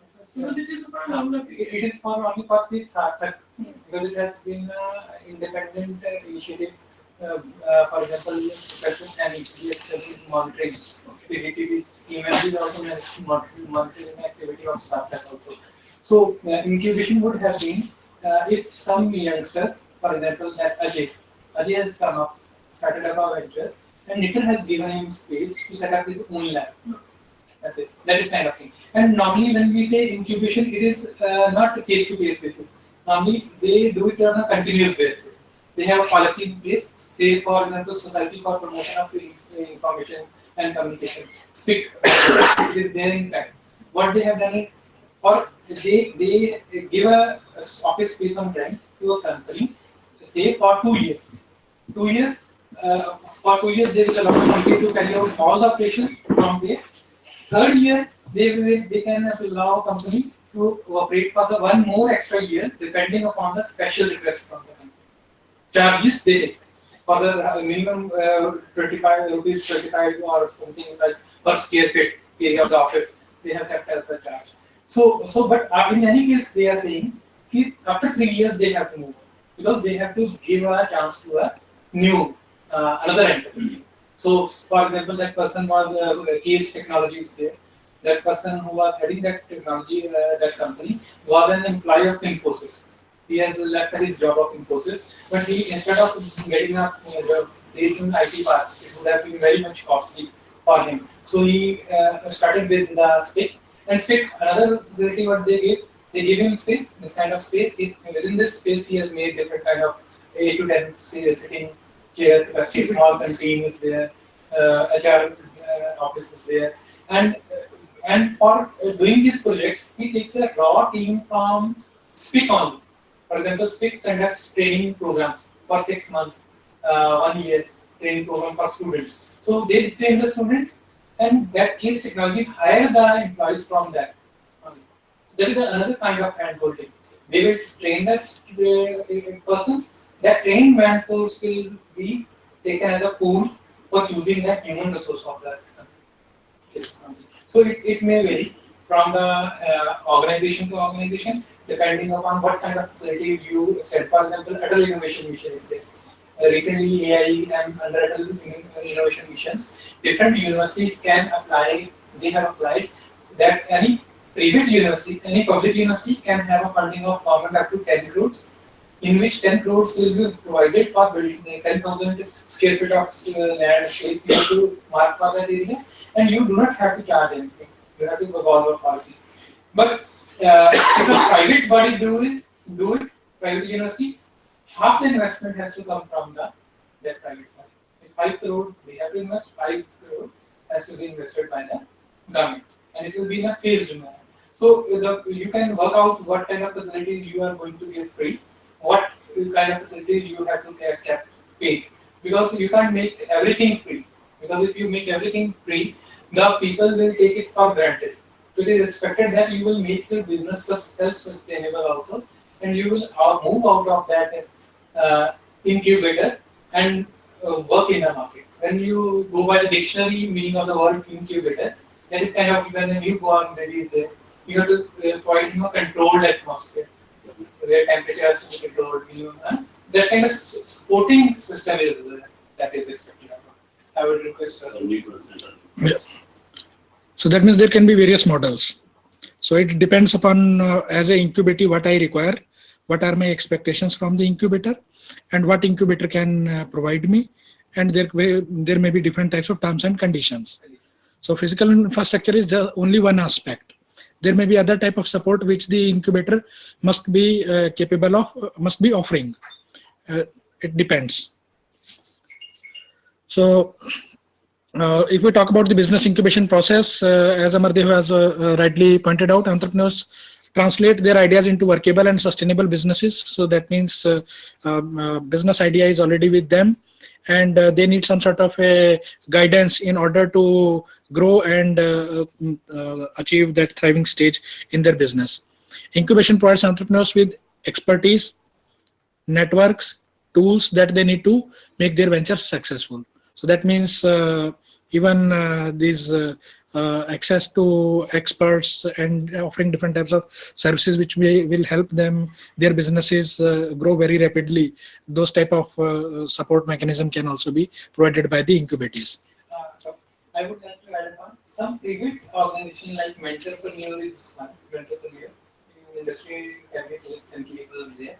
They also willingly support new kind of businesses because out of that they keep a chunk of the profit. Some organization are there that I have made my area in St. Noida. I have made an office.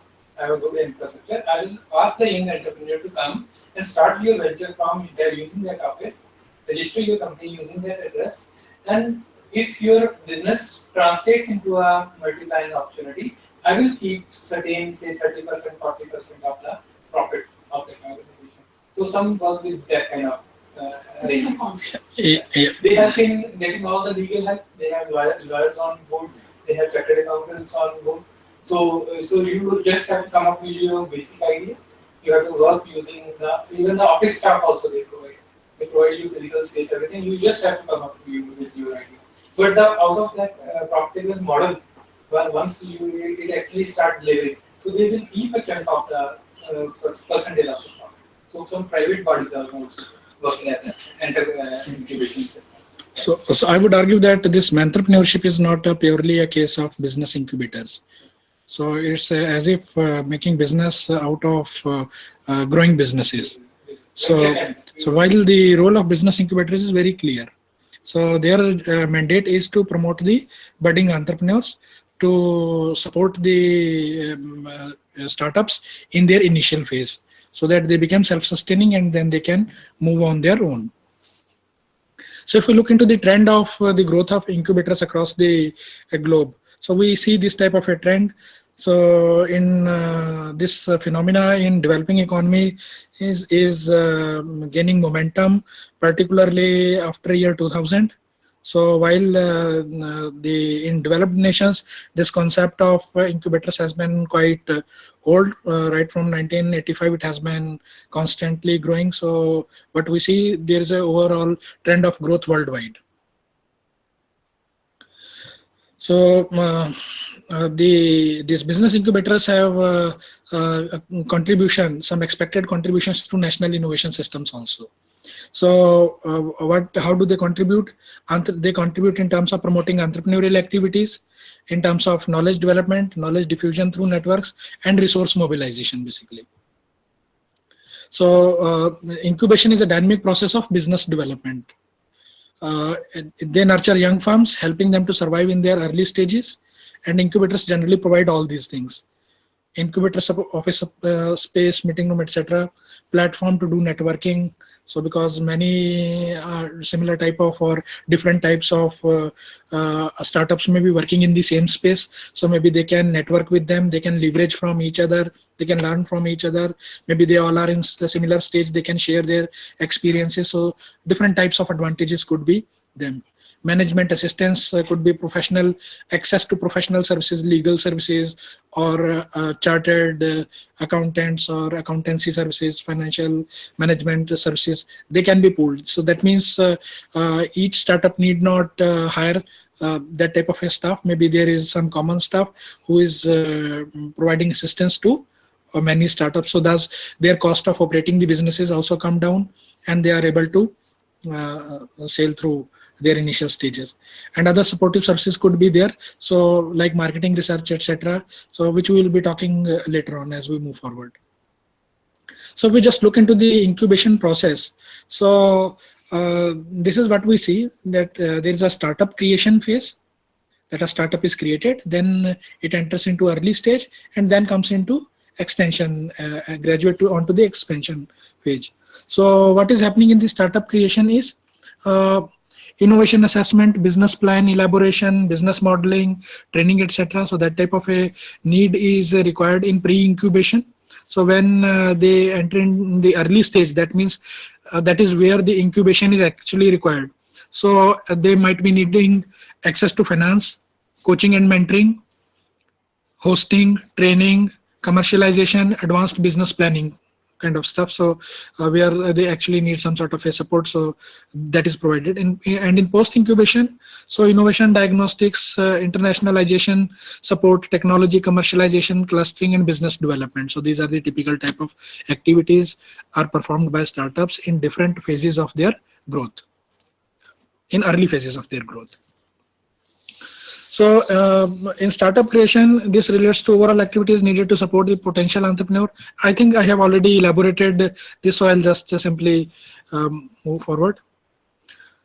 So if we just look into this in terms of revenue over a period of time, then we see that this phase is really very critical, the incubation period, which is highlighted by a blue arrow. So why it is important? Because here they run into negative revenues, because they are investing a lots of effort, time, money, resources, etc. into the enterprise, but it is yet to start earning the revenue. So this is actually very critical for entrepreneurs. So that means what type of things are going on over here? The idea generation is there, startup is created, pilot, they are doing pilot, and they are planning their rollout. So what type of support they might be needing? They might be needing angel investors, so who will provide them the necessary capital in the initial phases at a reasonable incentive, and then venture capital funds also come into picture. Once these businesses they start earning revenue, they enter into growth stages and move to expansion and maturity. So incubation period is the period whereby they are earning negative revenues. That is the point which I wanted to. So what are the benefits of incubation for tenant companies?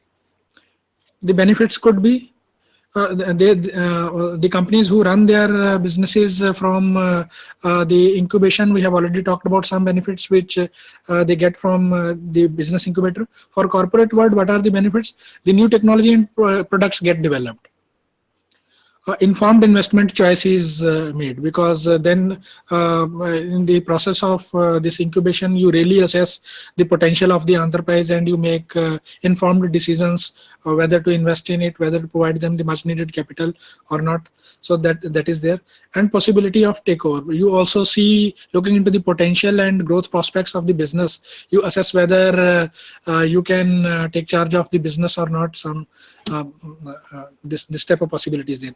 And what are the benefits for government? Of course, promoting entrepreneurship, creation of more business entities lead to economic development. So social benefits are there, employment is created, and income and livelihood opportunities are created. Economic well-being is there, income levels grow. So encouragement to innovation is also there. So these are some of the benefits of incubation. This is the reason why the government want to do it.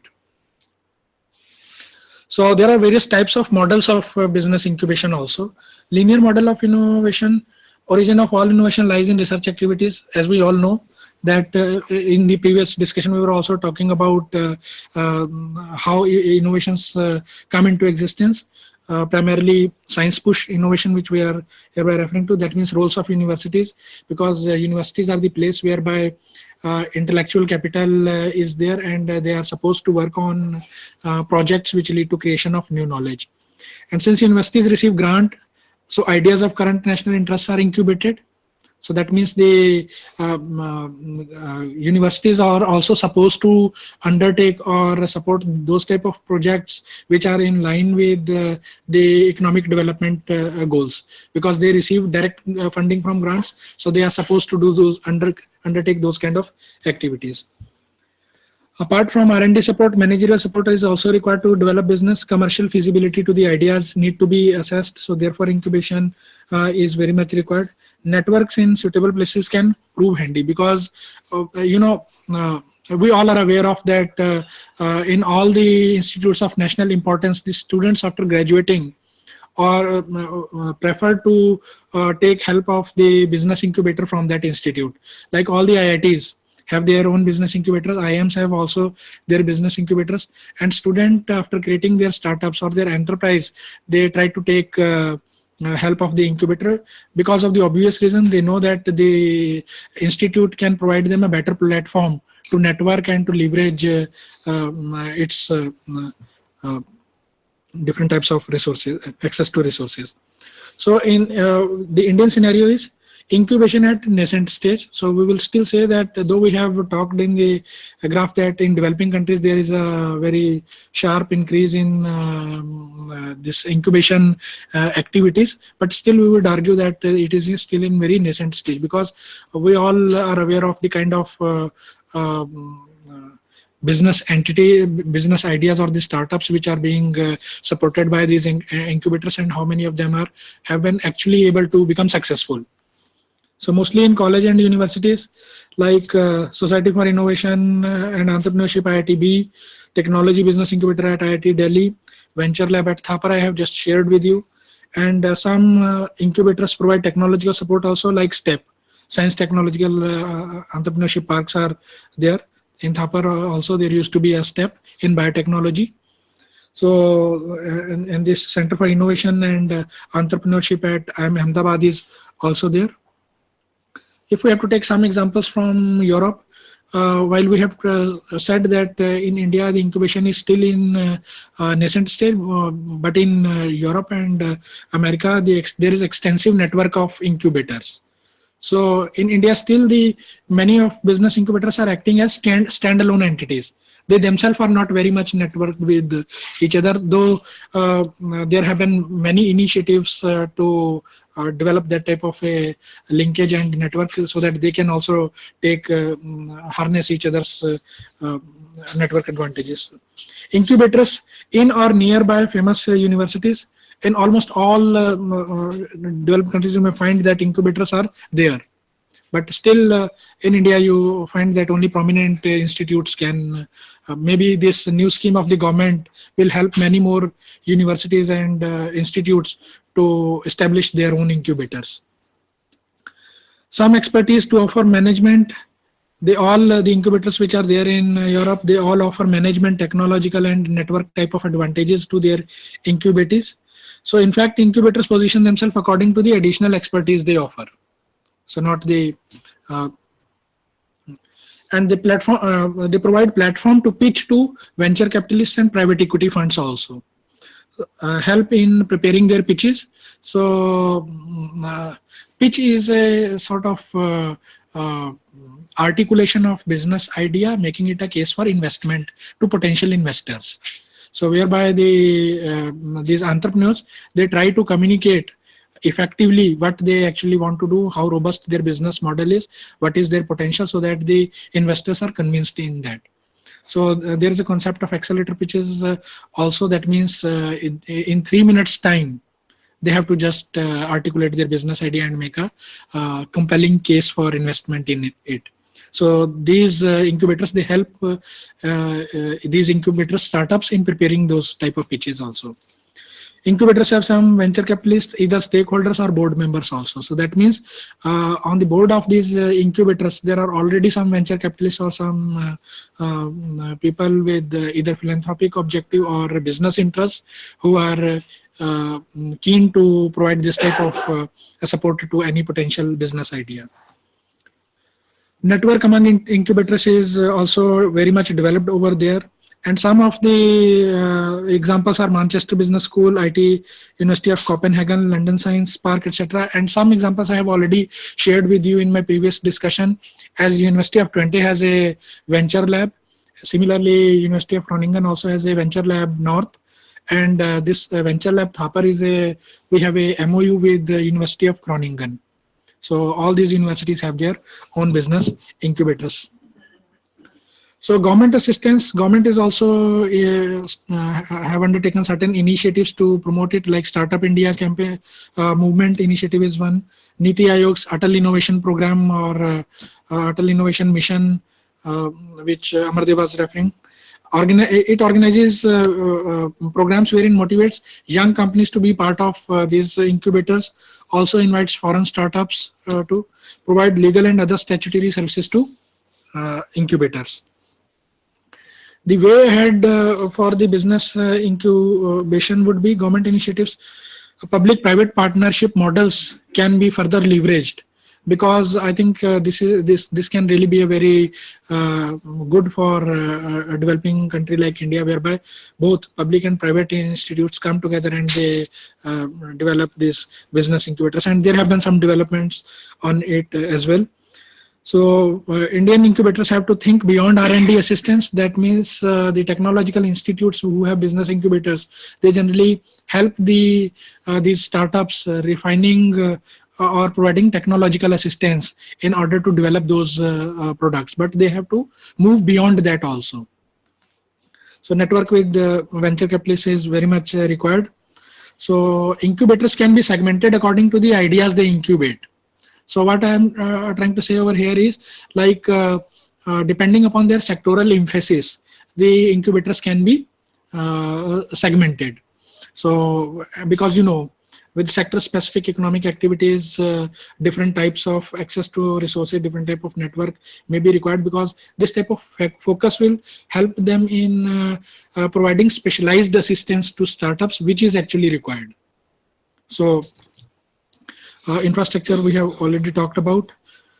So I would just quickly like to talk about this enterprise support system around technology based enterprises, which is required.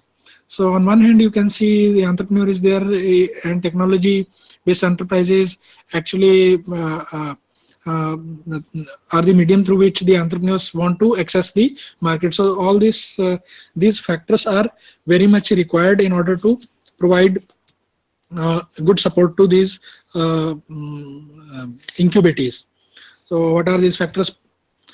From policy vision or policy framework, local culture, open market, business infrastructure, supplier, subcontractors, community support, market opportunity, because there are some barriers in the process, and depending upon how conducive the environment is built actually determines how successful these technology based enterprises would be, because promoting technology based enterprises is the mandate of technology business incubators. So business incubation, any business incubation program should have these goals. Of course, one is job creation, because this provides self-employment opportunities. Entrepreneurship, promoting entrepreneurship. Economic development, developing international networks.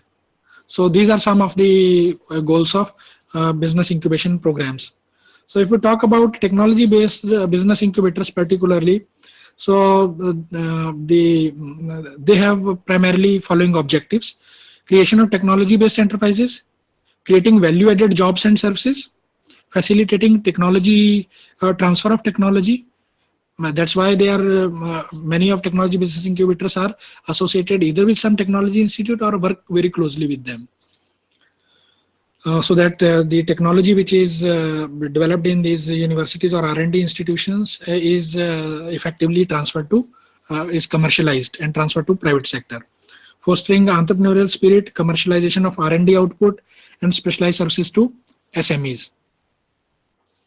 So the services which are provided by TBIs, which may be some of the services may be common, but many of them are different from general business incubators, because general business incubators might be supporting social, commercial entrepreneurship also, but technology business incubators have a specific focus on technology business enterprises. So they provide market survey, market assistance, business planning and training, organizing management technical assistance, statutory approvals they provide help in, information dissemination on product ideas and technologies, syndicating finances, arranging legal and IPR services, using facilities of the host institute at nominal charges, and workspace for a limited period, because it is not let's say for a very long period of time, since the idea is to support as many enterprises as possible. So there should be a exit policy also.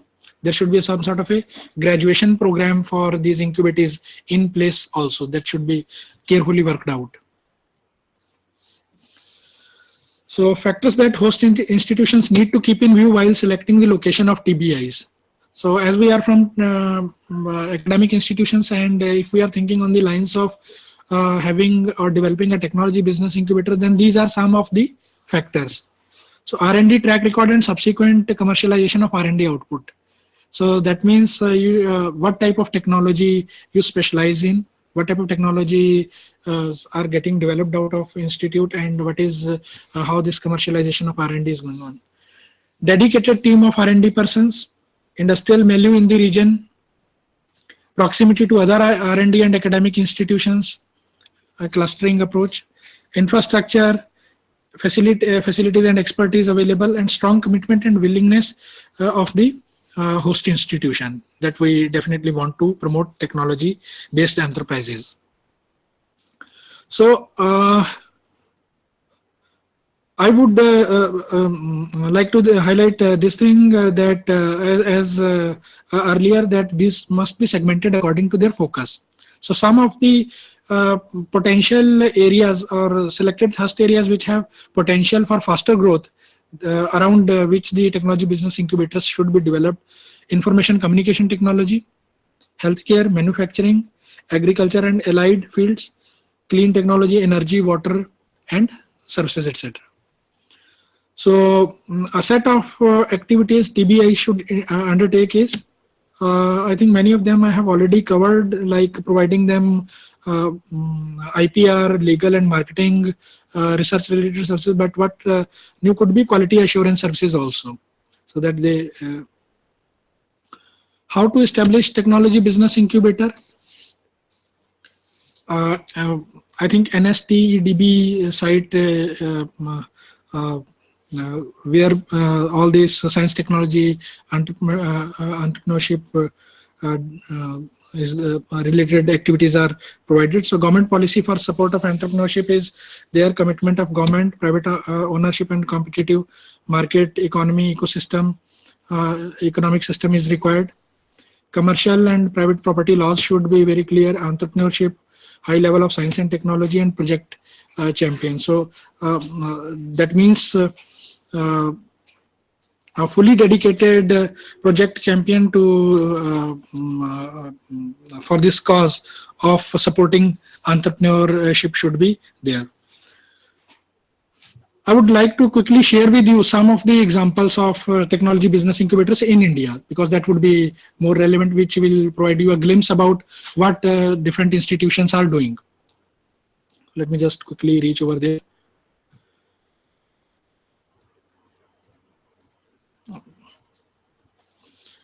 That is in the next slide.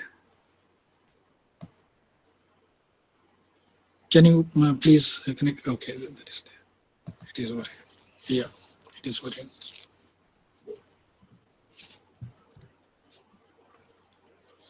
Like this Center for Innovation, Incubation and Entrepreneurship at IIM Ahmedabad, established in 2007. So they provide funding of so funding was INR 20 lakhs. So some of the notable startups which graduated from this are Traveliyari, Innos and Thrilophilia.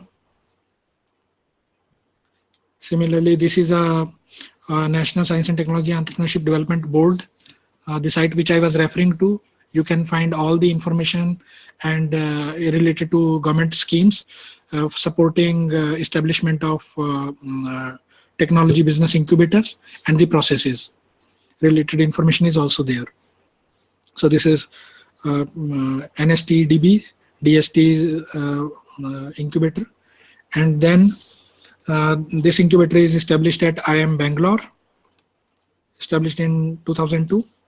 The important points would be just pay attention to notable startups. Maybe you might be knowing some of them. So Then Science and Technology Entrepreneurship Park at IIT Kharagpur, established long back in 1986. SIGN is a Society for Innovation and Entrepreneurship, hosted by IIT Bombay, 2004. So MIT Innovation Incubator, private institutions are also having these business incubators. So, and each incubator have some focus area. So as you could see, and this is seed fund. So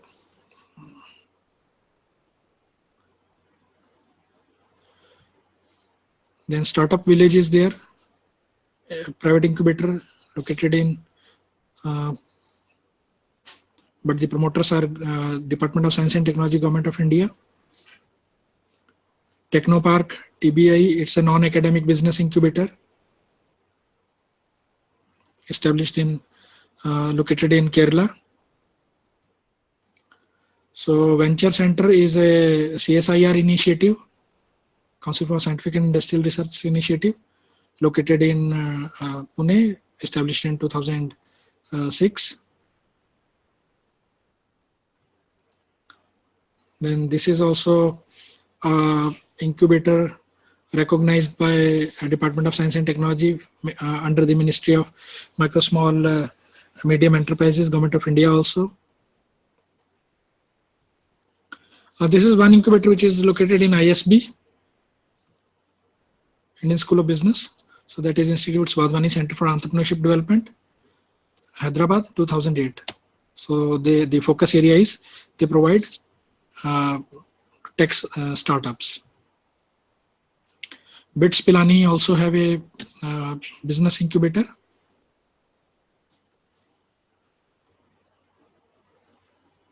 So here you can see that some of the business incubators have a very focused kind of a orientation. So like they focus on embedded systems and VLSI design. So there are some other incubators. IIT Madras, NDBI, that is a design incubator at Ahmedabad. Then which one is new? NIT Calicut has, NITs also have, Triple IT, Hyderabad, IT BHU, KIIT, and many more institutions are there who are who have this type of incubators. So very quickly, I would just like to provide you a comparative analysis of where we are and where the incubators in developed countries are, because that is very important to see. So for example, some technology incubators, very prominent technology incubators were changing the world. So I just researched it on internet, and these are some I would like to just share with you, like this Houston Technology Center. So I don't think here they have mentioned some. So like for example, the research park at the University of Illinois, Urbana, you can see this is the incubator. Big firms with outposts here include Yahoo, Sony, Abbott Laboratories, and Qualcomm, etc. So think about, we have almost scanned all the prominent incubators within India. And do you see any that big a name or that big a startup who has still been, but you can just notice it over there. So this is where we stand, and I think this information would be helpful to you. This Palo Alto Research Center at California has, has always been a very strong source of cutting edge technologies, as far as because it belongs to Xerox. So many technologies like laser printing, Ethernet, computer fiber optics, and multi-beam lasers, they actually emanated from this research center. Thank you.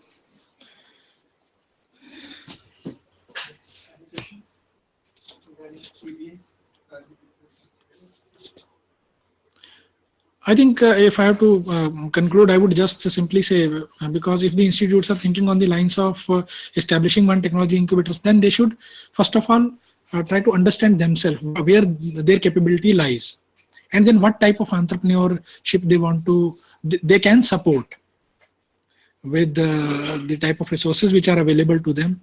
So what type of, that is very, very important. Otherwise, like in some of the incubators, I said that some of the in private sector, many incubators have board. Some board members are either themselves venture capitalists or they have access to this. They definitely help, because one of the critical thing which might be required in the incubation phase is the finance. So if directly they are not providing some sort of finance, then at least they might be providing them support in order to, and the least support. This is an interesting point to, I would like to share with you. The venture lab at University of Twente, last year we visited University of Twente and we have seen the venture lab over there. It's quite high tech.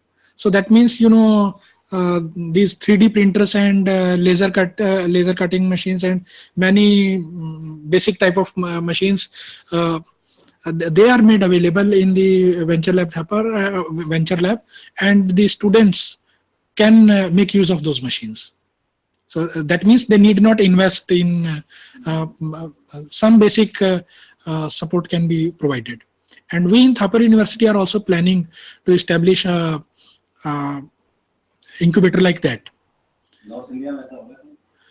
I think I'm not that much aware, but in Thapar we had a STEP, that means Science Technology Entrepreneurship Park, which was a biotechnology focused technology business incubator. So there we had some bare minimum equipment and machineries related to food processing. So that means the startups who wanted to start that type of food processing business, they can make use of those equipments and machinery if they are relevant to them on rental basis.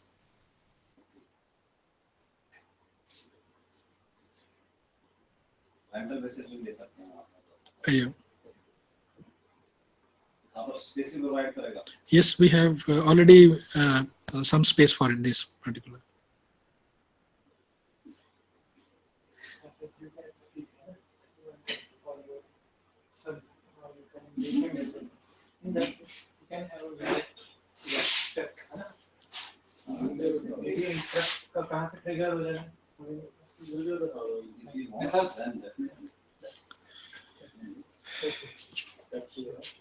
I think that link must be available on our website. So you can just go to www.thapar.edu and then you can search this STEP biotechnology, and you can. I think a video is there. .thapar.edu.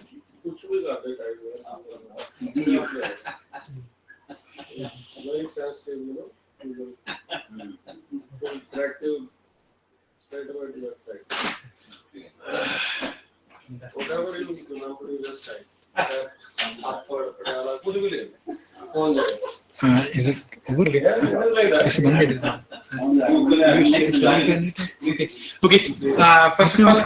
I will thank the Nodal Centers. I thank the Nodal Centers for being connected to us for this present session, and we break here for the day. And tomorrow morning we will be connecting back at 9:30.